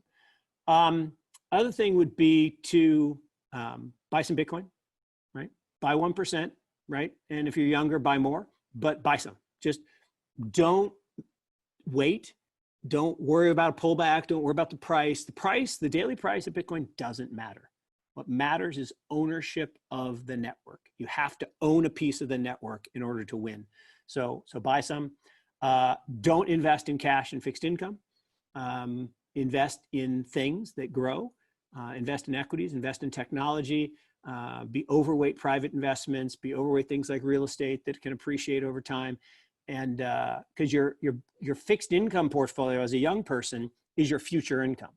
Right? That's basically a bond, and your future Social Security, if that still exists in the future. Those are bonds. So don't worry about having that low risk stuff. Take the risk, because as a young person, you get to benefit from the greatest benefit or advantage of an investor, which is time arbitrage. Time arbitrage is the greatest superpower in investing. If you can have a longer time horizon than other people, you will win. So the people who focus on the daily price miss the opportunities for long-term investing. And then I guess the last thing would be just golden rule, right? Do unto others, be a good person. My big thing right now is be the hotline. There are a lot of people suffering right now, to your point, a lot of people drinking, taking opioids, trying to ease the pain. There are a lot of people, unfortunately, they're going to take their lives. We all know somebody who's vulnerable. Pick up the damn phone and call them. Right? Don't tweet out a hotline number, right? Be the hotline. Call people, build that community, protect that community, and engage in stuff like this, right? I mean, anyone who's listening to this, I applaud, because you're taking time out of what is an otherwise busy life, and you're investing in yourself, you're investing in education, you're investing in networking, you're investing in your understanding of the world around you, and you're seeking out smart people like the other people you've talked about that are legendary in this space. I appreciate being included. I appreciate you asking. I really have enjoyed this conversation, and probably could go a couple more hours, but I got to do a client call here in a couple minutes. So thanks for having me. Mark Yusko, for anyone listening, you're at the end, go grab a drink of water, hit rewind, listen to it again. Right? Like, these are the conversations that matter. This guy is smart. And he honestly, I don't know you, Mark, we just met, but like, what's clear to me is that you care, right? Not only do you have a good perspective, but, kind of the last aspects you hit on kind of had nothing to do about business, right? It's be a good person. Like, this is what I undertook from business. You want to be a good networker, build a great reputation. This is going to go very far. You're never going to have to place an ad or do anything else. People will come to you, right? Mark, if I want to put up $500 for some books. If I do that, will you get us a list of maybe 5 books? I'm going to do a giveaway to the students, and I'll buy some books and you give the list. Absolutely, love to do it. I'm a big believer in reading, as I said, and love to do that. So let's do it. So I'll circle up on you separately, but. Mark, again, I know you got to run. Really appreciate your time. And again, for everybody listening, I hope you enjoyed this conversation. Mark, it was very nice talking with you guys. We have, I don't know what point we're at in this conference of this, but we're doing this for 72 hours. We are having a lot of great conversations. I'm lucky. I don't even know how I'm on this call right now. If I could, you guys will see by the end how many people I've got to talk to. And I pretty much have had a smile on my face for the last week. So any last words before we go, Mark? No, look, I think your brilliant statement at the end there, which is, I say I have the time. I have the greatest job in the world. I get paid to talk to the smartest people in the world about investing. And if I can't pick something up, that's my problem. So, what you're doing is fantastic. It's a great service to anybody who is participating, and I really applaud it. I've really thoroughly enjoyed this conversation. I look forward to spending more time together in person when we're out of lockdown, and we'll do all those great stories that I always say that require a beer and a late night together. So we'll do that. Be well, be safe. Everybody on the call, thanks for listening, and I hope if anyone needs anything, reach out anytime. I'm easy to find on Twitter through DM and at Mark Yusko, and we'll talk to you soon. Mark Yusko, Reimagine 2020. Let's keep this thing going. Everybody have a great day.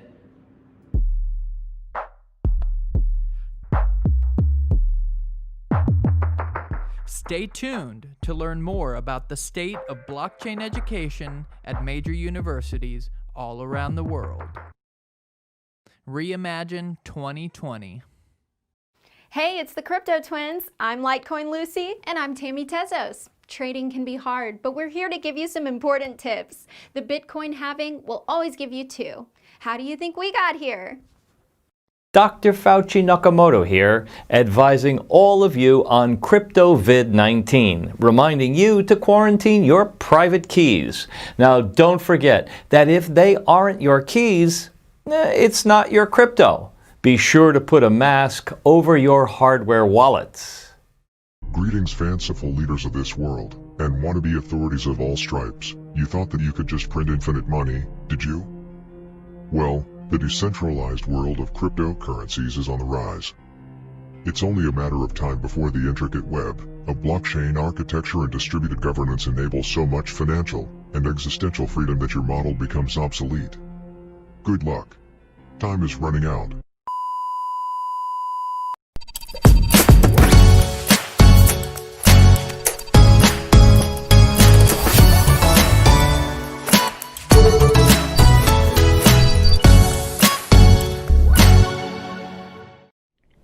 Reimagine 2020 is brought to you by Exit Scam. This is a fraudulent practice in which the project collects money during or after the ICO, and then its team simply evaporates. Ah! At the same time, the company promotes a lot and actively, and for some time demonstrates activity. It is worth noting that often PR managers and even developers do not know that they are involved in creating a fraudulent scheme. Ooh. Shoulda, woulda, coulda. Shoulda, woulda, coulda. Yeah. Shoulda, woulda, coulda. I know. Shoulda, woulda, coulda. But I didn't. Shoulda, woulda, coulda, but I didn't do it. Yeah. Shoulda, woulda, coulda, but I didn't do it. Fuck, I shouldn't have done that. Shoulda, woulda, coulda, but I didn't do it. Shoulda, woulda, coulda, but now I'm broke. And my brother hit me up on the phone, sparked my interest. What up, bro? Told me to quit my job, I should invest. I'ma do it. Told my boss I ain't coming back, just to impress my co-workers. Did my brother just fuck me over? Is that incest? Weird. 1% daily I was getting back. Already lost all my ether on the parody hack. Now my girl's all stressed, so I told her relax. I'm just waiting on Mount Gox to mail me back. Still waiting. All these motherfucking scams got me saying damn.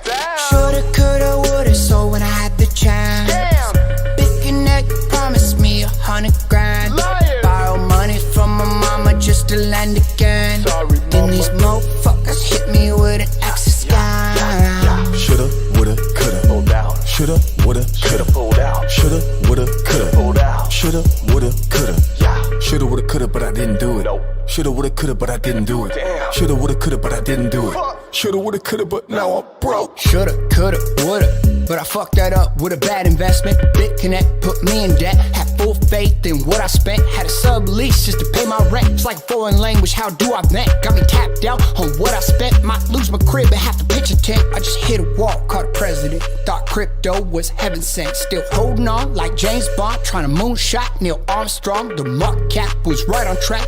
Used to Uber, now I'm walking back. Shoulda, coulda, woulda, but I still hold no looking back. Shoulda, coulda, woulda, so when I had the chance. Damn. Big neck promised me 100 grand. Lying. Borrow money from my mama just to land again. Sorry, then these motherfuckers hit me with an access scam. Shoulda, woulda, coulda. Hold out. Shoulda, woulda, coulda. Pulled out. Shoulda, woulda, coulda. Pulled out. Shoulda, woulda, coulda. Yeah. Shoulda, woulda, coulda, but I didn't do it. Nope. Shoulda, woulda, coulda, but I didn't do it. Damn. Shoulda, woulda, coulda, but I didn't do it. Shoulda, woulda, coulda, but now I'm broke. Shoulda, coulda, woulda, so when I had the chance. Damn. Big neck promised me 100 grand. Lying. Borrow money from my mama just to land again. Sorry, then these motherfuckers hit me with an access scam. Shoulda, woulda, coulda. Hold out. Shoulda, woulda, coulda. Shoulda, woulda, coulda, but I didn't do it. Shoulda, woulda, coulda, but I didn't do it. Shoulda, woulda, coulda, but I didn't do it. Shoulda, woulda, coulda, but now I'm broke.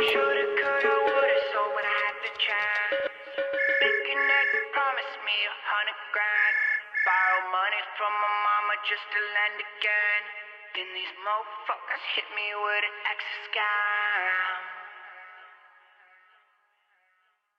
Damn!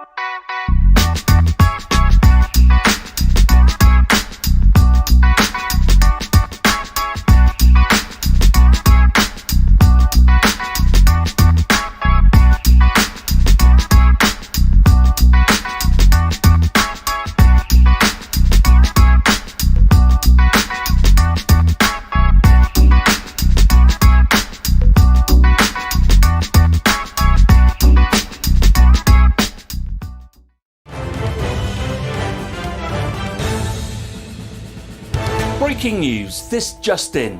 Justin's son has officially announced when he will officially announce that big announcement he announced on Twitter last week. More details to follow as they come in. Back to you.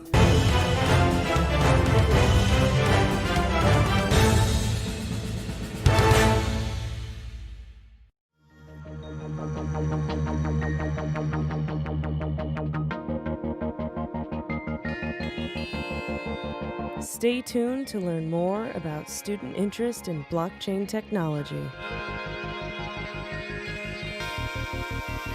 Reimagine 2020.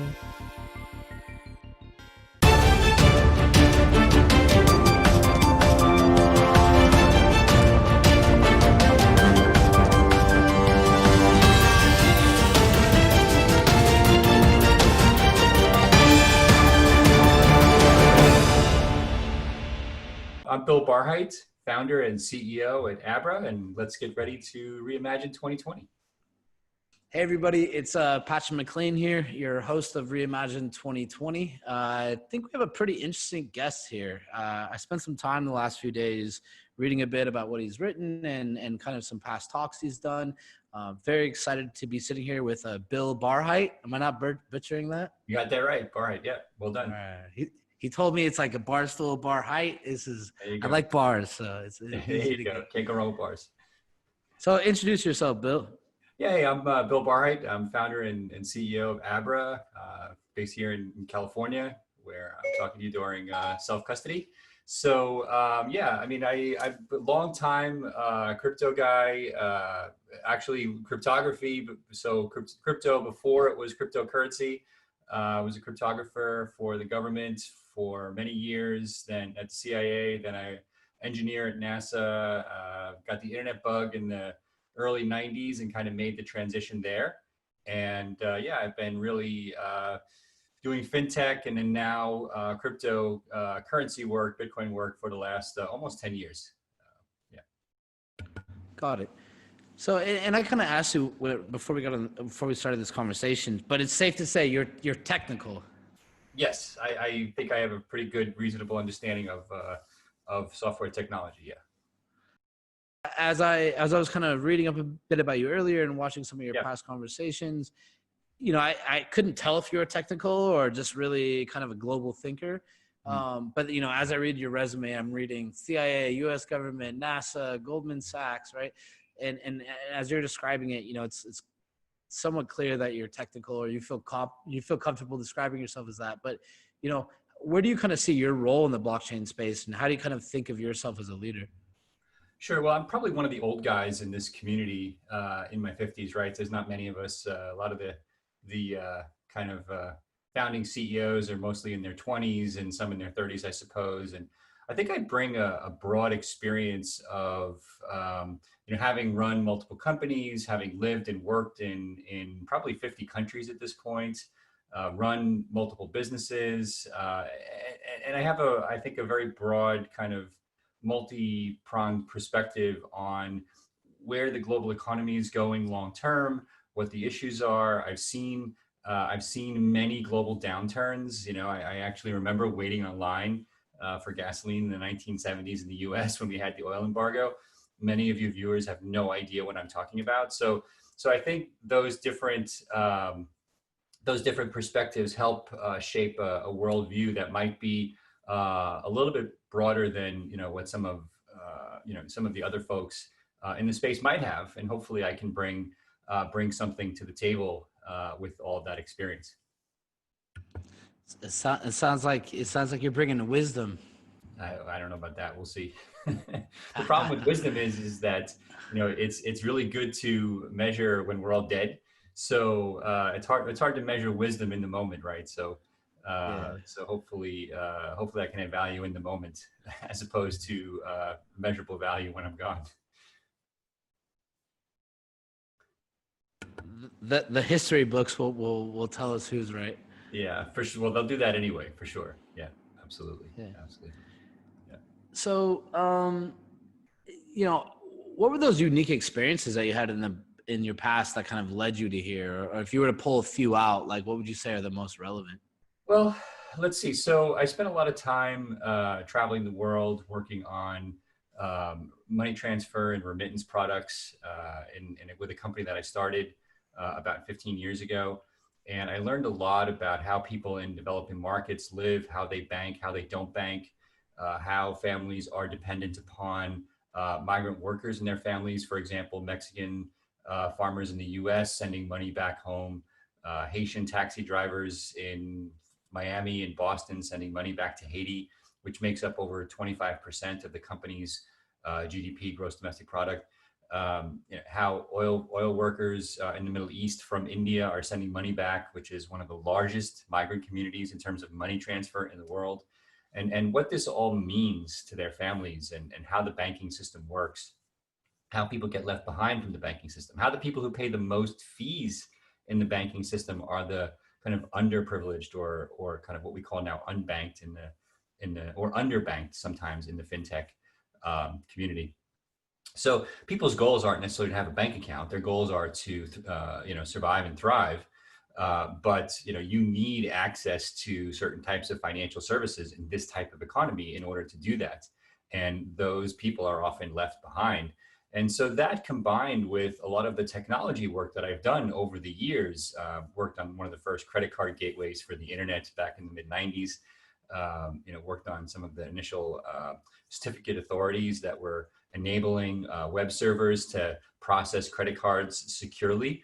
So my understanding of that technology, combined with a lot of the things that I would see on the ground for everyday consumers, kind of at the bottom of the income pyramid, really led to my worldviews and shaping what I think needs to happen from a technology perspective and where I want to be able to spend my time in the coming years.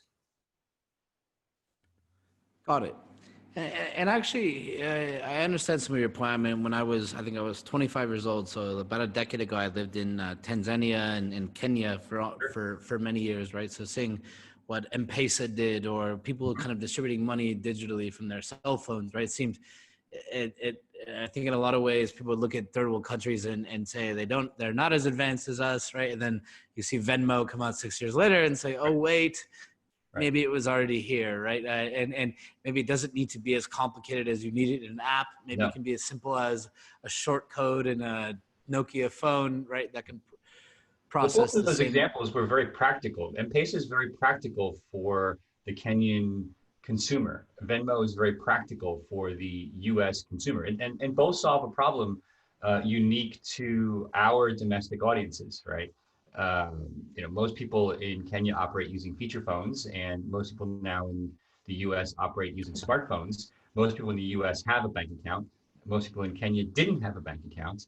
And so both services, M-Pesa in Kenya, Venmo in the US, basically did what they needed to do to add value in their respective markets, taking advantage of what was already working in those markets.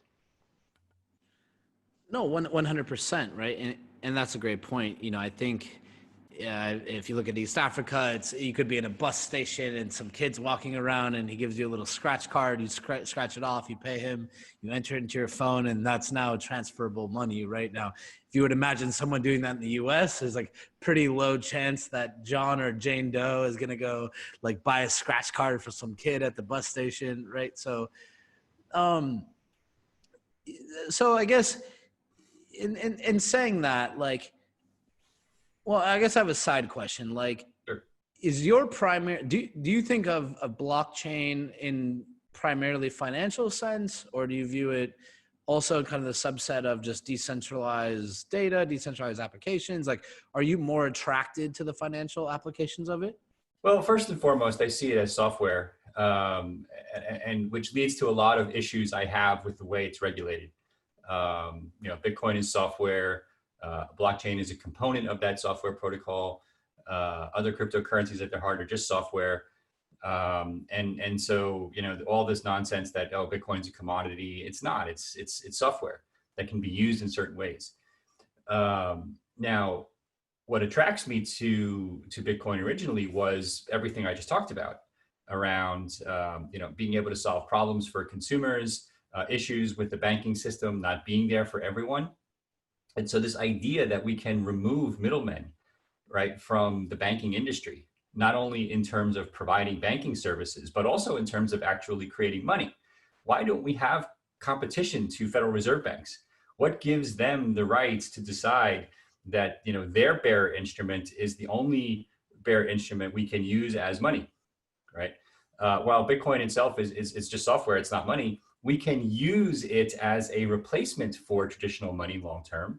We can also use it as a replacement for the banking system, the verb that uses the money, right? So you have two aspects of this kind of global problem that need to be fixed over time. The first is people's access to banking services, which we've talked about, remittances, other money transfer capabilities, lending, which I think is going to become a big part of the cryptocurrency and Bitcoin ecosystem over the next few years. And then the second, which is government's irresponsibility in inflating the currency over time such that its value.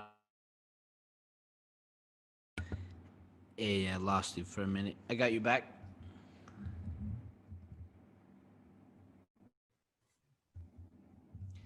You hear me, Bill? Yep. All right. We're gonna for everyone that's watching, for probably the 20,000 people that are gonna watch this live, and I'm guessing 500,000 people after, we're gonna experience technical difficulties. This is one benefit. I probably couldn't get Bill to speak to me right now in like a stage in New York, but I can get Bill to speak to me in Zoom. So we're gonna experience some benefits over these conversations, and we're gonna have a little bit of technical difficulties. But I got you, Bill. The new realities of working from home. Absolutely. Yeah, exactly. I'm interested to see what strain it puts on the internet, actually. Like, I don't know. I mean, I can tell you my kids were up at midnight local time watching the final episode of Star Wars Clone Wars, and I'm guessing that millions of people around the world were doing the same thing. So God knows what Disney did to the internet last night, and Netflix, Disney, Hulu. I mean, Yeah, I lost you again, Bill. 1980, and there was no internet, right? So there was no Zoom video calls or Google Meets or whatever, FaceTime. There was no home streaming service, no cryptocurrency to talk about, no internet banking. I mean, what a nightmare it would be to, you think about what people must have gone through in 1917, during that pandemic. And we're very fortunate, obviously if somebody's sick and if somebody in your family dies, you don't consider yourself fortunate. But the big picture is that we're very fortunate this is happening now as opposed to 30, 40 years ago. Yeah, no, I think the benefits of connectivity will hopefully shine right now, right? There'll probably be some negative drawbacks like everything. Sure. There's your CIA years will tell you about blowback, right? We're gonna realize some weird. There'll be many anomalies, like a few factors of evolution that kind of spill out of this. Yep. But hey, so let me bring to my next question. Like when you think about the last 10 years of blockchain, or when you assess it, did we kind of live up to the promise? Did we not?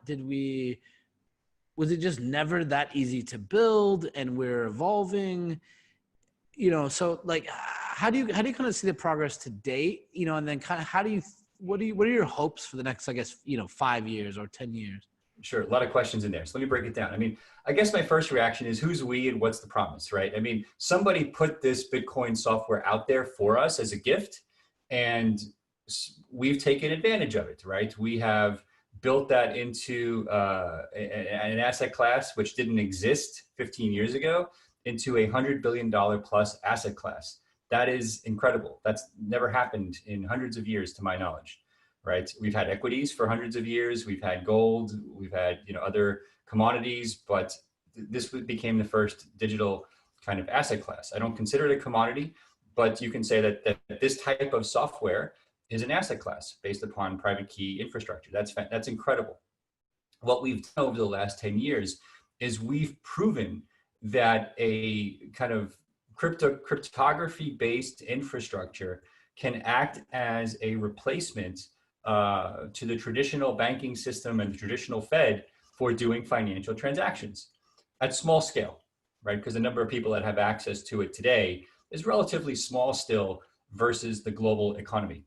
And now the question for the next 10 years is, can we get that to scale to everyday people? And that's what happened with the internet itself, right? In the 80s, the number of people that had access to the internet was very, very small. In the mid 90s, it started to get used for commercial applications. A lot of people were worried at the time that it wouldn't scale, right? A lot of very smart people who worked on the internet said, hey, what we're doing will not scale. Ultimately did, because we fixed the software, we fixed the hardware.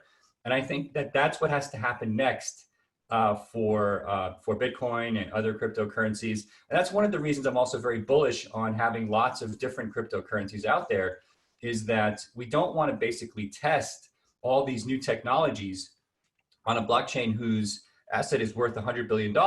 We want to use competing technologies that may even die eventually to test new and innovative ideas, which is where a lot of these so-called altcoins come in. So we had this, kind of first 10 years, prove that it works, prove that it can't be hacked, prove that lots of people can use it.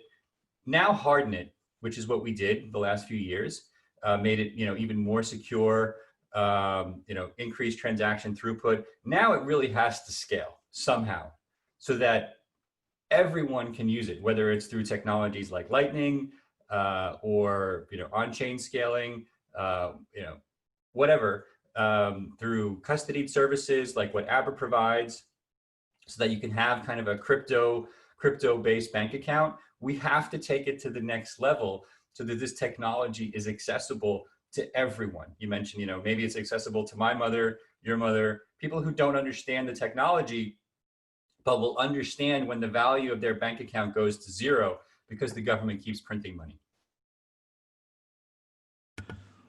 100%. And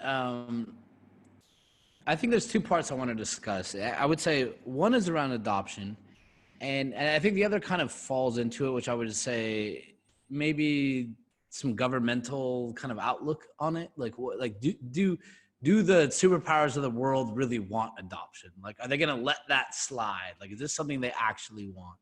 Yeah. Like you mentioned earlier, you know, I ran a campaign just for fun last year, called it Bitcoin for Christmas. Right. And it was like, how do I dumb down Bitcoin, like for grandma, right? Like everybody makes the joke. Can you go to, you know, you go to Thanksgiving dinner and your family members ask you about Bitcoin, right? And no one knows about it. You know, you look at the market cap, I'm looking at it right now, the market cap of Bitcoin is $162 billion, right? So sometimes I like to theorize and say, okay, what would happen tomorrow if every human on the planet bought $100 in Bitcoin? Right.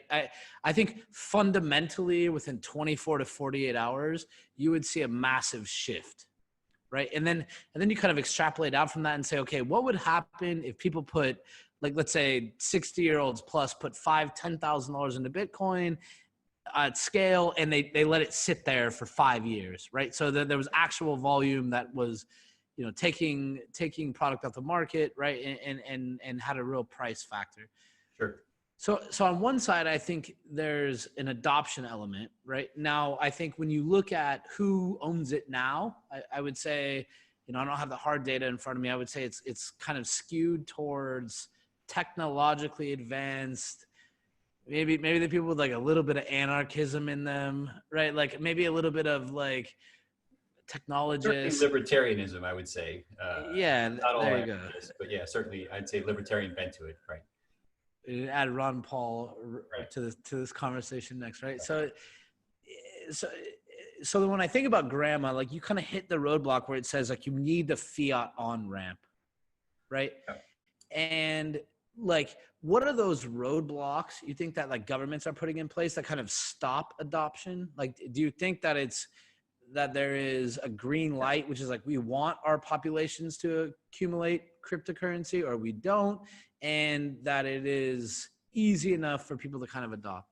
I don't think governments are the biggest impediment to crypto adoption, right? People who really want Bitcoin or other cryptocurrencies, Ethereum, have put themselves through whatever minimal pain they've had to go through to get it. I think I think we overestimate how governments spend time on Bitcoin and cryptocurrencies. I don't think they care that much, honestly. I think certain regulators in the banking system, people focus on things like custody and ICOs, particularly ICOs in the past couple of years, or IEOs, whatever we call them now. I think those people look at raising money from the public and retail investors as a little bit different. So I do think those governments focus on this. I think most of the issues with cryptocurrency adoption are basically two primary things.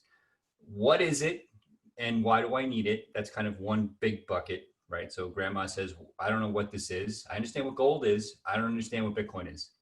And that's 10 years later, most people have heard of it, but they still don't understand exactly what it is, right? Even computer scientists don't understand exactly what it is. But even at a more rudimentary level, most of the public still doesn't understand what it is or why they would want it or what it does for them.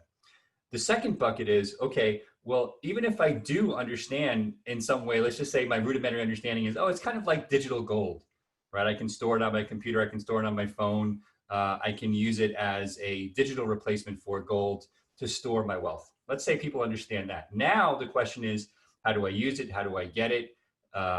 Is it easy to acquire? You know, what about all these fluctuations in price? So then there's that kind of consumerization aspect of it, which I would posit hasn't really even started yet, right? Because we're still in that what is it phase of laying roads so that we can say, yeah, it's digital gold. It's very hard to say it's digital gold until you've built an infrastructure that is analogous to what you would have in the gold world, right? Because you have all kinds of commodity trading houses that deal with gold. You have derivatives. You have, you know, the traditional mining capabilities for gold. And we need to build all of those capabilities around Bitcoin and other cryptocurrencies in order to have this kind of consumerization of it over time. And we'll see if that happens, because that's not the mode we're in right now. Right now, we're in this mode where what's happening with Bitcoin is that it's becoming this kind of new asset class for trading, right? Just like gold and oil and other other asset classes. So we'll see if that consumerization happens over time, but a lot of things have to happen, right? The average person doesn't think that, oh, if I don't have the cash in my hand, it's not my cash. To some degree, that's true because of the way fractional reserve banking works. But there's a lot of people who think that, oh, if it's not your keys, it's not your crypto, right? Meaning you can't give your Bitcoin to somebody else to hold. That's not true. Most people who are operating in the Bitcoin world have someone else holding that Bitcoin, right? Companies like Abra, other exchanges, other wallets, whoever. And so over time, right, you're going to see a mass adoption of cryptocurrency, in my opinion. But the first generation of mass adoption is going to be via services that manage your crypto for you. And they're going to have to make it very much bank-like in terms of its ease of use in order to get people into it. Otherwise, it is simply not going to happen for the average consumer. And so we're not there yet, but I think the next 5 years, we'll see lots of startups, lots of existing banks, lots of other companies try to get into that space to make this cryptocurrency world adoptable by the average consumer. Got it. There's a few other things I want to get to here, but I think on the point you just brought up, it kind of inspired a question in me, which, I thought about for a while. I would say, how do we think about custody, right? And if I remove this from the blockchain element, right? Like our team, for example, we're helping, startups we invest in or projects we work on, right? That aren't necessarily financial based, but blockchain, right? So let's say background check on blockchain. Right. So it's like, I'm going to put my driver's license and I always ask people, I say, hey, well, not all people, but say anybody under 30, I say, where's your birth certificate? Where is your social security card? Ask anyone under 30 where their birth certificate or social security card are. They'll tell you it's at their parents' house in a safe. Yeah. It's at their parents' house in a file cabinet somewhere, right? So then I ask them, why do you keep those documents there? Right? And I'm not even sure they realize why they keep them there anymore, but it's like when I'm 34, when I was raised, it was like, my mom's like, no, you keep your birth certificate here and your social security card here, because if you lose this, it's bad for you. Right? So I can see this mentality where we take custody seriously enough to leave a piece of paper at our family's house in a safe, because we don't, as growing adults, like trust ourselves to like carry it, right? Or it's a document we access infrequently enough that it's not a burden to have to like call mom when you need your social security card, like as you apply for a new job every 3-4 years, right? Sure. I mean, you can keep that stuff on Dropbox, right? I mean, that's what a lot of people do now. I think that it's very unfortunate to one degree that this whole kind of space has evolved with the word custody, because it really basically pigeonholes us in traditional kind of financial services as opposed to treating this like software. I mean, we don't think of Dropbox as a custody service. It's a storage service for your ones and zeros. I mean, you can put documents online, you store them online, right? At the end of the day, there's if you're going to outsource Bitcoin to someone else for your needs, they need to be able to do two things for you. They need to be able to store it, which is effectively Dropbox. And they need to be able to execute transactions for you, which is transaction processing, which is digitally signing something with a private key and then publishing that to a blockchain, right? We had this word custody sounds ominous, like somebody's storing my document, my birth certificate, or somebody's storing my gold, or somebody's storing my stock certificates. It's closer to Dropbox than it is to what you would do at a safety deposit box in a bank. Now, the requirements are different. You're less concerned about what gets hacked at Dropbox, maybe, than you are about what gets hacked from your Bitcoin stash. Would you leave your Bitcoin private key in Dropbox? You can, if you know what you're doing, because you can basically. Would you? I'm not going to answer that because I don't tell people what I do. But if you understand the math. Would you recommend it to a family member? No, but that's my point, is that you have to do different things to secure the documents the digital documents you're storing on Dropbox versus the private keys you would store somewhere else. So, you know, I only have an issue with this word custody because it's created this kind of illusion of legal issues that, in my opinion, aren't really there. And so companies like Abra, companies like BitGo, companies that provide different levels of crypto management or let's call it custody for people, obviously have to do things that a company like Dropbox doesn't have to do for storing copies of your PowerPoint files. But the basic idea is still the same. Don't get hacked. Yeah. Right. So it's not that complicated from a very basic perspective. And so a lot of times, and we only have again, I already knew before we started, we could probably talk for 2 hours, and there's a bunch of stuff coming next week, by the way. You'll be surprised. We're bringing on a bunch of industry leaders. We have like 100 interviews coming, all the schools. So I think maybe we continue this conversation in a variety of lights. Sure. But I think 2 points. One, I want to hear about Abra because I feel like you're trying to solve a lot of these issues. But you know, I guess when you think about custody, do you think people, like in the same way, like when people have a wallet, like Bitcoin wallet, right? It's like if I lose my wallet, I lose my cash, right? Like I'm not gonna get it back. And do you believe that there's, because I think we've gotten so used to, I have this account, it could be my bank account or my Facebook account or my email account. And the worst case scenario is I lose my password. I reset my password with like a very minimal amount of requirements to kind of get to that point. You know, what burden should people really be forced to maintain, and how is Abra kind of looking to help on that? If we care about mass global adoption, we meaning those of us who are working on this problem care about mass consumer adoption of Bitcoin, you can't put any onus on any consumer to understand wallets, private keys, or any of this nonsense, right? It's just, it's too complicated. It's necessary in the background. If you had to understand what a TCP/IP stack is to watch Netflix, you probably wouldn't be watching Netflix, you meaning most consumers out there.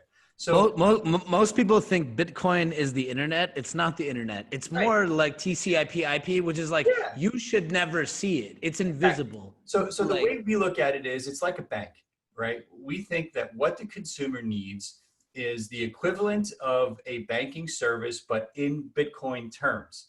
What does that mean? Well, it means that you have somebody you trust who's able to manage those keys that preserve your Bitcoin. It means maybe you can earn interest on it if you're willing to opt in to lend it out to others. It means maybe you can borrow against it if you're willing to do that. But you have a third party you trust that's willing to provide those services to you, as opposed to leaving it under the mattress or doing the digital equivalent of leaving it under the mattress, which for most people is going to be a really bad idea.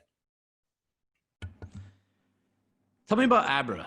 And Sure. Again, we could talk for hours. I want to talk with you again. You're smart. Yeah, let's do it. So I'm like barely as smart. So tell me about Abra. So Abra is one of the leading services out there for making Bitcoin and cryptocurrencies accessible to the average consumer, the average retail investor. We provide a very simple iPhone and Android application for smartphones that allows you to buy, store, sell, hold, exchange over 100 different cryptocurrencies. We have hundreds of thousands of users in hundreds of countries. We're constantly adding more cryptocurrencies. We're adding more ways to deposit money from the banking system into the application. People can deposit their existing Bitcoin in to store it in Abra and also convert it to other currencies. Actually, you can deposit over 100 different currency types, cryptocurrencies into Abra, and convert them to different altcoins or other cryptocurrencies, or convert altcoins back to Bitcoin or Ether, whatever you like. We processed billions of transactions, billions of dollars in transactions across hundreds of thousands of wallets, and lots of happy users. So Our goal is to be the go-to place for all things cryptocurrency for the average consumer over time. And so you're going to see lots of additional services in the investing space, lending space, payments world, all taking advantage of the infrastructure that Abra has built and providing more and more services to our users in the cryptocurrency space. Got it. And if you were to boil down, like, what would you say is like the 1, 2, 3 killer features that you guys built in that really enable that? Yeah, our users constantly say it is way easier to get access to crypto with Abra than any other service they provide. They can install the app, either enter a credit card or bank details, and have cryptocurrency in their wallet in like less than 10 minutes. It seems like no other service makes it really that easy to just get in, get going in almost any country in the world. And the second thing we hear is that Abra's support for lots of different cryptocurrencies is way deeper than any other smartphone app out there. And we pride ourselves in basically going very deep when understanding what's the latest and greatest in the crypto world is to make that available to our users. And we don't just focus on the US. We have, US is about half our business, and the other half is spread across dozens of countries. Man, so many questions I want to ask you. And real quick, 30 seconds. I can't even ask this in 30 seconds. We have about 5 minutes here, but in a minute, what are the differences you see regulatory, like from geography to geography? Oh, it's huge. I mean, in the US, the states basically have started to opine over the last couple of years on what it means to manage other people's cryptocurrency holdings. Lots of countries are still in the figured out mode. Even some states like California doesn't yet regulate holding cryptocurrency, but for someone else, but New York does, right? So you have to go in the US on a state by state basis, but also federal regulation basis via the Treasury Department. Then you have to look at other governments like in Europe or in Asia. And every country has their own perspective on this. In Mexico, for example, there's laws. In Philippines, there's laws. And we operate in all these countries. And so we have to sometimes operate with local partners or partners that are at least are licensed if necessary to be able to hold and manage cryptocurrencies in different countries, but also hide the complexity of all of that. Just as complex, but on top, crypto is a 24/7 asset. Stocks are not, right? Gold is not traded 24/7 for most Americans. Stocks are not. You can enter an order at Robinhood on the order doesn't get executed until Monday morning when the stock market opens. You enter a buy for Bitcoin on Sunday evening, the order is executed in real time. So we have to operate a 24/7 service infrastructure. And so anyway, all these things basically point to lots of legal overhead and compliance overhead. Money laundering is another one where we have to spend a lot of time and resources. Got it. Well, hey, like I mentioned before, I really enjoyed this conversation, and I want to find a way to pick it back up. I think later this week we should maybe even talk more about custody. Would like to hear more of your thoughts and kind of adoption and how you guys are changing it. Can potentially even be another conversation. Sure. Last thing, and I'm kind of asking everybody this, and then I got maybe 3 minutes here, but there's going to be I would say 7,000 students watching you talk right now, and these students are comprised from top universities and their blockchain clubs and the CS departments, and data science departments, and I'll preface it with this. One of the things that makes me laugh is I guess I'm kind of in the blockchain world nowadays. So I go talk to most people, and it's just a lot of pessimism, right? Like, go talk to some guy who's been in blockchain for 6 years, and he is, they had dealt with ICOs and some project that failed, right? It's just like, there's a little bit of pessimism in the space now. Why I love working with the universities is that I'll hop on a call with 50 students, 20-year-olds. They never experienced the ICO market. It's like, I'm gonna build a blockchain application, I'm gonna build an application, and I want to build it on blockchain. Why not, right? So what would your message to the students be? I would say, if you want to basically think about this new kind of decentralized world where we can basically build these applications that don't have to sit on a single server like Bitcoin. It really requires a more of a holistic, different perspective than the kind of 1990s, 2000s perspective on building, Facebook would have, right? I think you need to understand a bunch of different things. You should understand a little bit more about economics, right? You should go in and read some of the, Austrian school versus Keynesian school in economics and educate yourself a little bit. I'm not saying people should all become libertarian anarchists in order to get into this space, but you should understand why this software was created in the first place, the problems it was trying to solve. Not every problem lends itself to internet scale decentralization. Decentralization comes at a cost. So blockchain for the sake of blockchain, but that decentralization plays a critical role in the problems you're trying to solve. Otherwise, you may end up in that kind of disappointed mode that you talked about before. You definitely can't build blockchain applications for the sake of blockchain. I think the industry has learned this by now, and it's the truth. I don't think there's actually. I mean, at the end of the day, to be honest, I don't think every application is a blockchain application. Of course not. I mean, it's a signature. Like signatures are hugely important to this entire thing, right? Like, just closing out that element, whether it be custody, whether you keep it on a piece of paper or it's in a Dropbox, right? Whether you are a supply chain company or a financial services company, you can make it really simple. Bitcoin is the most expensive, inefficient transaction processing system ever created by man. That is the price of internet scale decentralization, to create a system that can't be shut down. That's the price we have to pay. And so if you don't understand that and you want to use that technology to do other things, it's like going to bat with holding the bat with one hand and picking the other hand and put it behind your back. It doesn't make sense. So dig in and understand that, and you'll be way better off for it when you try to build your own services that take advantage of this blockchain technology. Well, I think it's one of the first things people really have to come to grasp with, which is like, it's not easy building blockchain. Like, I think there's a lot of disappointment in the space. Like, why aren't we there yet? Right? Like, why does Bitcoin suck? Or everything's better than Bitcoin? Or this is old school? Or, right? It's like, it's not like for any serious engineer that steps to the table, they're like, yeah, that's not easy. Right? Then for the average person who's like not written 100,000 lines of code, they don't understand the income, right? Let's say, man, like to have validation from multiple decentralized data devices kept in sync, right, on top of like cost of output or right, like network efficiency.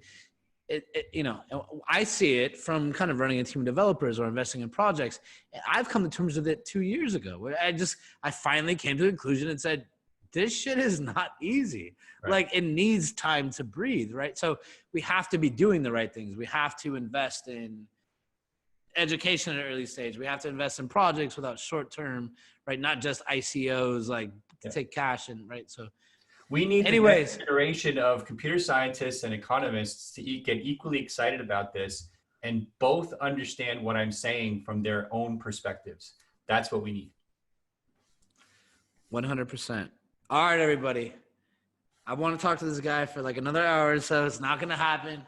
I'm going to be saying this a lot this week, and I'm going to bring him back for something else. I'm going to try. I look forward to it. Let's do it. Yeah. Bill Barheit, give your Abra plug. Last minute. So go to abra.com from your phone or from your PC. Download Abra from the App Store. You'll be up and running in a couple of minutes. It's everything crypto: buy, sell, hold, exchange.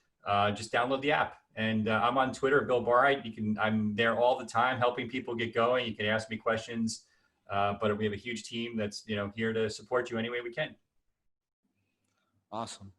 Guys, all the links are there. You'll be able to find them. Right on. Bill, it was very nice talking with you. Let's keep this conversation going. And I think there's a lot of students that are going to appreciate what you said. And hopefully we hear more from you here the next week. And I look forward to talking to you in the future. Yeah, same here. Look forward to it. Thanks for having me on. Appreciate it, Bill.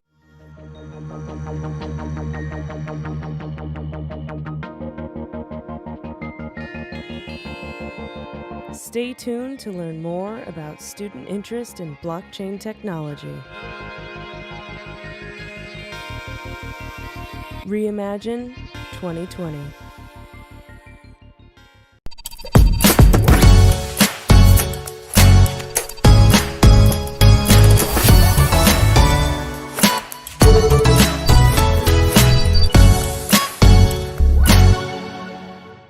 Hi there, I'm Dr. Fauci Nakamoto. We all know accidents happen. For example, you might have accidentally forgotten to convert all of your directly deposited fiat into cryptocurrency. And that's okay. I'm reminding you that when all else fails, there's always Plan B for Bitcoin. In a world full of ICO scams, vaporware, and Ponzi schemes, we wish to remember those who have passed on. Rest in peace, dear friends.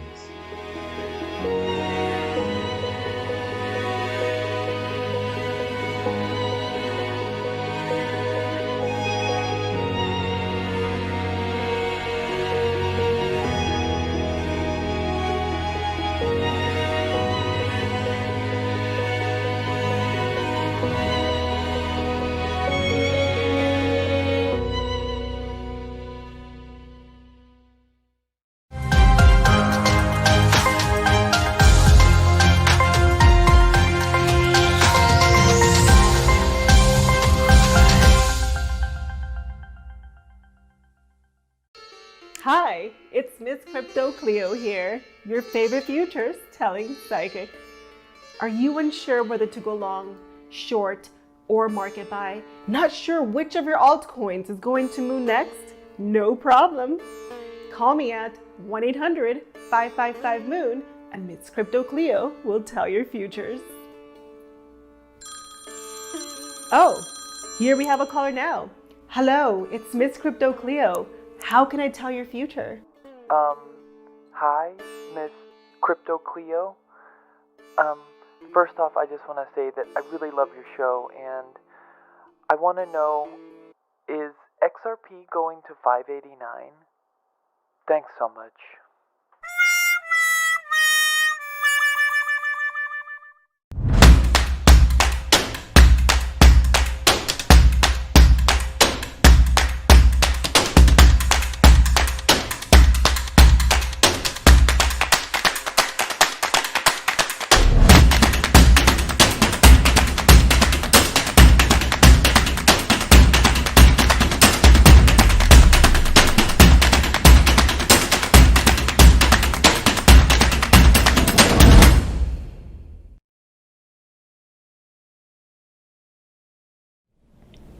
Hey, Reimagine 2020 is brought to you by Shill. Shilling in the world of cryptocurrencies is part of a marketing ploy. It's when a person promotes a specific digital coin or blockchain project.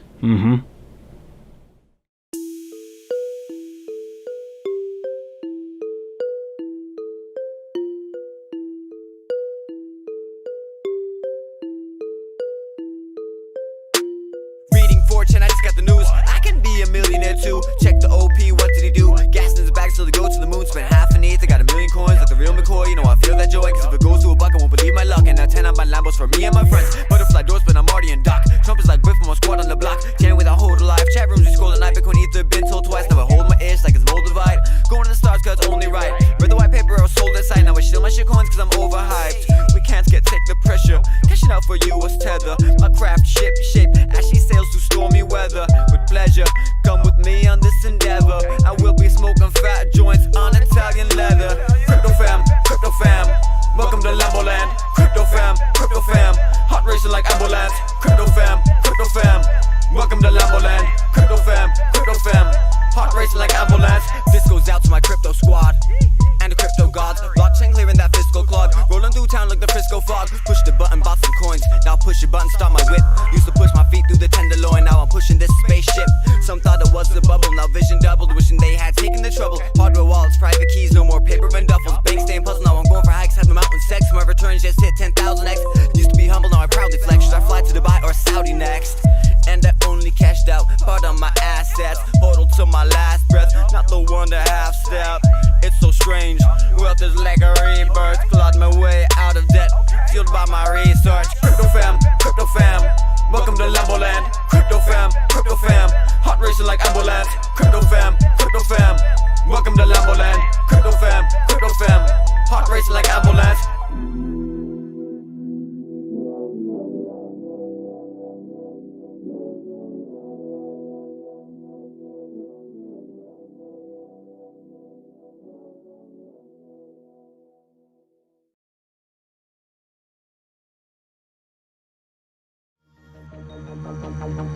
Coming up next.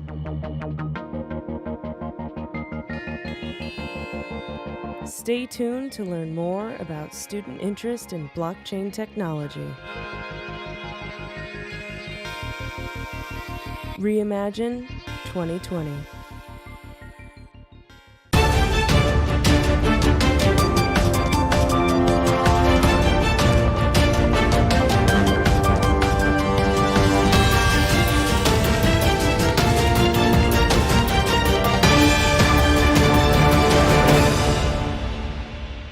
I'm Paul Brody. I'm the global blockchain leader at EY, and I'm delighted to be part of Reimagine 2020. Hey everybody, it's Patrick McLean. We're back again, Reimagine 2020. We have a very interesting guest. I want to introduce you to Paul Brody, and I'll tell you why I think this is interesting. So I think a lot of people in blockchain, right? Maybe some people are speculators, maybe some people are investors. I find a smaller portion are the developers, are actually the people implementing it. And what I think is interesting, and what we're going to hear from Paul, is the perspective of, a company that he works for, and I'll let him tell you, but how he kind of sees enterprises adopting blockchain and what those roadblocks are. What's going on behind the scenes to really make blockchain a reality. So before I butcher it anymore, Paul, I will let you introduce yourself and tell everybody your name, your company, and what brought you to this place, your experience, and how'd you get into blockchain. Sure. So thanks very much, Patrick. Thanks for inviting me on. I'm Paul Brody. I'm the global blockchain leader at EY, sometimes known as Ernst & Young. We are a global professional services firm, tax, audit, legal, and business advisory services, well, practically everywhere on earth. I am based in San Francisco. I've been here for about 5 years. Came over actually from IBM, where I built IBM's very first blockchain as part of my own interest at IBM. I was running the global electronics industry there. And I got interested in this question of, how is it that if we have all this computing power at the edge, there's more computing power in our pockets and on our desks than there is in all the world's data centers. And yet, my clients at the time were spending lots and lots of money maintaining data centers in order to manage applications that ran at the edge of the network. And that just seemed kind of crazy. It seemed to me like there was this incredible opportunity to use peer-to-peer computing to have all of this digital infrastructure at the edge of the network pay each other to manage their own products and services. And so that got me interested in the blockchain. And once I really realized how incredible this space was, I decided to make it my focus. At the time, amazingly, because IBM is well known as a big blockchain company now, they were not excited about blockchain. And that was one of the reasons why I left and I came to EY, which sort of strangely for a more than century-old accounting firm was actually quite excited about fintech, blockchain, and emerging technology. And so for the last 5 years here at EY, I've been building a global blockchain team. We have teams that pretty much everywhere in the world, all across Europe, UK, France, Germany, Italy, Spain. We have a security center in Israel, development center in India, delivery team in India, Philippines, Japan, China, South Korea, as well as the US and Canada and Costa Rica. So we're pretty much all over the world, and we cover business applications, tax, and audit. And we also do kind of core blockchain technology research. And our big focus over the last 4 or 5 years has been two important areas. Number one, regulatory compliance, right? It's a bit of a running joke here, but the idea is if you do business with us or we're your auditor, you are less likely to go to jail. And truth be told, most of our clients would not fare well in jail. So that's very important. I wouldn't fare well in jail.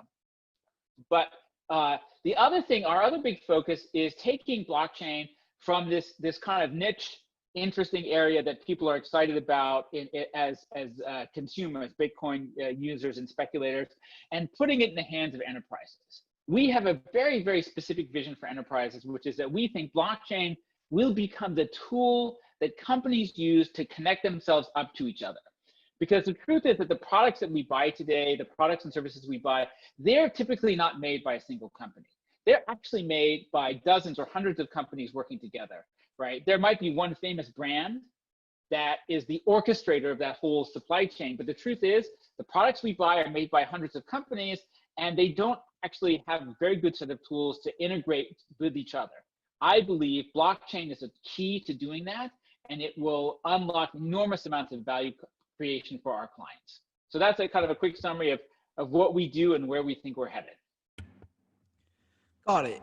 And one thing that I think is interesting, and I don't know, I would say I've had startups since I was a kid, right? So I've lived in kind of the startup world, maybe a little bit luckier nowadays, right?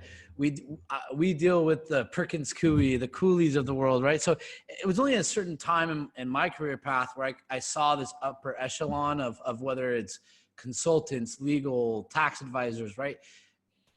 And I'm guessing maybe a decent amount of this audience doesn't really understand how the Ernst & Youngs, the EYs, or the McKinsey, right, the Deloittes, et cetera. And Paul's going to be like, who? He's a good, give this guy a raise, Ernst & Young. If anyone from Ernst & Young is watching, Paul needs a raise. But can you explain for the audience, you know, in layman's terms as possible, what roles do companies like Ernst & Young, et cetera, serve to the corporate or enterprise world? So I'll just first tell you, this for me, I think of it as my sixth startup. And, you know, I did 5 startups, very few of which, well, none of which actually made me rich. I actually, every time, after the last couple of times, every time I'd finish a startup, I'd be like, that's it, I'm never doing this again, right? But at EY, it's actually offered me, in the end, what I think of as like the best possible combination, because startups are great. You get to build entirely new things. You get to write new rules. But the problem with startups, and having done 5 of them, I know all about the problems with startups. You go into a client and they're like, who are you?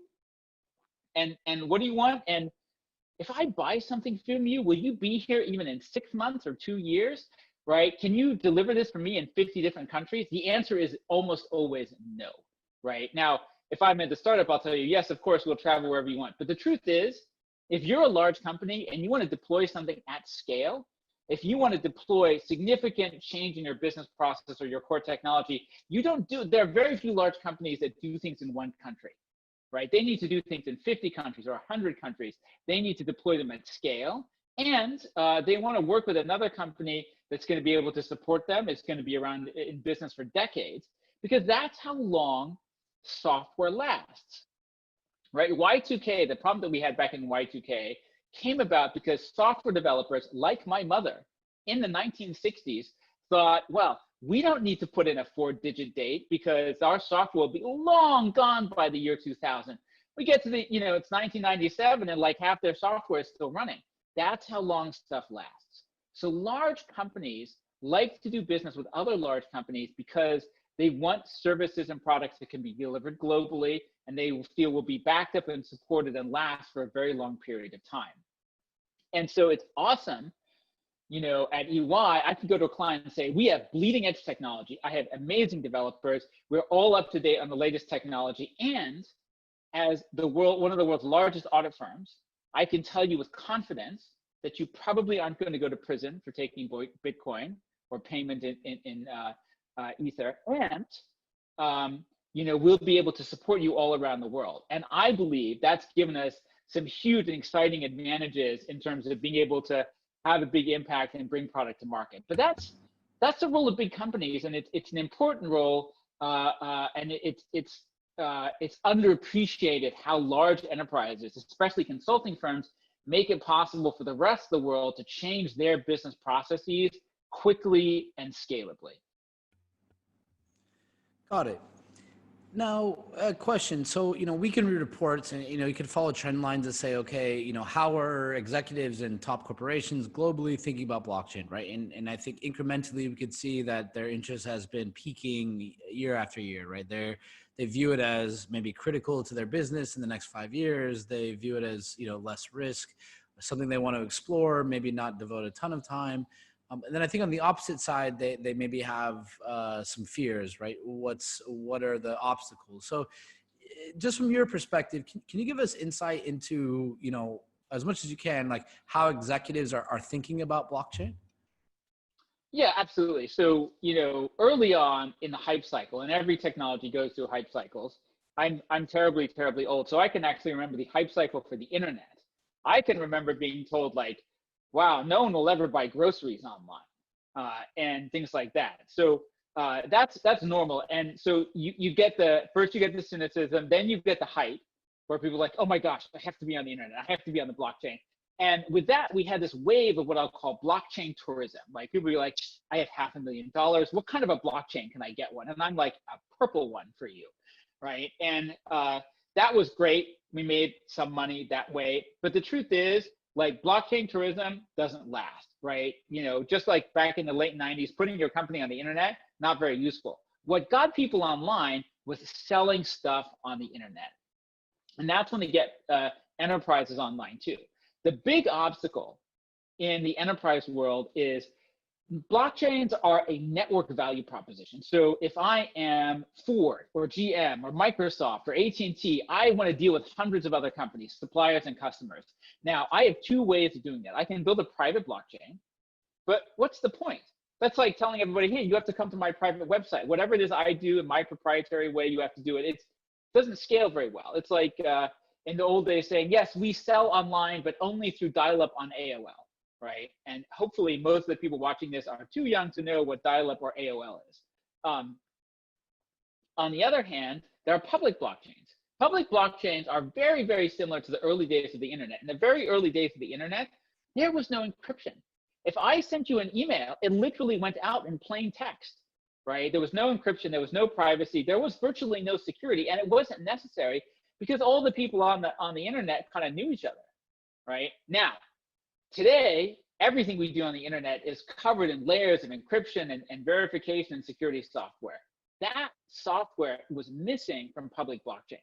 And for most enterprises, if you came to them and said, I have this really cool thing, smart contracts, allows you to manage complex process between multiple parties very efficiently, they'd be like, that sounds amazing. And then you're like, oh, by the way, though, everything you do will be completely public. They're like, nope, not happening. The number one obstacle for doing anything of value in the world of public blockchains is privacy and security.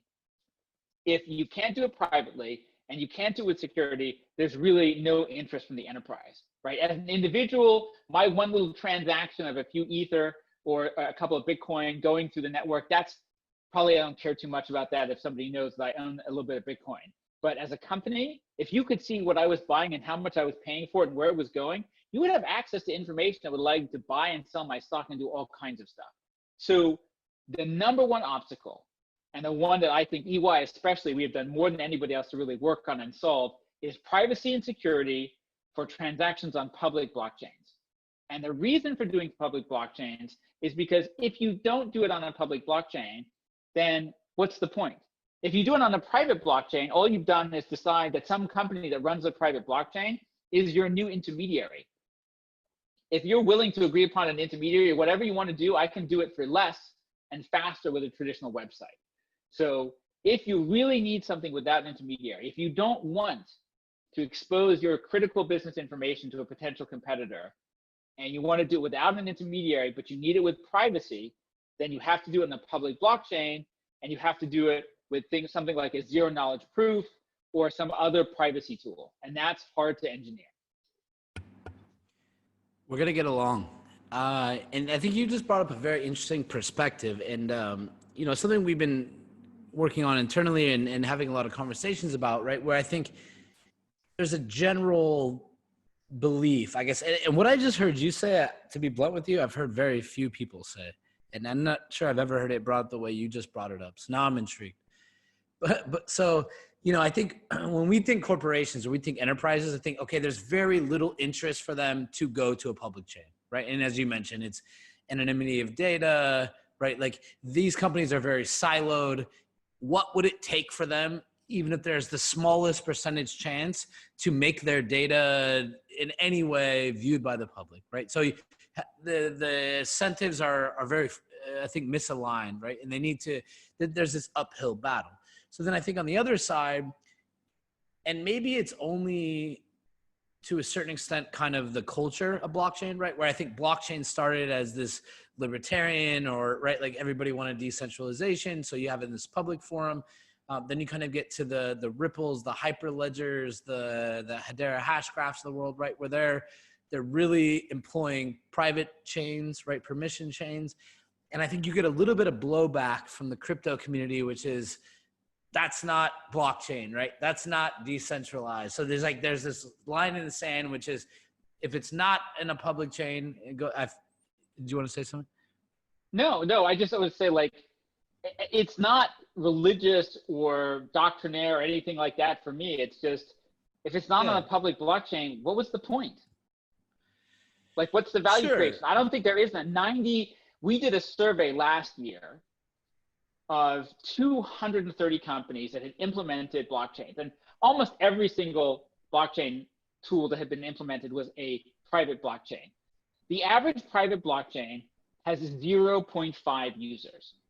0.5. That's the average private blockchain. There's no network effect there. That's completely the adoption in Silicon Valley terms, they would get laughed out of every venture capitalist office. It would not even be the amount of money that has been raised for the low amount of adoption. It is the opposite of what we would ever expect. And maybe that's a good sign. Maybe we're on to something new and the paradigm has shifted, right? But anyways, I didn't mean to interrupt you, but no, but it's you and I are very much on the same page. It's really hard for some of the people who've done this stuff to accept that private blockchains are just not that useful. And so it's gambling. I mean, even public blockchains, it's gambling apps.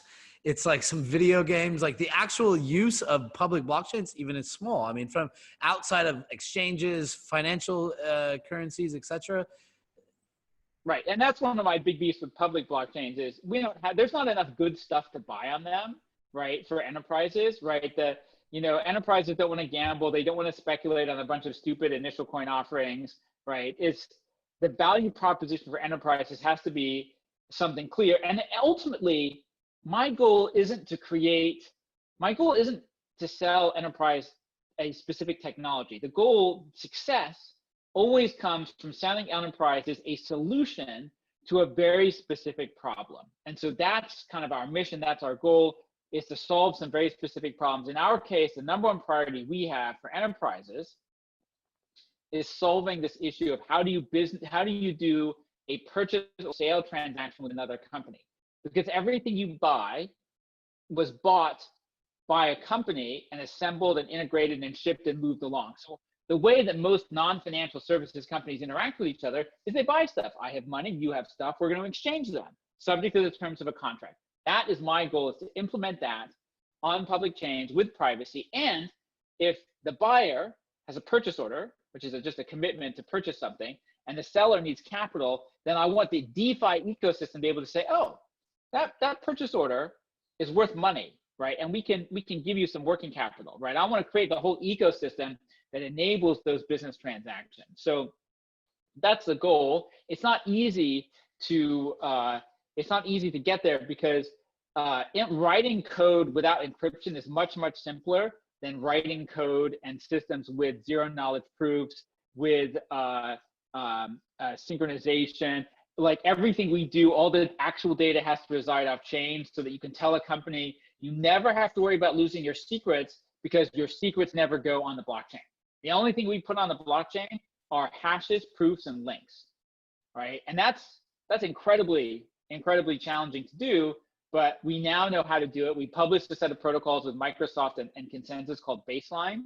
And if you use the Baseline protocol, you should be able to build applications and tools that run to a very high standard of privacy and security and regulatory compliance.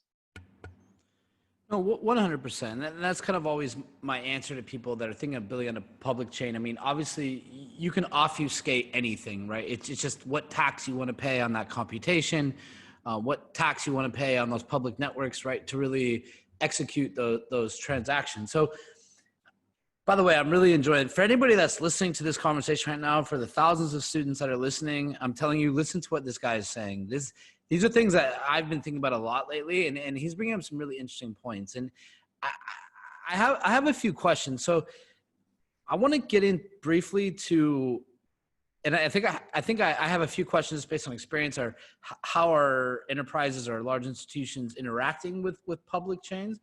But before we get there, I would like your perspective on, so I think the industry is at risk right now based on what I'm seeing, and I'll forecast it. So when I talk, whether it's with corporations or whoever, innovation side, what I see is, and what we do with Mouseboat, for example, on our university side, as we were talking before the call, we have an education alliance for all the universities, right? So we have Stellar, Tron, Neo, Ripple, NEM, every single company in blockchain, Binance, they're all in our education alliance, right? So we're in conversations with all of them, right? So I feel like we have a unique relationship where they kind of give us some honesty. And the other half, we're talking to corporate partners, and I see a divide. Like, I think that in early 2018 through like mid 2019, a lot of these blockchain protocols, the ones that raise money through ICOs or whatever, they really, what they were lacking was validation. Like, hey, I just raised $100 million, or I'm worth $1 billion. I need to show proof, right? So they're kind of searching out these partners at scale where they can really have use cases or proof of concepts that deploy to 100 million, billion people or whatever. So I think they were trying to bend over backwards to work with these partners, right? And then I think internally at these large institutions, there's a variety of reasons or how the corporations or enterprises were approaching it, which were, okay, in some cases, maybe there was some internal evangelist, right? Or some internal cheerleader. Now, maybe that guy left, so the pilot dropped, right? Or maybe there was a consortium where one company came later than the others and their interests were as prioritized as the others, so they didn't go through with it.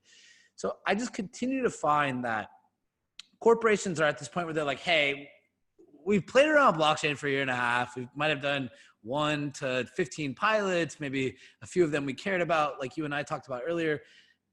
A lot of it seemed like it was more for PR than actual substance. And on the other half, I talked to like a lot of the protocols, and they're like, nope, we don't care anymore. We went down that path of promises of X pilot, Y pilot, right? So I do think nowadays that there's a little bit of misalignment where the protocols maybe are a bit disillusioned with the promises of scale. The enterprises they've had the evangelists, they've heard about blockchain, they haven't hit a home run yet, so they're not sure what they want to do. And then I see a lot of default back to like Hyperledger, right? So how do you view this, right? So I guess I'll prompt my question, but I have a fear that it's like everybody's just going to default to Fabric someday, if we aren't careful. And just curious to hear how you view that relationship between, public chains, permission chains, and how you see that kind of netting out. So that's definitely not what we see. So in our survey last year of 230 companies that implemented blockchains, 75% of them said that for their next initiative, they would look to a public blockchain. And that's because if you implement a private blockchain, you figure out very quickly that getting somebody else to join your proprietary private blockchain isn't very attractive. But we are in this phase of what I'll call the valley of despair, or the trough of disillusionment. I forget what Gartner calls it, but this is a normal part of the process where the overinflated hype doesn't match up the reality, and some of the early backers who didn't maybe have a very realistic sense of what could be done, they get disillusioned and they want to move on, and that's fine. Normally, all the really big improvements and revolutionary stuff that gets done right now happens during this time when people stop paying attention. So when I went 5 years ago and I went to the EY board and I said, I want a lot of money for blockchain, right? I told them, I said, we're going to go through this phase where companies are going to say blockchains are stupid and pointless, and I give up on them, right? I said, I don't know when it's coming, but it's coming sometime in the next few years. We're here. And this is entirely what we expected. And I'm actually very optimistic. especially as everybody's budgets get cut right now. Right now, it's Yeah, like it's on the chopping block. Like it always happens. It's totally predictable. I've been through a few kind of recessions, you know, from the tech bust in 2001 to the global financial crisis. It never stops technology adoption. It temporarily cuts budgets. It makes people more realistic, but it never stops the end game. So I remain extremely optimistic, right? And I actually feel more positive than ever, particularly about public blockchains, right? A year ago, 18 months ago, I'll give you a sense of how much progress has been made. 18 months ago, we debuted our very first private transaction technology on the public Ethereum network. And we needed $100 in gas to execute it because it used so much computation power.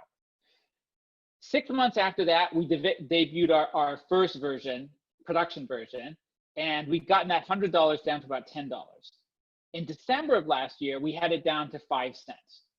So in about 18 months, we went from $100 a transaction for a private, secure, public blockchain transaction to 5 cents. Since then, we've added regulatory compliance, business logic, and a whole set of tools around that to enable full enterprise transactions. So in about 24 months, we've gone from this is our aspiration to you can set up and run a procurement process for your enterprise in about 2 days on a blockchain. So I feel incredibly optimistic about public blockchains. I can do business transactions that are as secure and as private as anything in any private blockchain, and I can do them for clients for 99% less than whatever anything on a private blockchain costs you today. We're gonna talk later. I have a few clients for you. And I want to kind of switch gears here, but this part really intrigues me because I won't even pretend to say that I have as much exposure. I have my own little bubble of it, but I have some of my own theories. How do you think the collaboration or when Ernst & Young has a client wants a solution, you devise a solution or propose a solution, how do you guys look at public blockchains? How does that relationship look like between the public blockchain and the private partner? What does that flow? I mean, is it pretty amicable right now? No, I mean, would you say that the public blockchains are rushing? Like you come to them and say, I have a client and you can debut your technology at this scale. Are the public blockchains primarily interested in showing off their technology? Are they interested in turning a profit? Are they interested in validation? What are kind of their ends of the motivation? So we only work on one public blockchain in terms of application development. So from an audit and tax perspective, we will support everything: Hyperledger, Ripple, Hashgraph, you name it. If you do business on it and we're your auditor, we will audit you. But when it comes to application development, we only develop on Ethereum. And the reason we only develop on Ethereum is it's the only platform that offers you a private blockchain environment if you really, really want to go private, and a public one. And we know how to do a migration from one to the other over time. In terms of our collaboration with Ethereum, I would say, yes, we were regarded as a kind of big corporation with some level of suspicion a couple of years ago. But as we have started to pour tons of code and effort into the public domain, all of our code for privacy, all of our code for private transactions, everything that we did, several years worth of R&D, millions of dollars of R&D, we didn't just make open source, we've made public domain. We renounced ownership, we gave it to the blockchain community. And I would say now, I feel like we're starting to get a little bit more kind of credibility especially in the Ethereum community as a serious participant that will not only build a business, but is going to actually contribute to the ecosystem growth and opportunity space. So on that, just a quick segue, but again, for the large, maybe 3,000 to 5,000 and probably close to 100 universities watching right now, and the 19 to 23-year-olds, CS majors, data scientists, lawyers that are interested in blockchain, of the code you made open source, public domain, if you were a student today, how would you encourage them to utilize that and innovate around it? What would you say the opportunities are? What I would say, so the tools that we've made available are the key tools required to do secure private transactions on public blockchains. So if you go and Google like a Nightfall or Nightlight, that's our library of tools for private transactions. If you go and look for something called the Baseline Protocol, That's the tools that we developed with Microsoft and Consensus around how to do kind of a full set of end-to-end transactions, including things like business agreements and that mix notarization with tokenization and other services. So what I would say is if you want companies to use the technology that you're developing, you need to build it from the ground up that in a way that's aware of how privacy works. And unfortunately, one of the things that's really tough about this is zero knowledge proofs are not easy. They are hard. They're not impossible by any means, but they're hard. And you really need to take time to kind of understand those. If you're a developer, you need to take time to understand those. One of the reasons why a lot of other companies haven't built public blockchain solutions is it's too difficult. It's not a simple thing. Now, I think we have simplified things a lot with our toolkit. We've created the systems and the infrastructure that makes that possible, but it's not as easy as just pounding out some if this then that type of code in Solidity. You really have to understand the implications of regulatory compliance. You have to think through what it means to something inside of a shield contract. It's not a completely straightforward matter, but it's worth your time and investment, right? That would be what I would say. If you care about doing stuff for the enterprise, then you need to think carefully about what it means to do things with privacy and security. And you need to think about what the value proposition is. Ask yourself this question: could what I'm planning to do be done on a website? There's a million things that you could do. One of the phrases that we had to use a lot early on at our time, my time at EY, people would come to me like, I want to do this, I want to do that in blockchain. And one of the things I would ask, or the questions I like to ask a lot is, or phrases we had was, if it ain't broke, don't fix it. One of the things that's very unlikely is, let's say you have something in the enterprise and it works. It doesn't work well, but it kind of works, right? Ripping out the existing solution and replacing it with something on a blockchain just because it might be a little bit better probably is never going to make it high enough on the list of priorities to be funded and done. You got to find something that's really broken and you've got to fix it really well, right? And to do that, don't build this nuclear powered super platform of amazing stuff.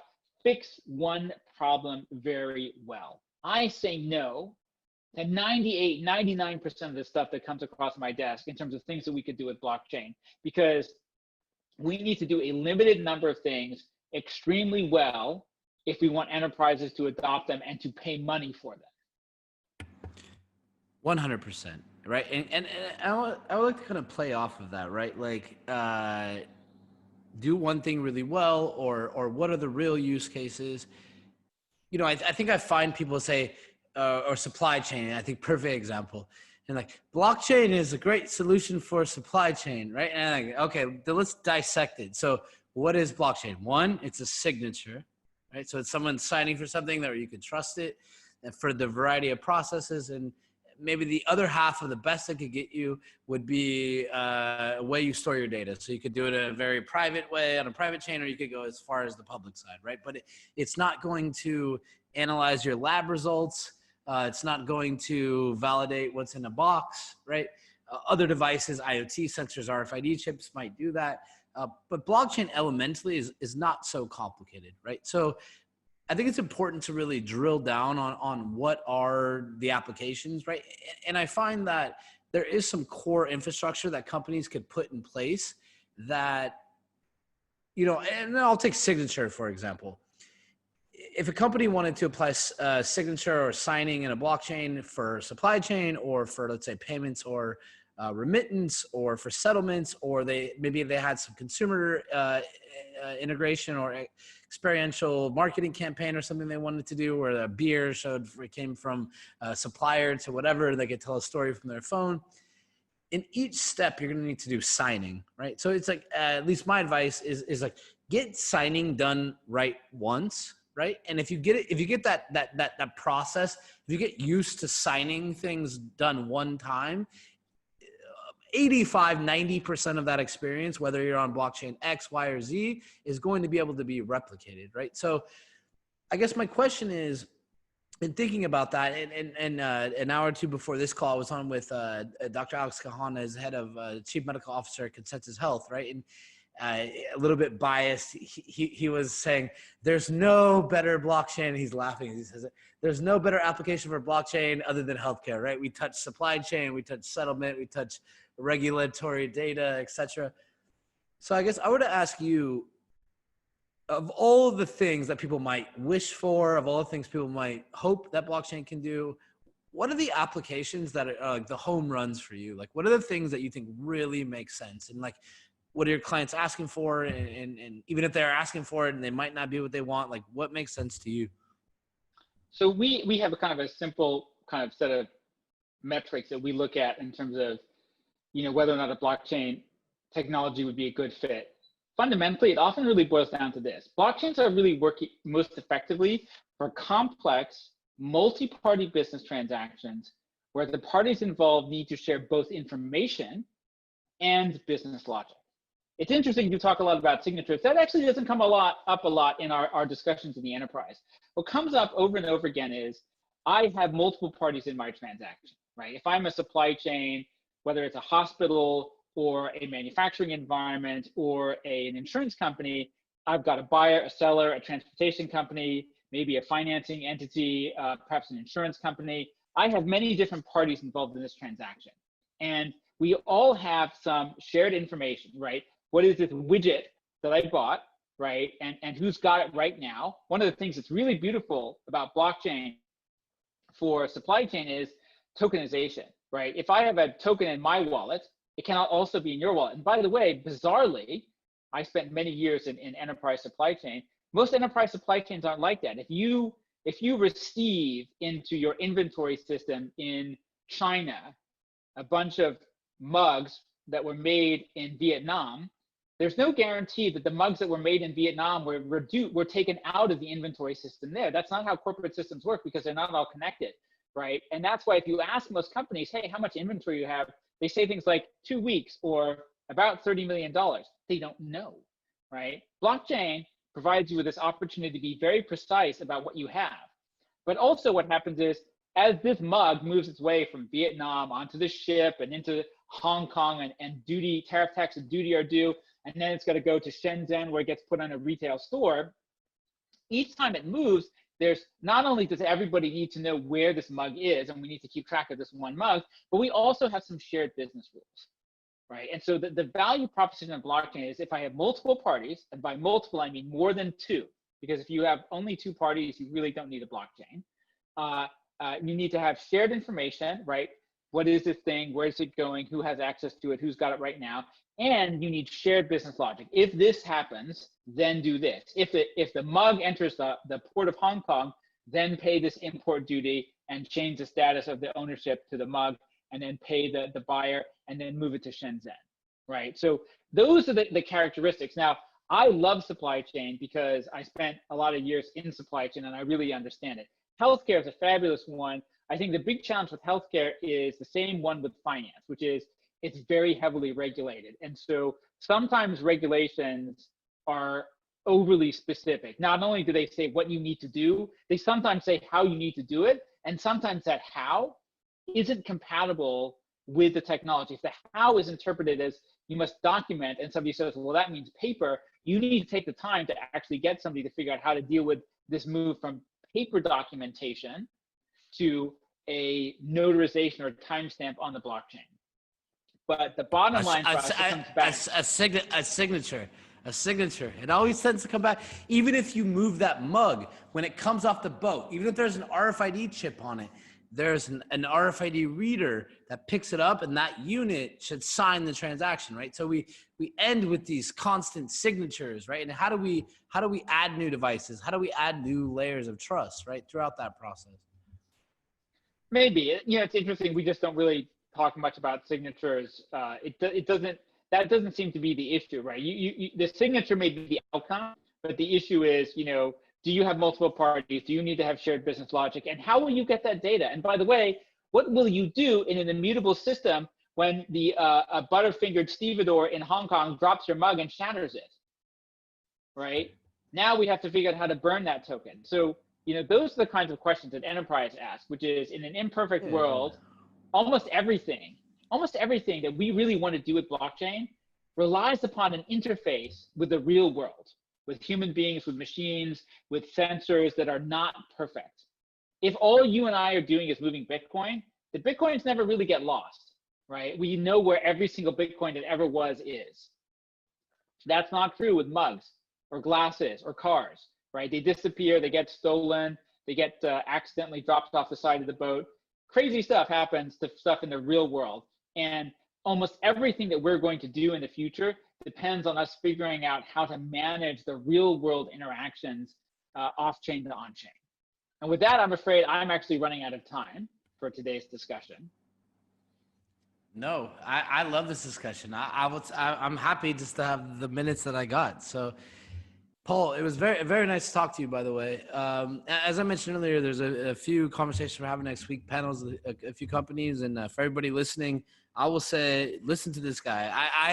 I thought I knew a bit about enterprise today and what they were looking for, and I just learned a few lessons. So before you go, Paul, again, I really want to take a moment for the students probably that are on this call. Any last words and advice for them? Maybe sort of two things. Number one, please go visit blockchain.ey.com. You can find all of our stuff there, open source stuff, closed source stuff, product services, including our blockchain security service, which is free. And then number two, it's great that you have programming. It's great that you have statistics. I'm a huge fan of people with engineering skills, but I really also encourage people to take history classes, because over and over again, I see case after case where what really inspires me and helps me think through situations is looking back at what happened in the Industrial Revolution. What happened when the car first came on the scene? What happened? How did people buy the first mainframes? History is full of lessons. And even though it doesn't repeat itself perfectly, it tells us so much about how technology is adopted, how the business cycle operates, the kind of things that go on. So if you're lucky enough, as I did, to go to one of these liberal arts universities where you can do all kinds of different stuff, make sure you throw in some history and maybe a side of statistics. You guys heard it. I'm telling you, I talk to enough people to tell you if someone has like a really good perspective or not. This guy is smart. So flattery will get you anything. Yeah. And hey, I don't have to flatter you after the interview. That was only in the preamble. But Paul, I really enjoyed the conversation. I appreciate you making time. For anybody listening, I hope you enjoyed it, and we will continue this conference over the next few days. Thank you very much. Thanks for having me. Good to see you, Paul. You're tuned in to Reimagine 2020. Stay tuned to learn more about the state-of-the-art in blockchain education and technological development all around the world. Reimagine 2020.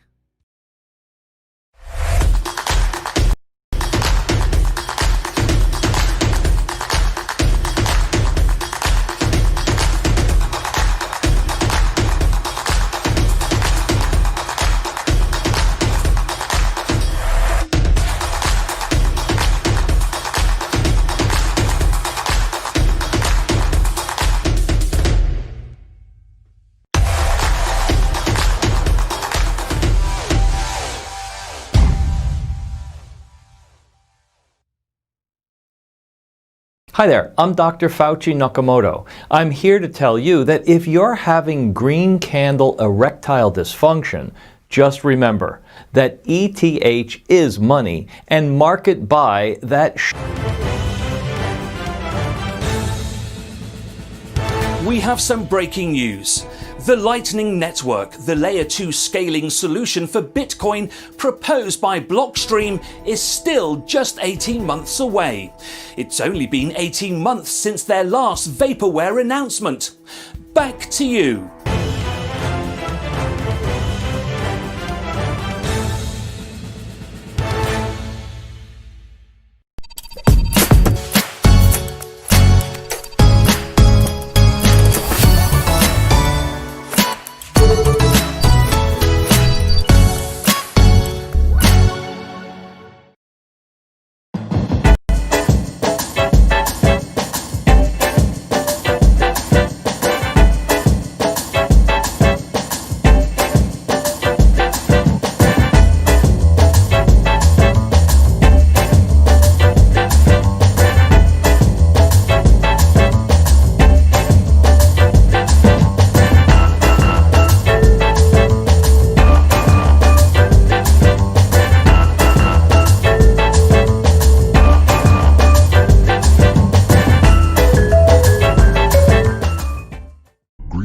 fanciful leaders of this world, and wannabe authorities of all stripes, you thought that you could just print infinite money, did you?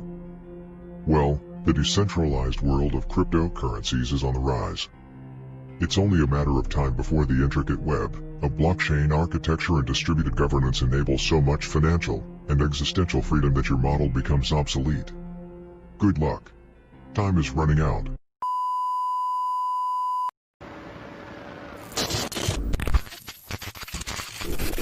Stop being a panic seller. I'm John McAfee, and I approve this message. Every 10 seconds, someone panic sells at a new all-time low. Yeah, don't be this guy. I seen the market drop it, I don't think it's stopping. The voices in my head keep yelling. I guess I'm panic selling. Guess I'm panic selling. Why you panic selling? Why you panic selling? Every time the market crashing, why you always belling? You be selling all your shit like you garage selling. Always catching nails, dog, you need to check the spelling. Panic, panic, panic, panic. I thought I told you about the dip. Every time the market dropping, why you always jumping shit? You be buying at the highs and you never stick to script. Then you selling at the lows, dog, you wasn't built for this. I seen the market drop it, I don't think it's stopping. The voices in my head keep yelling. I guess I'm panic selling. Panic, panic, panic, panic. Guess I'm panic selling. All I see is weekends, weekends. Fuck, I need some money for the weekend. Why you panic selling? Why you panic selling? Why you panic selling? Why you panic selling? All I see is weekends, weekends. But fuck, I need some money for the weekend. Why you panic selling? Why you panic selling? Why you panic selling? Why you panic selling? Pussy. Panic sell, crypto crashing, no one laughing when it drops. Need to stop pulling stocks just to make up for the loss. I'm losing my mind, didn't see the signs. Crypto going down, got me feeling like a clown. What the fuck's happened now? Can't buy another round. I took a million now, had a panic sell. What the hell I'm gonna do now? What the fuck's happened now? Can't buy another round. I took a million now, had a panic sell. What the hell I'm gonna do now? I seen the market drop it, I don't think it's stopping. The voices in my head keep yelling. I guess I'm panic selling. Panic, panic, panic, panic. Guess I'm panic selling. All I see is weekends, weekends. Fuck, I need some money for the weekend. Why you panic selling? Why you panic selling? Why you panic selling? Why you panic selling? All I see is weekends, weekends. But fuck, I need some money for the weekend. Why you panic selling? Why you panic selling? Why you panic selling? Why you panic selling? Pussy. I seen the market drop it, I don't think it's stopping. The voices in my head keep yelling. I guess I'm panic selling. Guess I'm panic selling.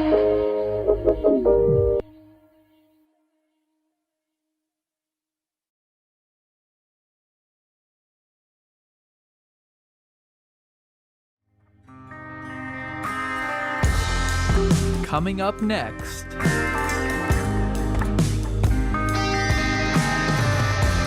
Stay tuned to learn more about the state of the art in blockchain and cryptocurrency technology. Reimagine 2020.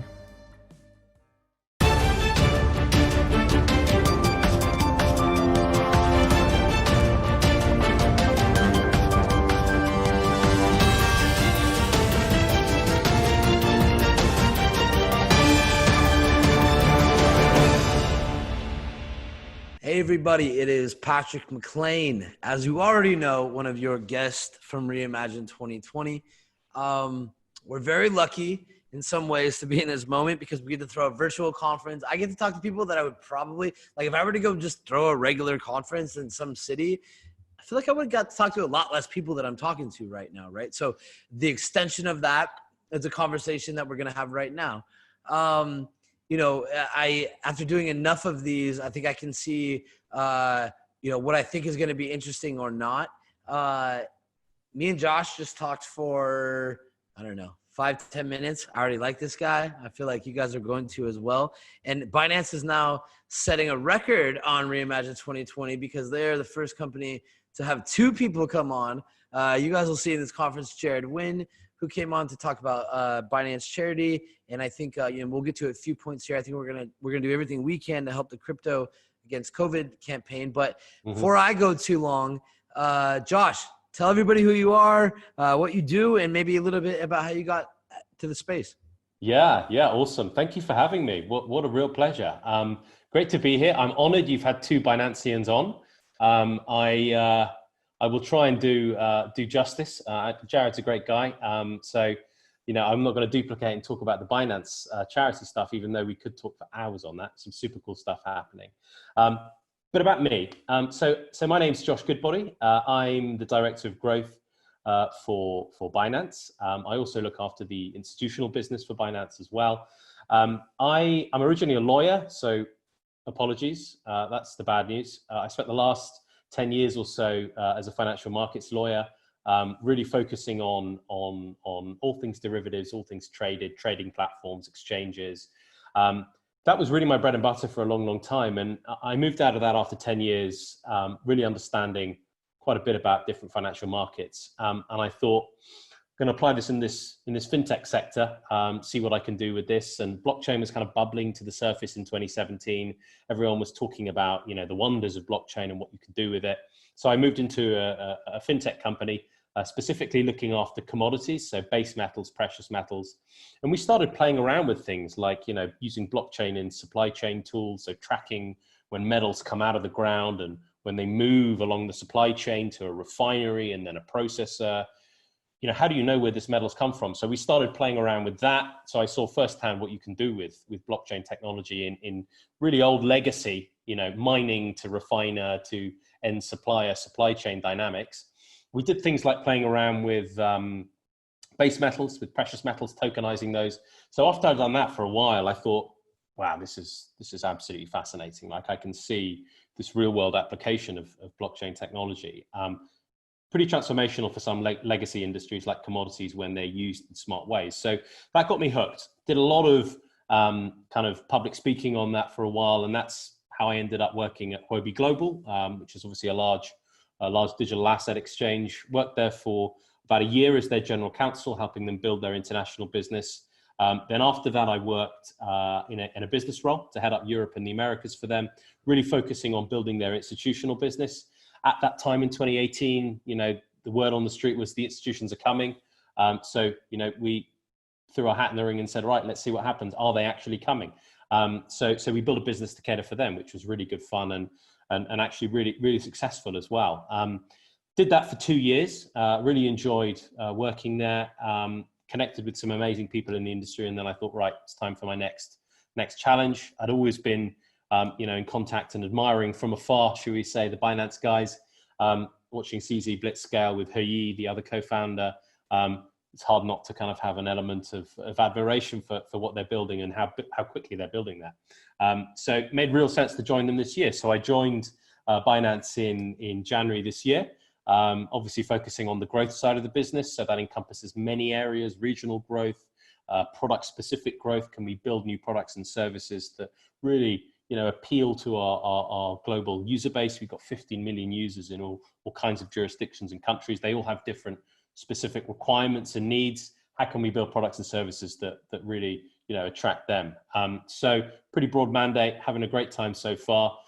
Obviously a lot of travel was originally planned, now no travel. But the great thing is I'm connected with people like you, having these interesting chats. I think I've had so many webinars in the past 2 weeks, I can't even, I can't keep track of it. So I've connected with more people, ironically, virtually, than I have if I was on the conference circuit right now. So actually there's a bit of an unintended benefit of this this COVID issue, which is you connect to more people. It's quite strange, right?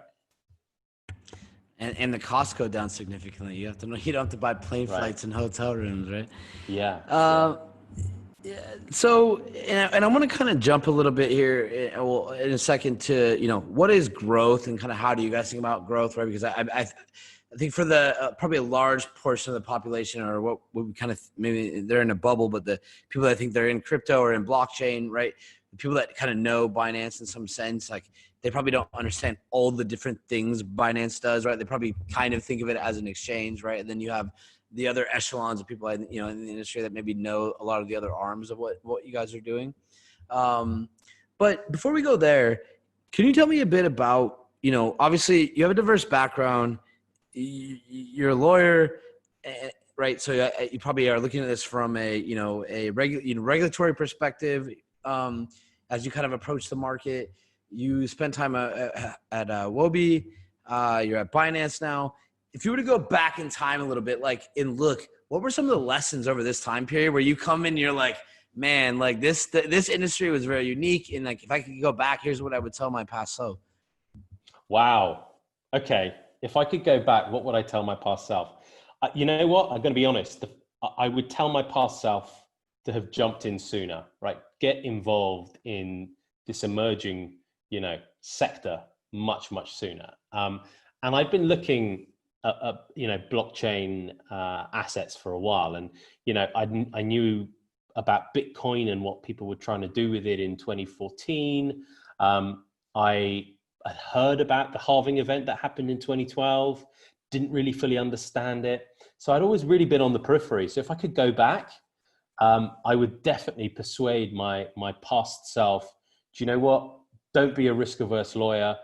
Don't stick to the chosen, well-trodden path that most lawyers end up doing, which is from a law firm to a bank to somewhere else in-house. Shake it up, get out of there, do something different earlier. That's the only thing I think I would tell myself. Take more risk. And if one thing I think has become obvious, it's, you know, the brave win in the blockchain space. You've got to be always pushing the boundary. You've always got to think about innovation. You've got to think about what you can do, where you can do it, how quickly can you get it out there. And having a bit more of a risky, bullish approach to my personal life, i.e. my career, I think would have served me better getting involved earlier. And that's, you know, that's a message I give people as much as I can when I meet people that are not in the sector and they go, I don't really know. No one really knows where this is going to go. You know, is blockchain going to be wholesale adopted in the financial markets industry? Is blockchain going to be the catalyst to revolutionize commodities? Is it going to be used across the board in, I don't know, supply chain in consumer goods?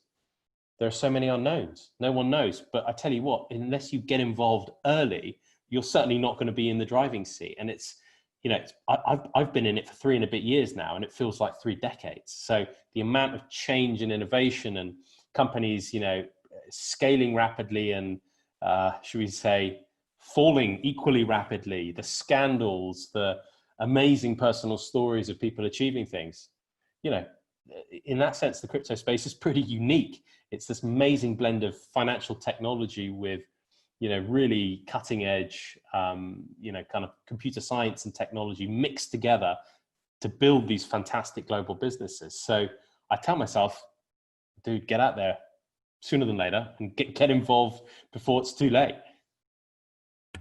Well, you know, they say hindsight's always 2020, right? And you know, and I think you touched on some good points, right? Which is, to me, it's always one of the most interesting aspects of the space. You know, I'm in it from a little bit from the coding perspectives. I've seen a decent amount on the business side, and I've been in tech my whole life, right? So I've seen enough. And this one's it's just shocking, right? It's just like, it can't just be a technology product. It has to be bound to the Silk Roads of the world, right? Where at one point it was like the drug coin, and then it has to be fighting all banks. It has to be fighting regulators, right? Like you haven't really seen Mark Zuckerberg dragged in front of Congress and like spanked. I feel like they tried to spank him harder for Libra than they did for anything else, to be honest. I know. You're right. All the egregious stuff that this was the worst. I turned it on, like somebody messaged me and I was in Asia, so I was like, it was late for me, so everybody I knew was sleeping, and I was like, oh, it's on. I turned it on, and I came in, I don't know, 3 minutes in, and the first minute is, you're trying to sell to drug dealers and terrorists or something along those lines, and I was just like, oh, man. I knew at that moment, right? They were confused, but this is why blockchain is it fights from so many different angles, right? And then we went from this ICO perspective, right, where it's like, all right, like you didn't get rid of it. Okay, now create your own kind of interesting thing, right? So yeah. It's like the eternal disruptor. You know, whatever blockchain does, it disrupts something. Whether it's disrupting, you know, for example, the Visa network, and people are trying to build protocols that are more scalable and quicker than Visa, yet to be done, but they're trying to do that. They're trying to disrupt the banking sector. They're trying to disrupt, you know, the trading sector. Every element of what blockchain touches, it tries and disrupts it.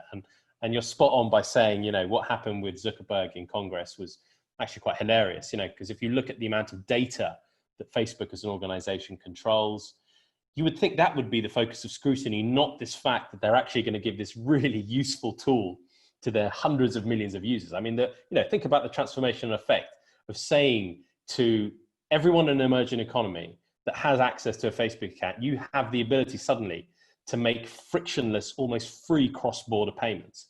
I mean, that's a wholesale transformation for some countries, right? So, you know, I'm half Mexican, right? So my mother's Mexican, all my family are in Mexico.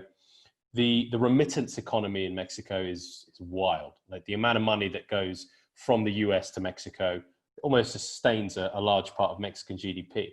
The cost associated with that, you know, we're talking 5, 6, 7, 8, 15% in some cases, right? This transforms economies overnight, but this is the one thing they're getting crucified for. So it's quite funny to see how these things end up evolving and kind of taking a turn for the worst, when you'd actually expect people to go, congratulations, that's a pretty cool idea. Well, and we, I promise we'll pivot off this in a second, but I'm telling you, like, even what we started doing on the university side, right? Like, I'm coming into it and I'm seeing, like, they don't want to fund any classes, right? And how they, like, students, like 19, 20-year-olds are setting up on-campus organizations. They're basically getting cease and desist letters from the schools over periods of time, right? Where it's like, we can't be associated with, like, so it's just, it's very, this weird, is, it's very weird. It just can't be a technology. And like you said, it just, and maybe is it like the dentist of technology? Like everyone hates going, but like they have to go, right? Like it's inevitable. But hey, let's. There's a lot. I know you're going to move on, but just to point that out, you know, I think that's because of the hot air that we've seen in the press, right? They have put out historically so many ill-informed articles around what Bitcoin has done and where it can be used, and you know, all the nefarious activities it can help foster and propagate.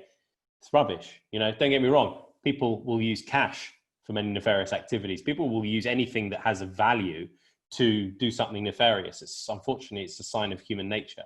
We will always try and get around the rules in some way, shape, or form. So, you know, in that way, unfortunately, it's all of the kind of all of the hot air that the press have created, which has given, unfortunately, blockchain assets a bit of a bad name. No, that's fair enough. So hey, all right, let's go forward.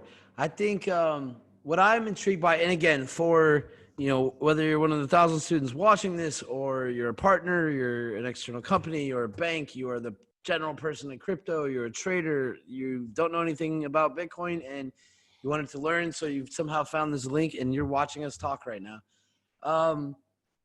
You know, I'll do my summary and I'll pass it to you and say, okay, Binance is probably most known for being an exchange, right? Where you can go and trade one currency in crypto for another, like in the most general way. What I've always been impressed by, and we deal a little bit with you guys with Binance X, and I see the Academy, and right, and I see grants, I see charity, right? So it's very clear to me that you guys are building a real organization, right? And not one to last a year, one to probably last 1,000 years, from what I can tell. You know, so when you think about growth, right? And I think this is a key part of your job, at least in the description. What is growth to you? And like, and really, I want to paint a picture for anybody listening, because I think there's probably a lot of diverse, you know, interests right now. But like, how are you guys thinking about growth, and what are those individual elements? Yeah, good question. I mean, at our inception, Binance was created in 2017 to be a digital asset exchange, cryptocurrency exchange, right? That was CZ's background. He was very much a technologist, and he saw the emergence of all these other crypto exchanges, and he realized actually there's a better way to do this. So That's where it came from. That's the engine for Binance Group's growth. It's our crypto exchange. And over time, what we've done is we've grown out the suite of products and services really to be able to create an ecosystem. So what Binance has gone from is being a crypto exchange to actually being a crypto ecosystem. So what we've endeavored to do is create a number of ancillary and complementary services to the core engine, which was originally our spot exchange, our crypto exchange, which fundamentally allowed people, as you said, to exchange and trade crypto assets. But then when you add in the fiat element, so you start putting on, for example, a stable coin, or you start putting on a euro denominated pair, you start creating a bit more of a bridge between the crypto world and the fiat world. So over time, we extended the suite of services to make it fiat compatible, so you could get your money on and get your money off. And it allows people to buy into crypto in a seamless way as well. So that was a slow evolution. And then we added on more products and services like our futures exchange. Derivatives are a core part of the evolving crypto landscape. For example, sophisticated trading counterparties want to see it. Retail users sometimes want to speculate, with it. People hedge their exposure with it. It's a complex tool that can be used in so many ways. So we added that as part of our ecosystem approach. And over time, building things out like lending, building things out like savings. We have a savings function where you can stake your assets and get a return on them. Really, it's all about building an ecosystem from our perspective. And that ecosystem just evolves and gets bigger and bigger day by day. This year we launched our mining pool, so people can get involved with us and essentially kind of benefit from the economies of scale of clubbing together as miners to be able to mine Bitcoin, for example. So that economies of scale approach we've brought within our ecosystem, and you can now be part of our mining pool. So democratizing the business of mining is one of the core things we're looking at. The Binance card, bringing a method of payment that's connected to your Binance account that globally you can go around the world, you can spend, but you're not hit over the head with FX charges, but you're using your crypto in a smart way. All of these ecosystem products we see as a fundamental part of really what we're building, which is a full service, closed loop almost, where we're able to provide a number of services in the crypto space that are all symbiotic.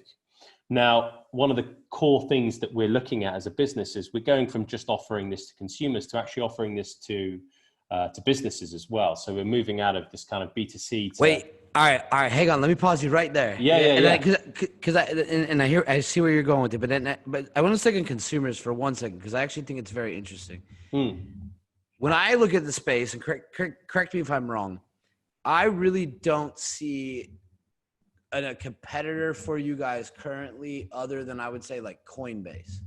And I'll explain why. I just feel like Coinbase has done enough regulatory.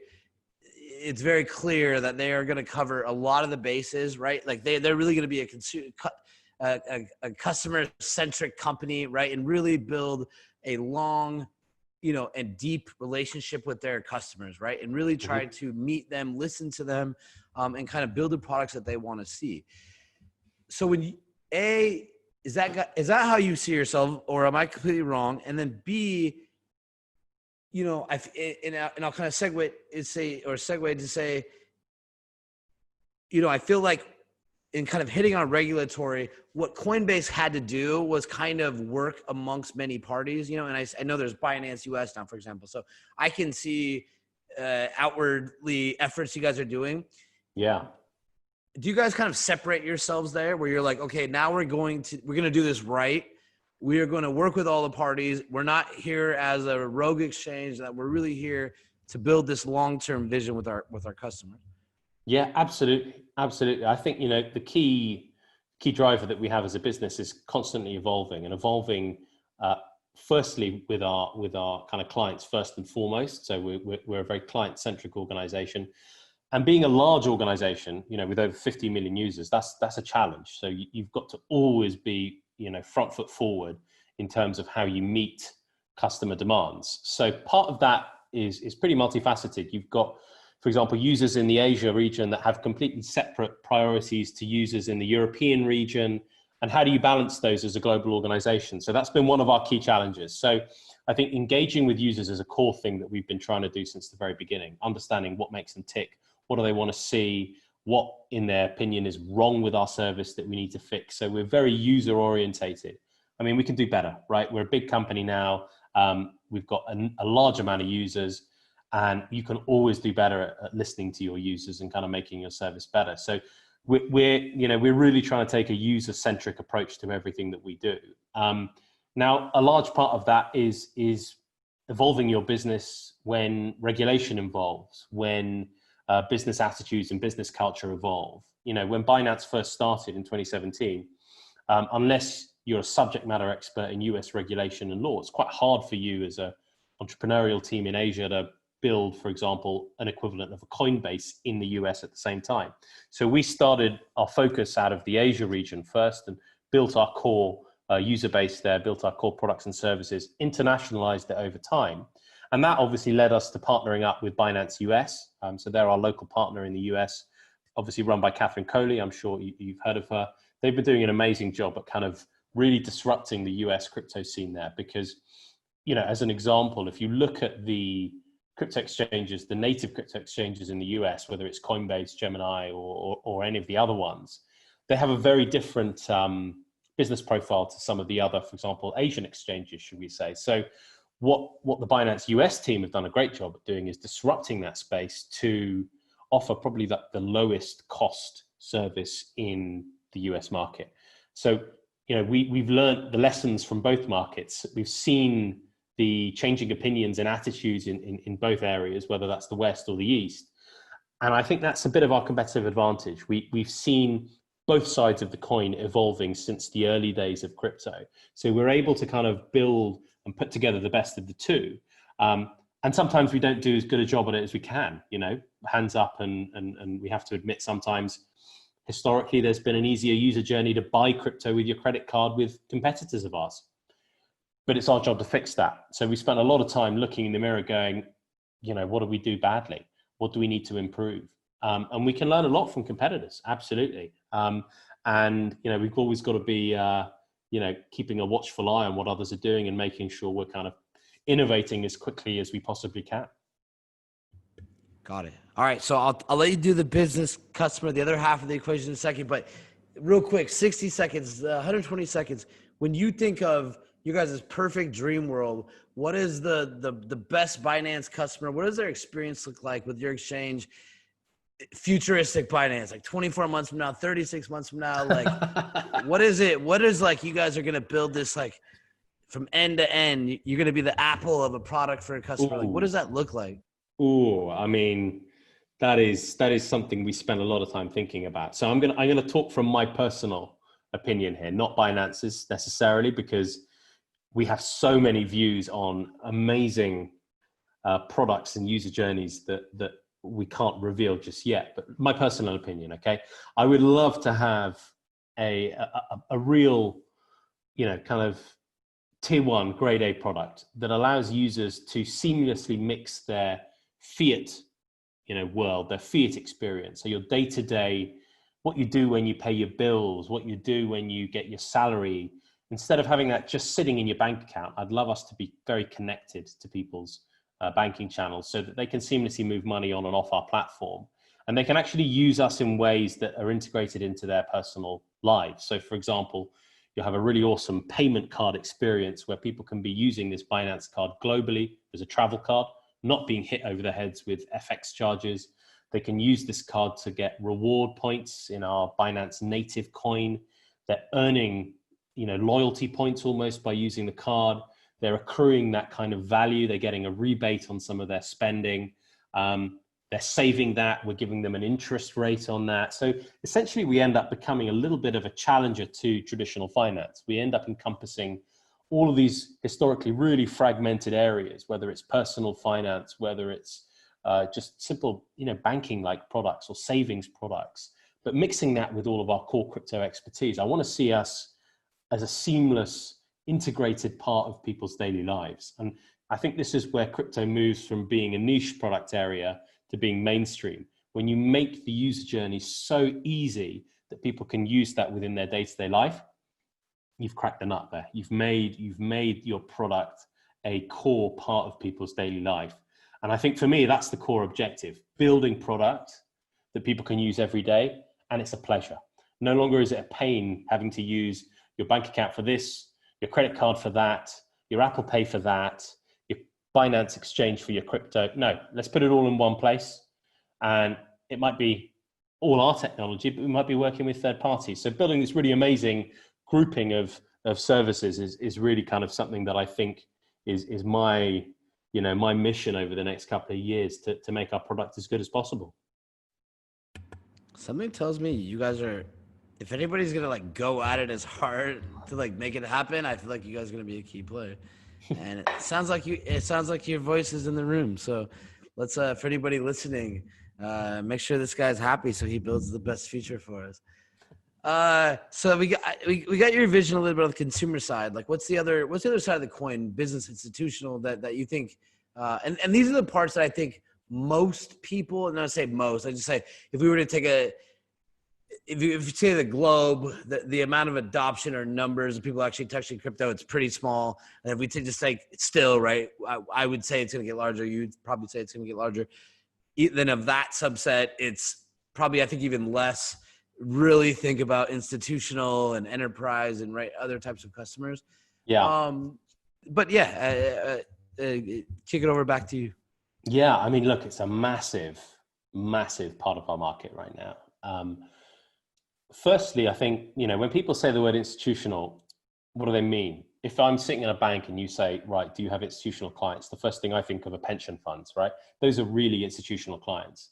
Now, in the crypto space, you've got a spectrum of so-called institutional clients. I kind of prefer calling them corporate clients, but we'll go along with it and we'll call it institutional clients.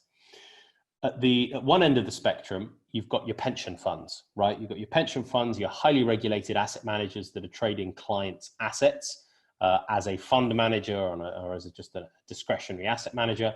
And then on the other end of the spectrum, you've got crypto-specific hedge funds, you've got multi-asset brokers or multi-asset proprietary traders. Now, that's a spectrum in terms of what they can and can't do. So when you're up here on this scale here, when you're talking about institutions and the more highly regulated end of finance, they've got all these myriad client obligations around fiduciary obligations and duties, and makes it really difficult to move into new asset classes with new, for example, participants like exchanges, without things being fully ironed out from a regulatory perspective, a contractual perspective. So the last guys to the party are always the institutions. On the other end of the spectrum, the crypto hedge funds, the multi-asset proprietary trading shops or houses, the multi-asset brokers, they've been playing around in the crypto markets for the last couple of years. Now, they might not have been doing that in massive scale in 2017, but what I can tell you is since 2017 through to today, they've all been ramping up their exposure. They've been deploying more capital. So as an organization, Binance has kind of been seeing this from the very beginning. We've seen clients come to us that haven't made a song and a dance about it because they're very, secretive in nature, because you don't want to be telling everybody what you're up to. You want to be trying things out. You want to be nimble and agile and be at the forefront of innovation. So a lot of these firms are already playing in the crypto asset markets. They're trading the spot markets. They're trading futures markets. They're hedging their risk, and they're doing all kinds of sophisticated, algo-driven trading strategies, but they're not shouting about it. They're not getting on a stage at TED and saying, hey, let me tell you about all this crypto activity we've been doing. It's very much, their own proprietary thing that they're up to. So we've seen over the last few years this real need to build a service that can accommodate them. What do they like? They want to know if they need to pick up the phone and speak to someone at 2 a.m. because of an issue, that someone's there. And that person is sufficiently knowledgeable to help them. They want to know what your technology looks like. What's your systems architecture? How do they connect up with you? Can they co-locate with your servers? Are you cloud-based? Is it physical co-location? All these little minutiae that everyone takes for granted in the traditional space, they want to be served in the same way. So as a business, we've realized that quite early, and we've built a team that can serve them better. So it's quite interesting to hear, what we see a lot in the press around, are institutionals even in the market? Yeah, absolutely they are. They might not be in the scale that we'd like them to. They might be dipping their toe in at this stage. But they have made a slow but gradual move into the crypto markets for the last couple of years. And I think a key driver for that has been regulation, understanding, what you can and can't do in certain markets. All of the service providers that help support that, i.e. infrastructure providers like prime brokers, like custodians, data service providers. A key part of doing sophisticated trading is having good data. You've seen this emergence of an economy around providing services to sophisticated crypto trading outfits, right? And that has led us to where we are today, where a very sophisticated, mature trading company can enter the crypto market with relative certainty that they'll be able to connect in a way that they think is acceptable, i.e. the technology is fit for purpose. They've got the right access to data, they've got the right access to custody, they've got the right access to, for example, financing. Can they get a loan in Tether or Bitcoin or Ethereum? All of these things that are present and have been present for 50 years in finance are now present in crypto. So the tools are there, and I think the progress will be slow and gradual. This whole moniker around big bang of institutions, suddenly they're in. That's not how it works. It's going to be slow and steady, and we're already seeing that. We're absolutely seeing that, and we're trying to build to accommodate that actively. So I guess my next question is, and great insight, by the way, like tons of things to unpack there. I know like a little bit about this. I probably know enough to ask you like really good questions that to like hopefully lead to a good conversation. So now I'm like, you have my full attention even more than you did before. Like I really want to hear, like I'm going to learn a lot right now. But like you said, the institutions care about things. And this is kind of my point where like people would think about Binance as an exchange retail, investors or traders, right? But they don't understand that at the same time, you guys are working, investing resources, right? Like, where's the profit from what Binance makes a profit? Where is it going, right? Why might that trickle down to people eventually, right? As the institutions, as the companies they might bank with, start to look towards this, right? And whether that is latency caused by geolocation of data centers, like you mentioned, things like custody, which people take advantage, take for granted, I think, where the BitGos, I think, of the world, are big players kind of innovated, and I'm sure there's a lot of aspects that you guys have done as well. But, I guess to your point, it sounds like a lot of the tools are there, and I would tend to agree. Like I try to stay up on it, like, at least at the rough edges. We might not be at perfect, but like, 100%. It's like good enough now. So I would say, I feel like we've kind of gotten to the point where their ultimate, whether they're going to jump in or not, it's not going to be based on some technicality or some business process. So just really curious, how far back can you go? So do you think like 3 years is relevant or 2 or whatever? Like, where were we at 3 or 2 years ago? Where were we at a year ago? Right. And where are we at today? Is it now, were we on a linear growth curve where like, right. Or do we think it's going to explode? Yeah. I mean, maybe this is me wearing my bull hat a little bit too often, but I really think we are on a much faster growth curve than we were previously. Fundamentally, that comes down to what wasn't in the market a few years ago, right? So a few years ago, if you're a sophisticated trading house and you come to most crypto exchanges, it would be difficult to reduce your latency for your trading purposes by co-locating with certain matching engines. You can't do your strategies over a normal connection, so you've got to be co-located. That wasn't possible. A real understanding of why, for example, the messaging limits that you send as a firm, what's called your API rate limits, right?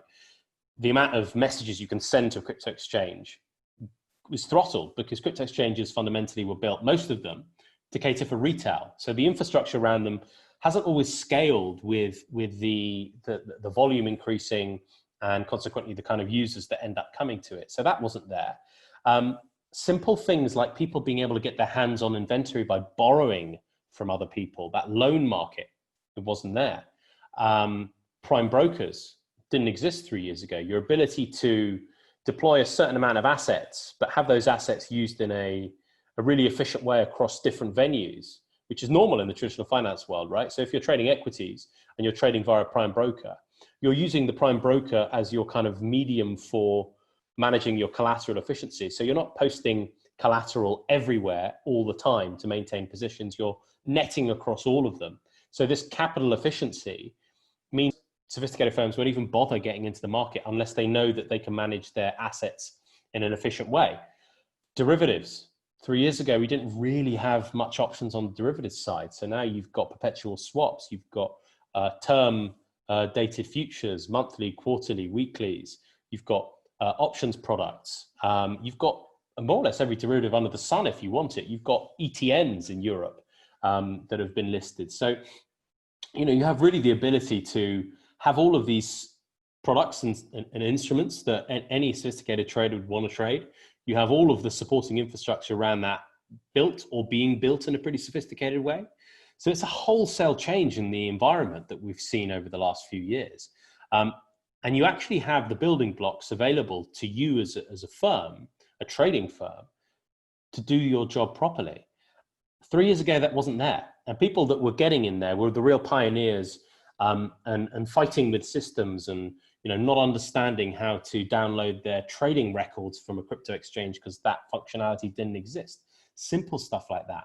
It's completely different when you go to the top 5 exchanges now and you get served as a corporate client. The experience you have today versus the experience you had 3 years ago is night and day. And I think that really allows people to enter the market with confidence.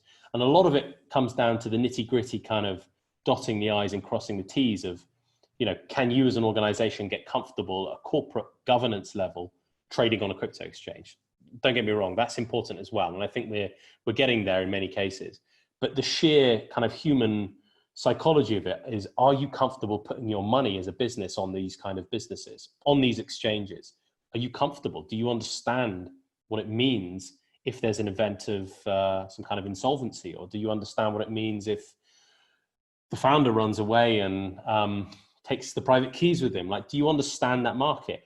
Well, we've seen a lot of things go wrong in that time, and we've seen a lot of people future-proof their business because of it. So the level of comfort and certainty in the market right now, in terms of what's, infrastructure providers and exchange providers are offering the market is really night and day. So I think we've made a massive improvement in that sense. So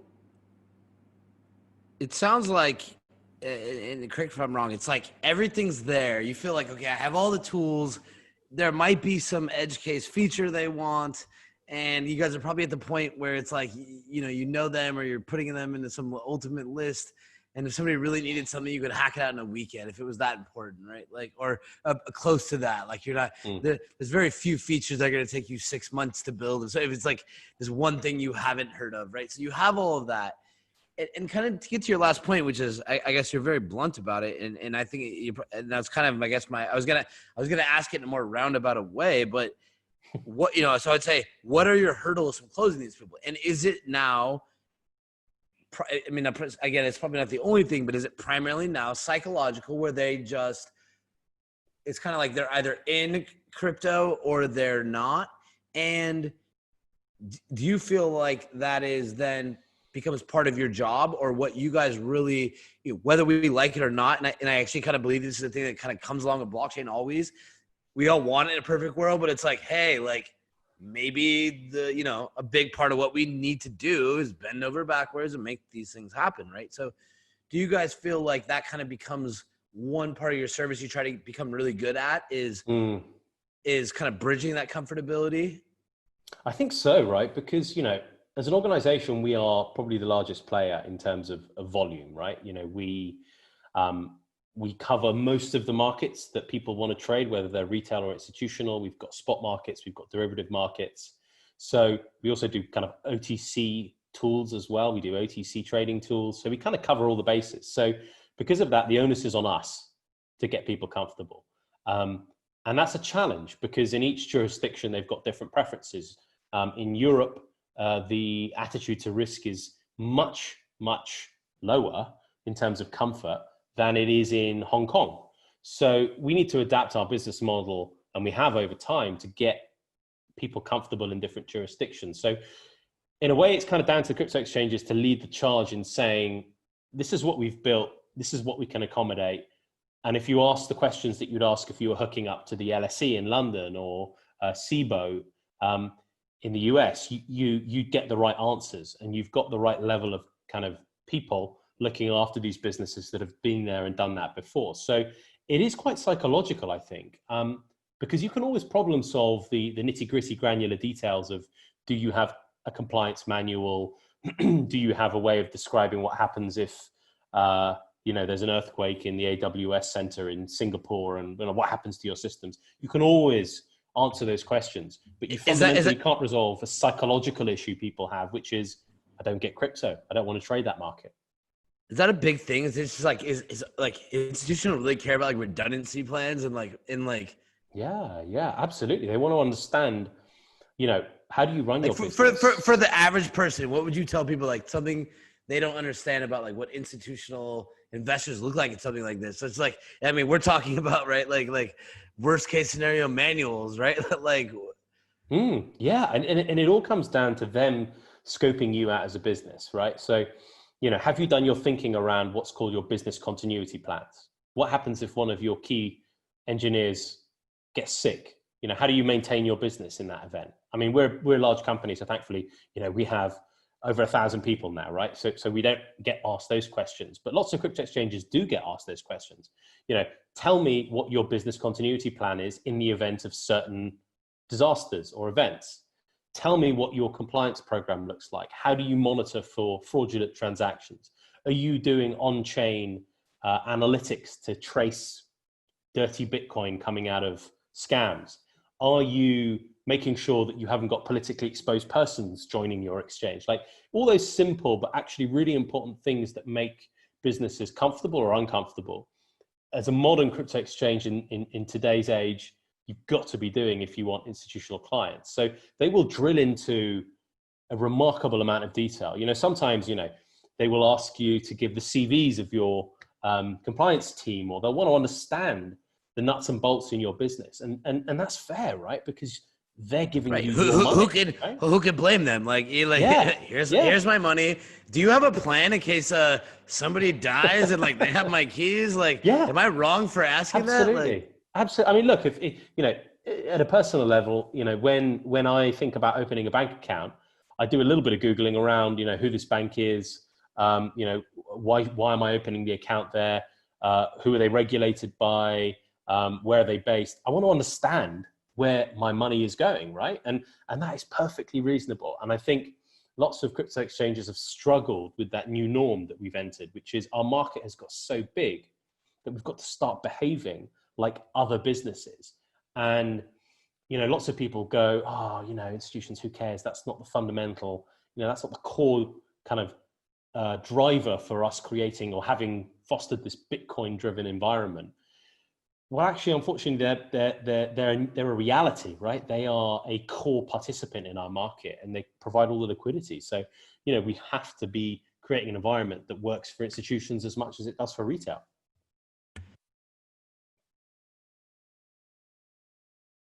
Oh, I think you're on mute there. Oh, sorry about that. No, I was gonna say, I think people could pick whatever subset of customer and think whatever they want about motives, or I don't want you dealing with this person, or I think what I just realized is that, and I want to kind of graduate past this a little bit, and unless I'm sure there might be a few other points that you want to talk about, and maybe even a little bit outside of institutional customers. But, I feel like I've been watching Binance accelerate their growth of maturity of I'm like, damn, like I joked earlier, how are you guys going to become the Apple, right? And I see the same thing a little bit for Coinbase. I feel like you guys are fairly close to this. I've been in tech space or consumer centric company space for a while. You don't accidentally put all these pieces together, right? You do it to kind of build a customer centric model, like you mentioned earlier, right? Yeah. Where you really understand the customer and you kind of fit around them, right? You really integrate yourself into their life, and usually the product becomes better because of it, right? But I just a quick question on this: do you feel like your journey into trying to acquire institutional customers forced you guys to kind of mature as well? In the where we say most exchanges where it was a little bit of the Wild West, and we kind of moved from the Wild West to less of the Wild West. Do you feel like that was a massive accelerant to like get your shit together? You got to have a continuity plan in case, right? Like the water cooler goes out and like, how are you going to get water? And like, do you guys know how, where the coffee comes from? Like, yeah. I mean, you know what? I think it was the sum of parts for us, right? Really, it was really the sum of all the parts, I think, because as our business grew and grew, simple things like you want to open a bank account, and opening a bank account in this crypto exchange has historically been a challenge. It's got much easier over the last year or so because banks have suddenly realized, you know, what is crypto? How does it work? Who does it? How do they monitor certain things? So that act has got easier. But over time, as a business, when we were doing things like that, you realize that you have to, you know, upgrade your staff as your business gets bigger and bigger. You've got to hire more people with more depth of experience. You've got to fundamentally be on the lookout for, you know, best practice systems and controls and services. You know, it hasn't just been institutions that have driven us along in terms of innovating and getting our business better and better and more robust. But the institutions have been a part, right? Because they have their own requirements from a technology perspective, and they're constantly challenging our assumptions. You know, when you build a new product or a new market, you put it out there, it's the institutions that will come back and go, why have you built your API like this? What's the reason behind X, Y, and Z? You know, we've read your FAQs and it doesn't match up with X, Y. You know, they're constantly on your case, as they should be. So in a way, they battle test a lot of our assumptions and thinking for us because they're the deep thinkers of the minutiae of how your exchange works. They want to understand how your futures contracts are settled and what the reference rate is and all these little building blocks that you've put together. They'll pick them apart and they want to understand it. So in that sense, I think we're really thankful to institutions for helping us in our gradual thought process and evolution as a business. But I think there are all the other areas around that it's just natural to us scaling as a company, where you bring more people in as the business grows, you end up kind of mixing more and more different diverse experience across the group. And suddenly you see things naturally maturing.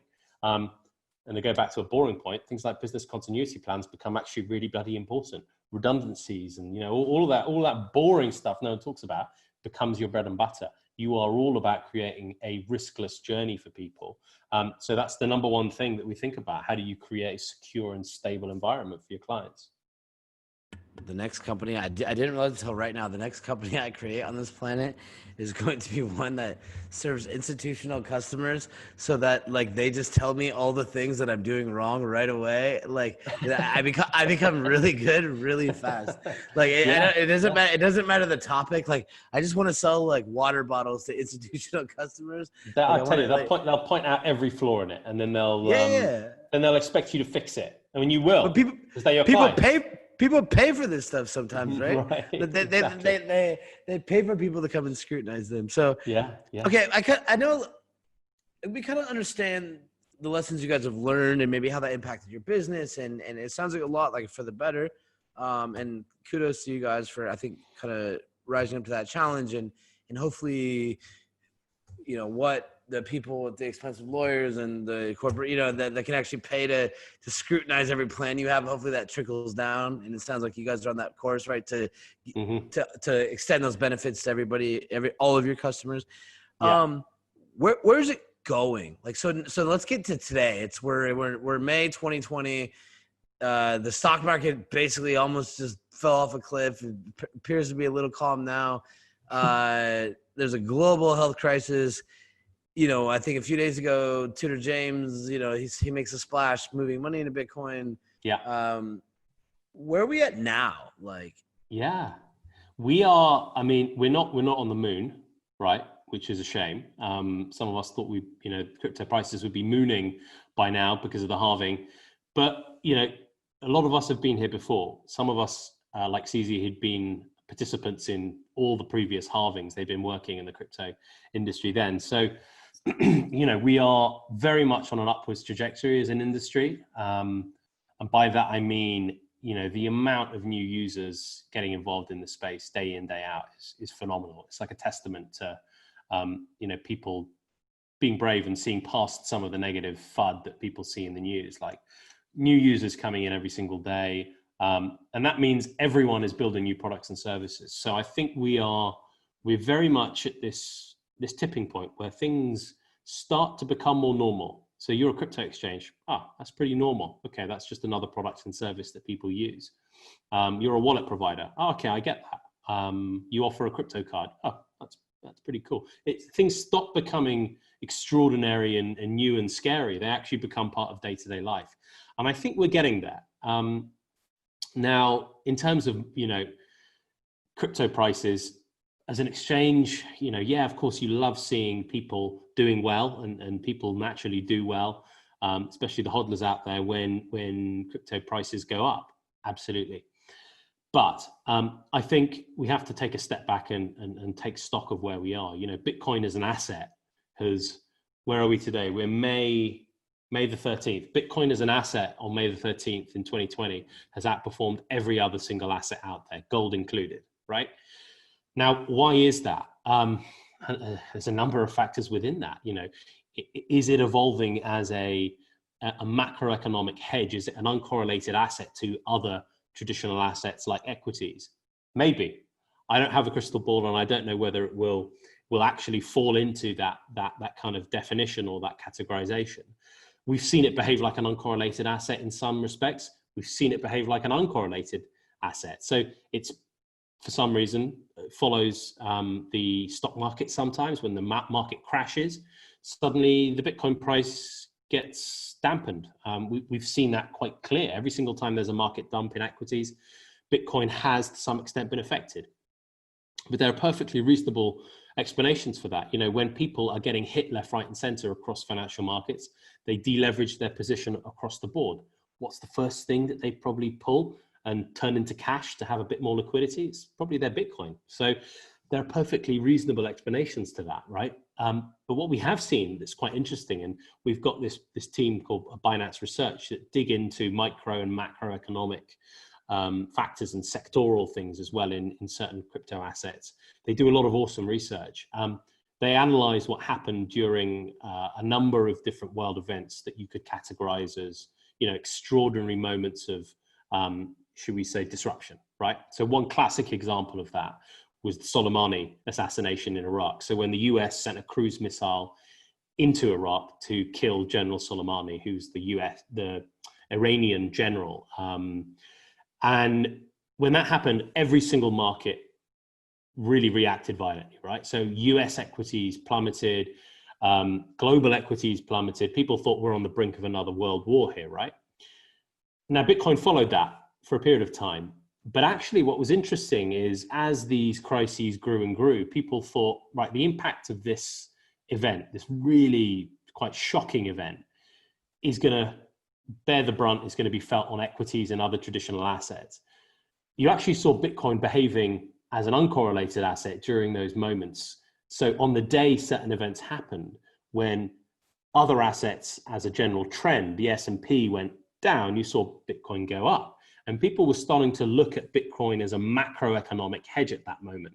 So Bitcoin, I think, has come really far as an asset. And cryptocurrencies as an asset class have come really far. But Bitcoin itself particularly has come really far in distinguishing itself as an asset that doesn't behave in ways that people would predict. It's not purely uncorrelated. It's not purely correlated to certain things. And I think that evolution is going to continue. We're going to continue to see Bitcoin moving in mysterious ways that can be explained, but mysterious ways nonetheless. And I think the more that Bitcoin establishes itself as this emerging safe haven asset, it's going to be a great thing for the industry, because you have people like, Paul Tudor, right? A massive titan in the traditional finance space, putting his cards on the table and going, look, I'm thinking 1% of my net wealth I'm going to hold in Bitcoin, things like that. That is a massive, vote of confidence in the underlying fundamentals of Bitcoin as an asset class, right? It's an evolution, it's a journey, it's going to be full of hiccups. I think it's not going to be clear cut. When equities fall, Bitcoin probably will fall for a period of time.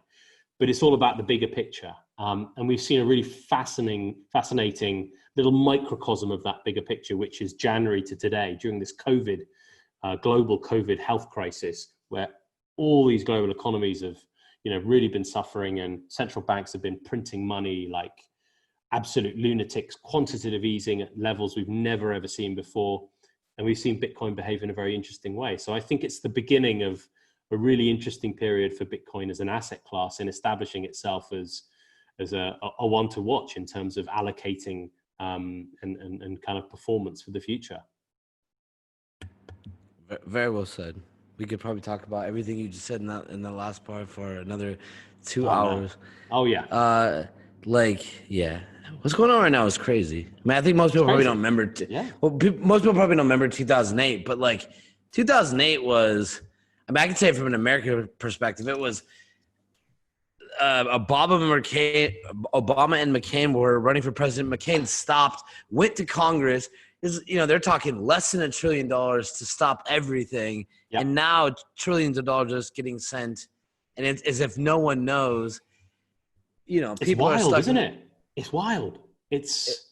I was just talking to Mark Yusko about this. I mean, literally, we just talked about parts of this for 2 hours, and it was what I think is very interesting is that at least from my perspective, it's that the health thing is above it, right? Which morally I think it should be, which is this shit sucks. There's something called COVID-19. None of us are scientists, right? There's not much we can really do other than listen, hopefully, to smart people, stay home, wash our hands, and wear a face mask.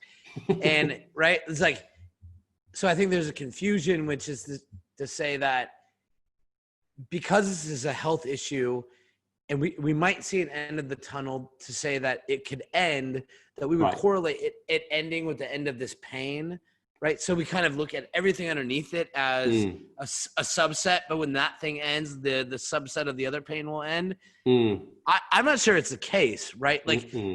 We just wiped out a lot of economies. Planes aren't coming back in the way they were.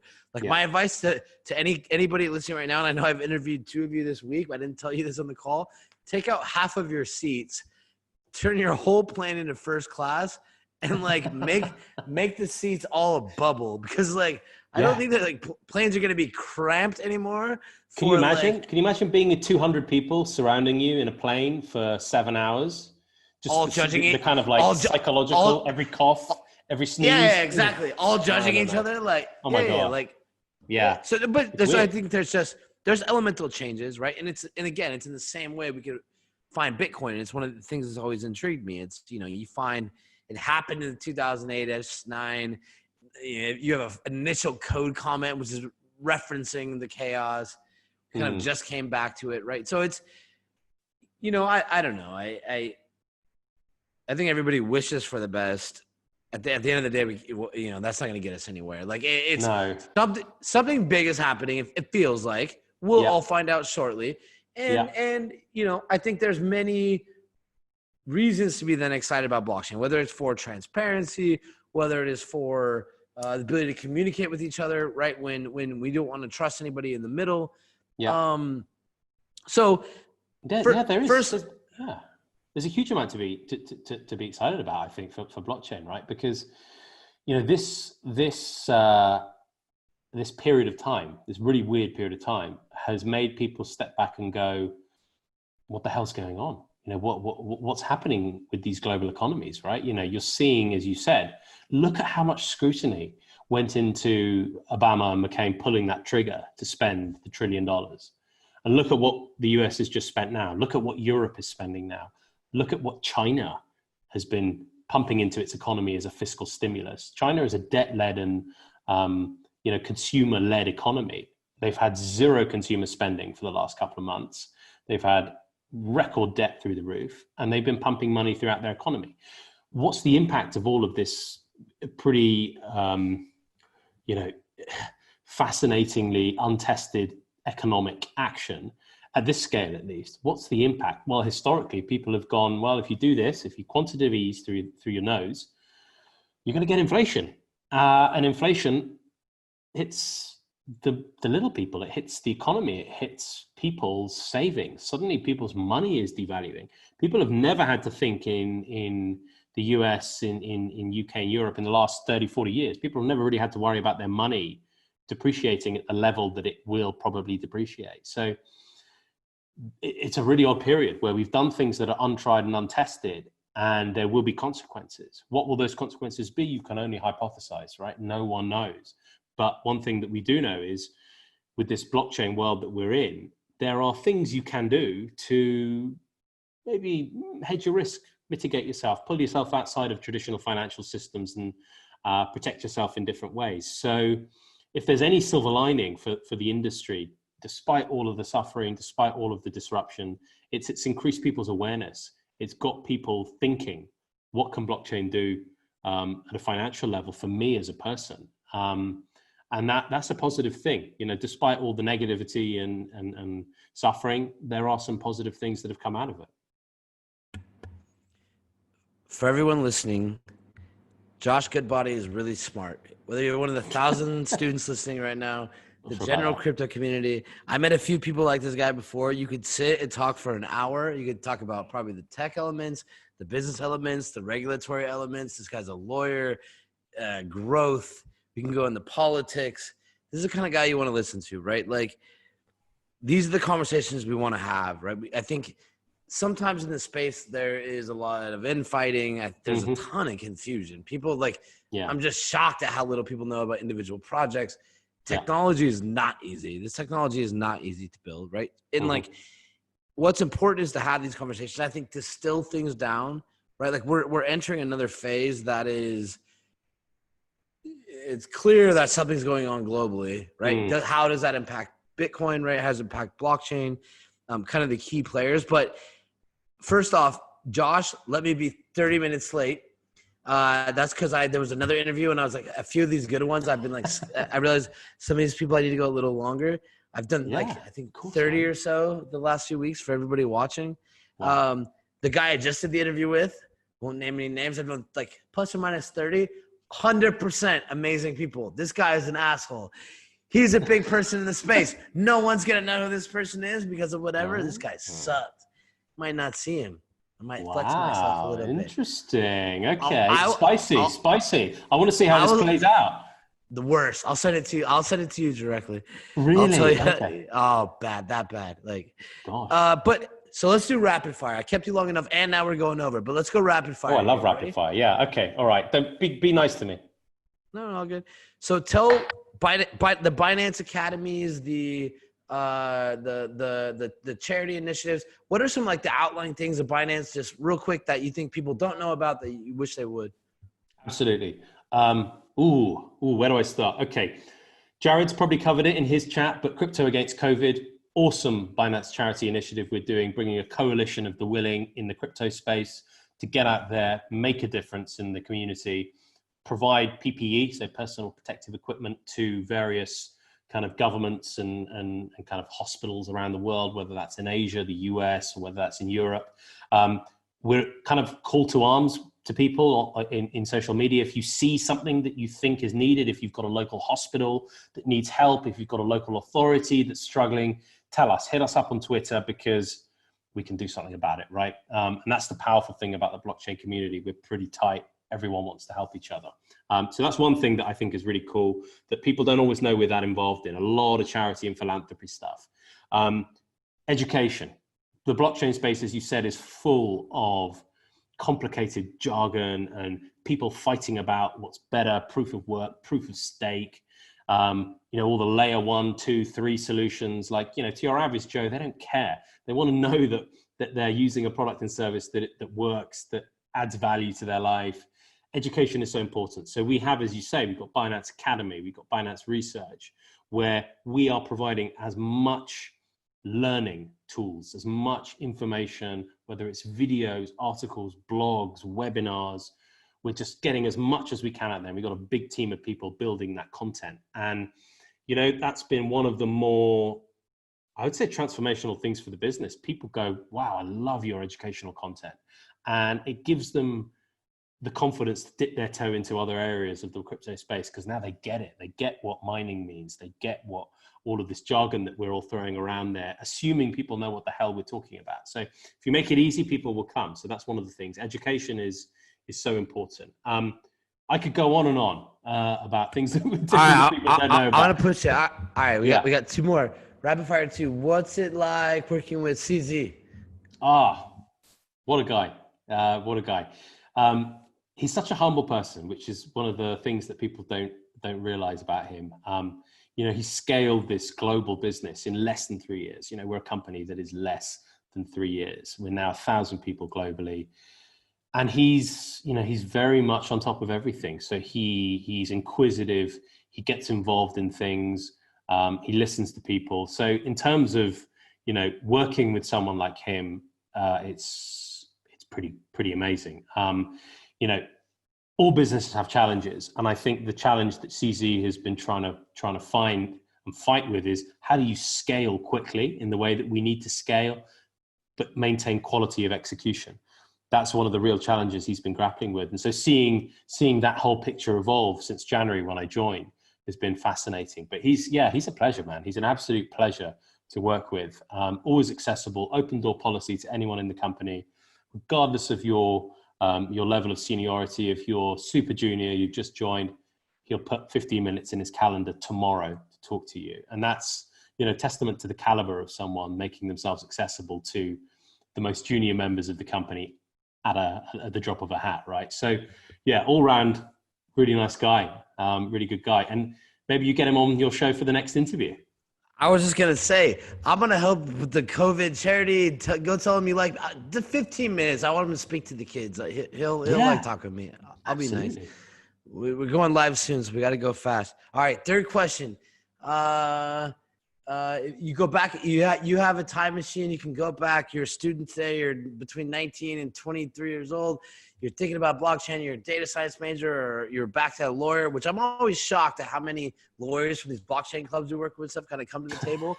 Always one of the people. It's always like, I'm like, all the tech people. Then someone comes and tells me everyone from the league, and I'm like, always lawyers in the universities are really joining blockchain clubs. Yeah. But like, you go back, what would you tell young Josh or student Josh today? Like, what would you tell them to think about this journey? Think outside the box. Always think outside the box. Always challenge assumptions. University, you're bombarded with things that you're told you need to do, you should do. Be involved in this, get involved in that. Think about where you want to be in 5 years' time. Maybe don't think about where you want to be in 5 years' time. Think about where you want to be in 6 months' time, in a year. And that way it'll be a bit more easy for you to get to where you want to go, because you can conceptualize it. You know that you can probably be somewhere in 6 months. Where do you want to be in 6 months? Think outside of the box.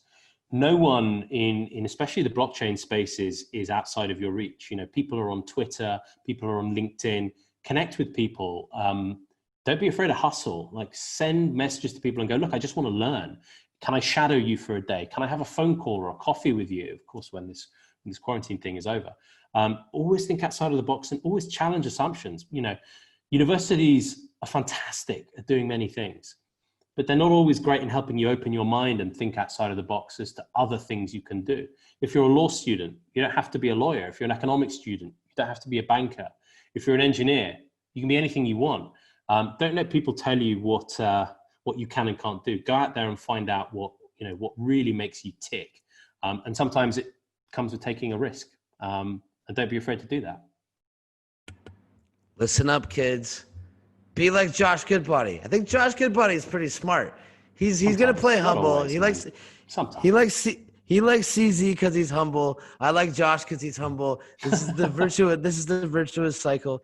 Josh, thank you for letting me be late earlier. I'm glad that you let me steal a bit more of your time today. Really good conversation. Real pleasure, man. Thank you so much. 100%. Let's push the crypto against COVID campaign. I'm going to settle with Jared tomorrow. We're going to really push it, I think, the next week. Awesome. And tell everybody about it. So. We're pumped to see it. Yeah. Thank you for your support as well. And thanks for having me on.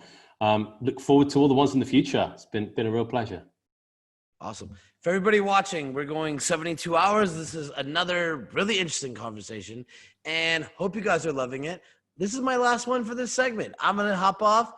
Very nice to meet you, Josh, and let's keep it going, guys.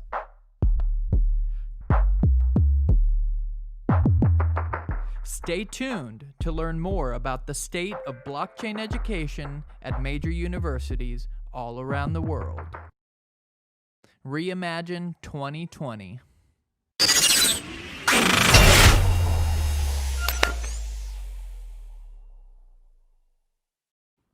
Hey, what's up? We're just Lucas from San Francisco, California.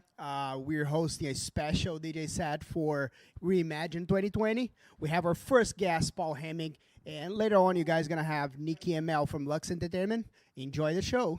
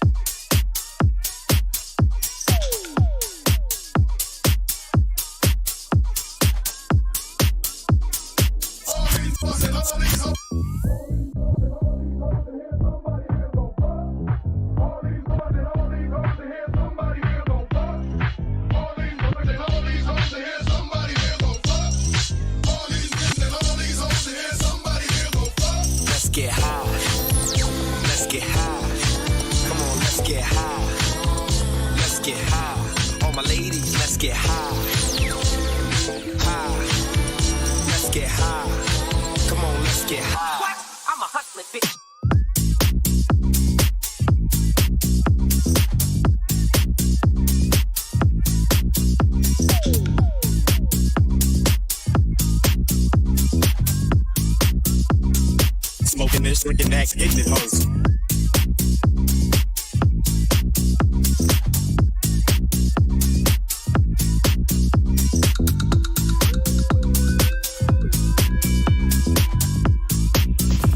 Get the loot, get the ice, fuck the white and die. Let's get high.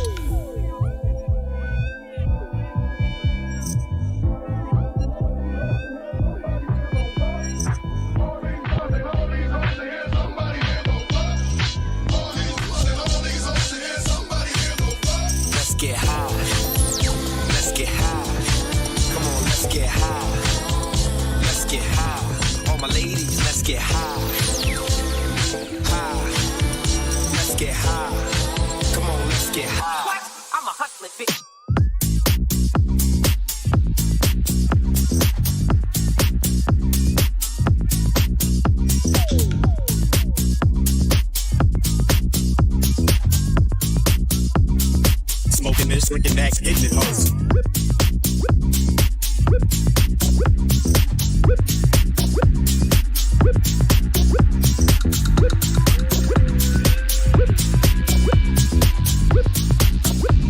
Get the loot, get the ice, fuck the white and die. Let's get high. Feeling right, feeling good.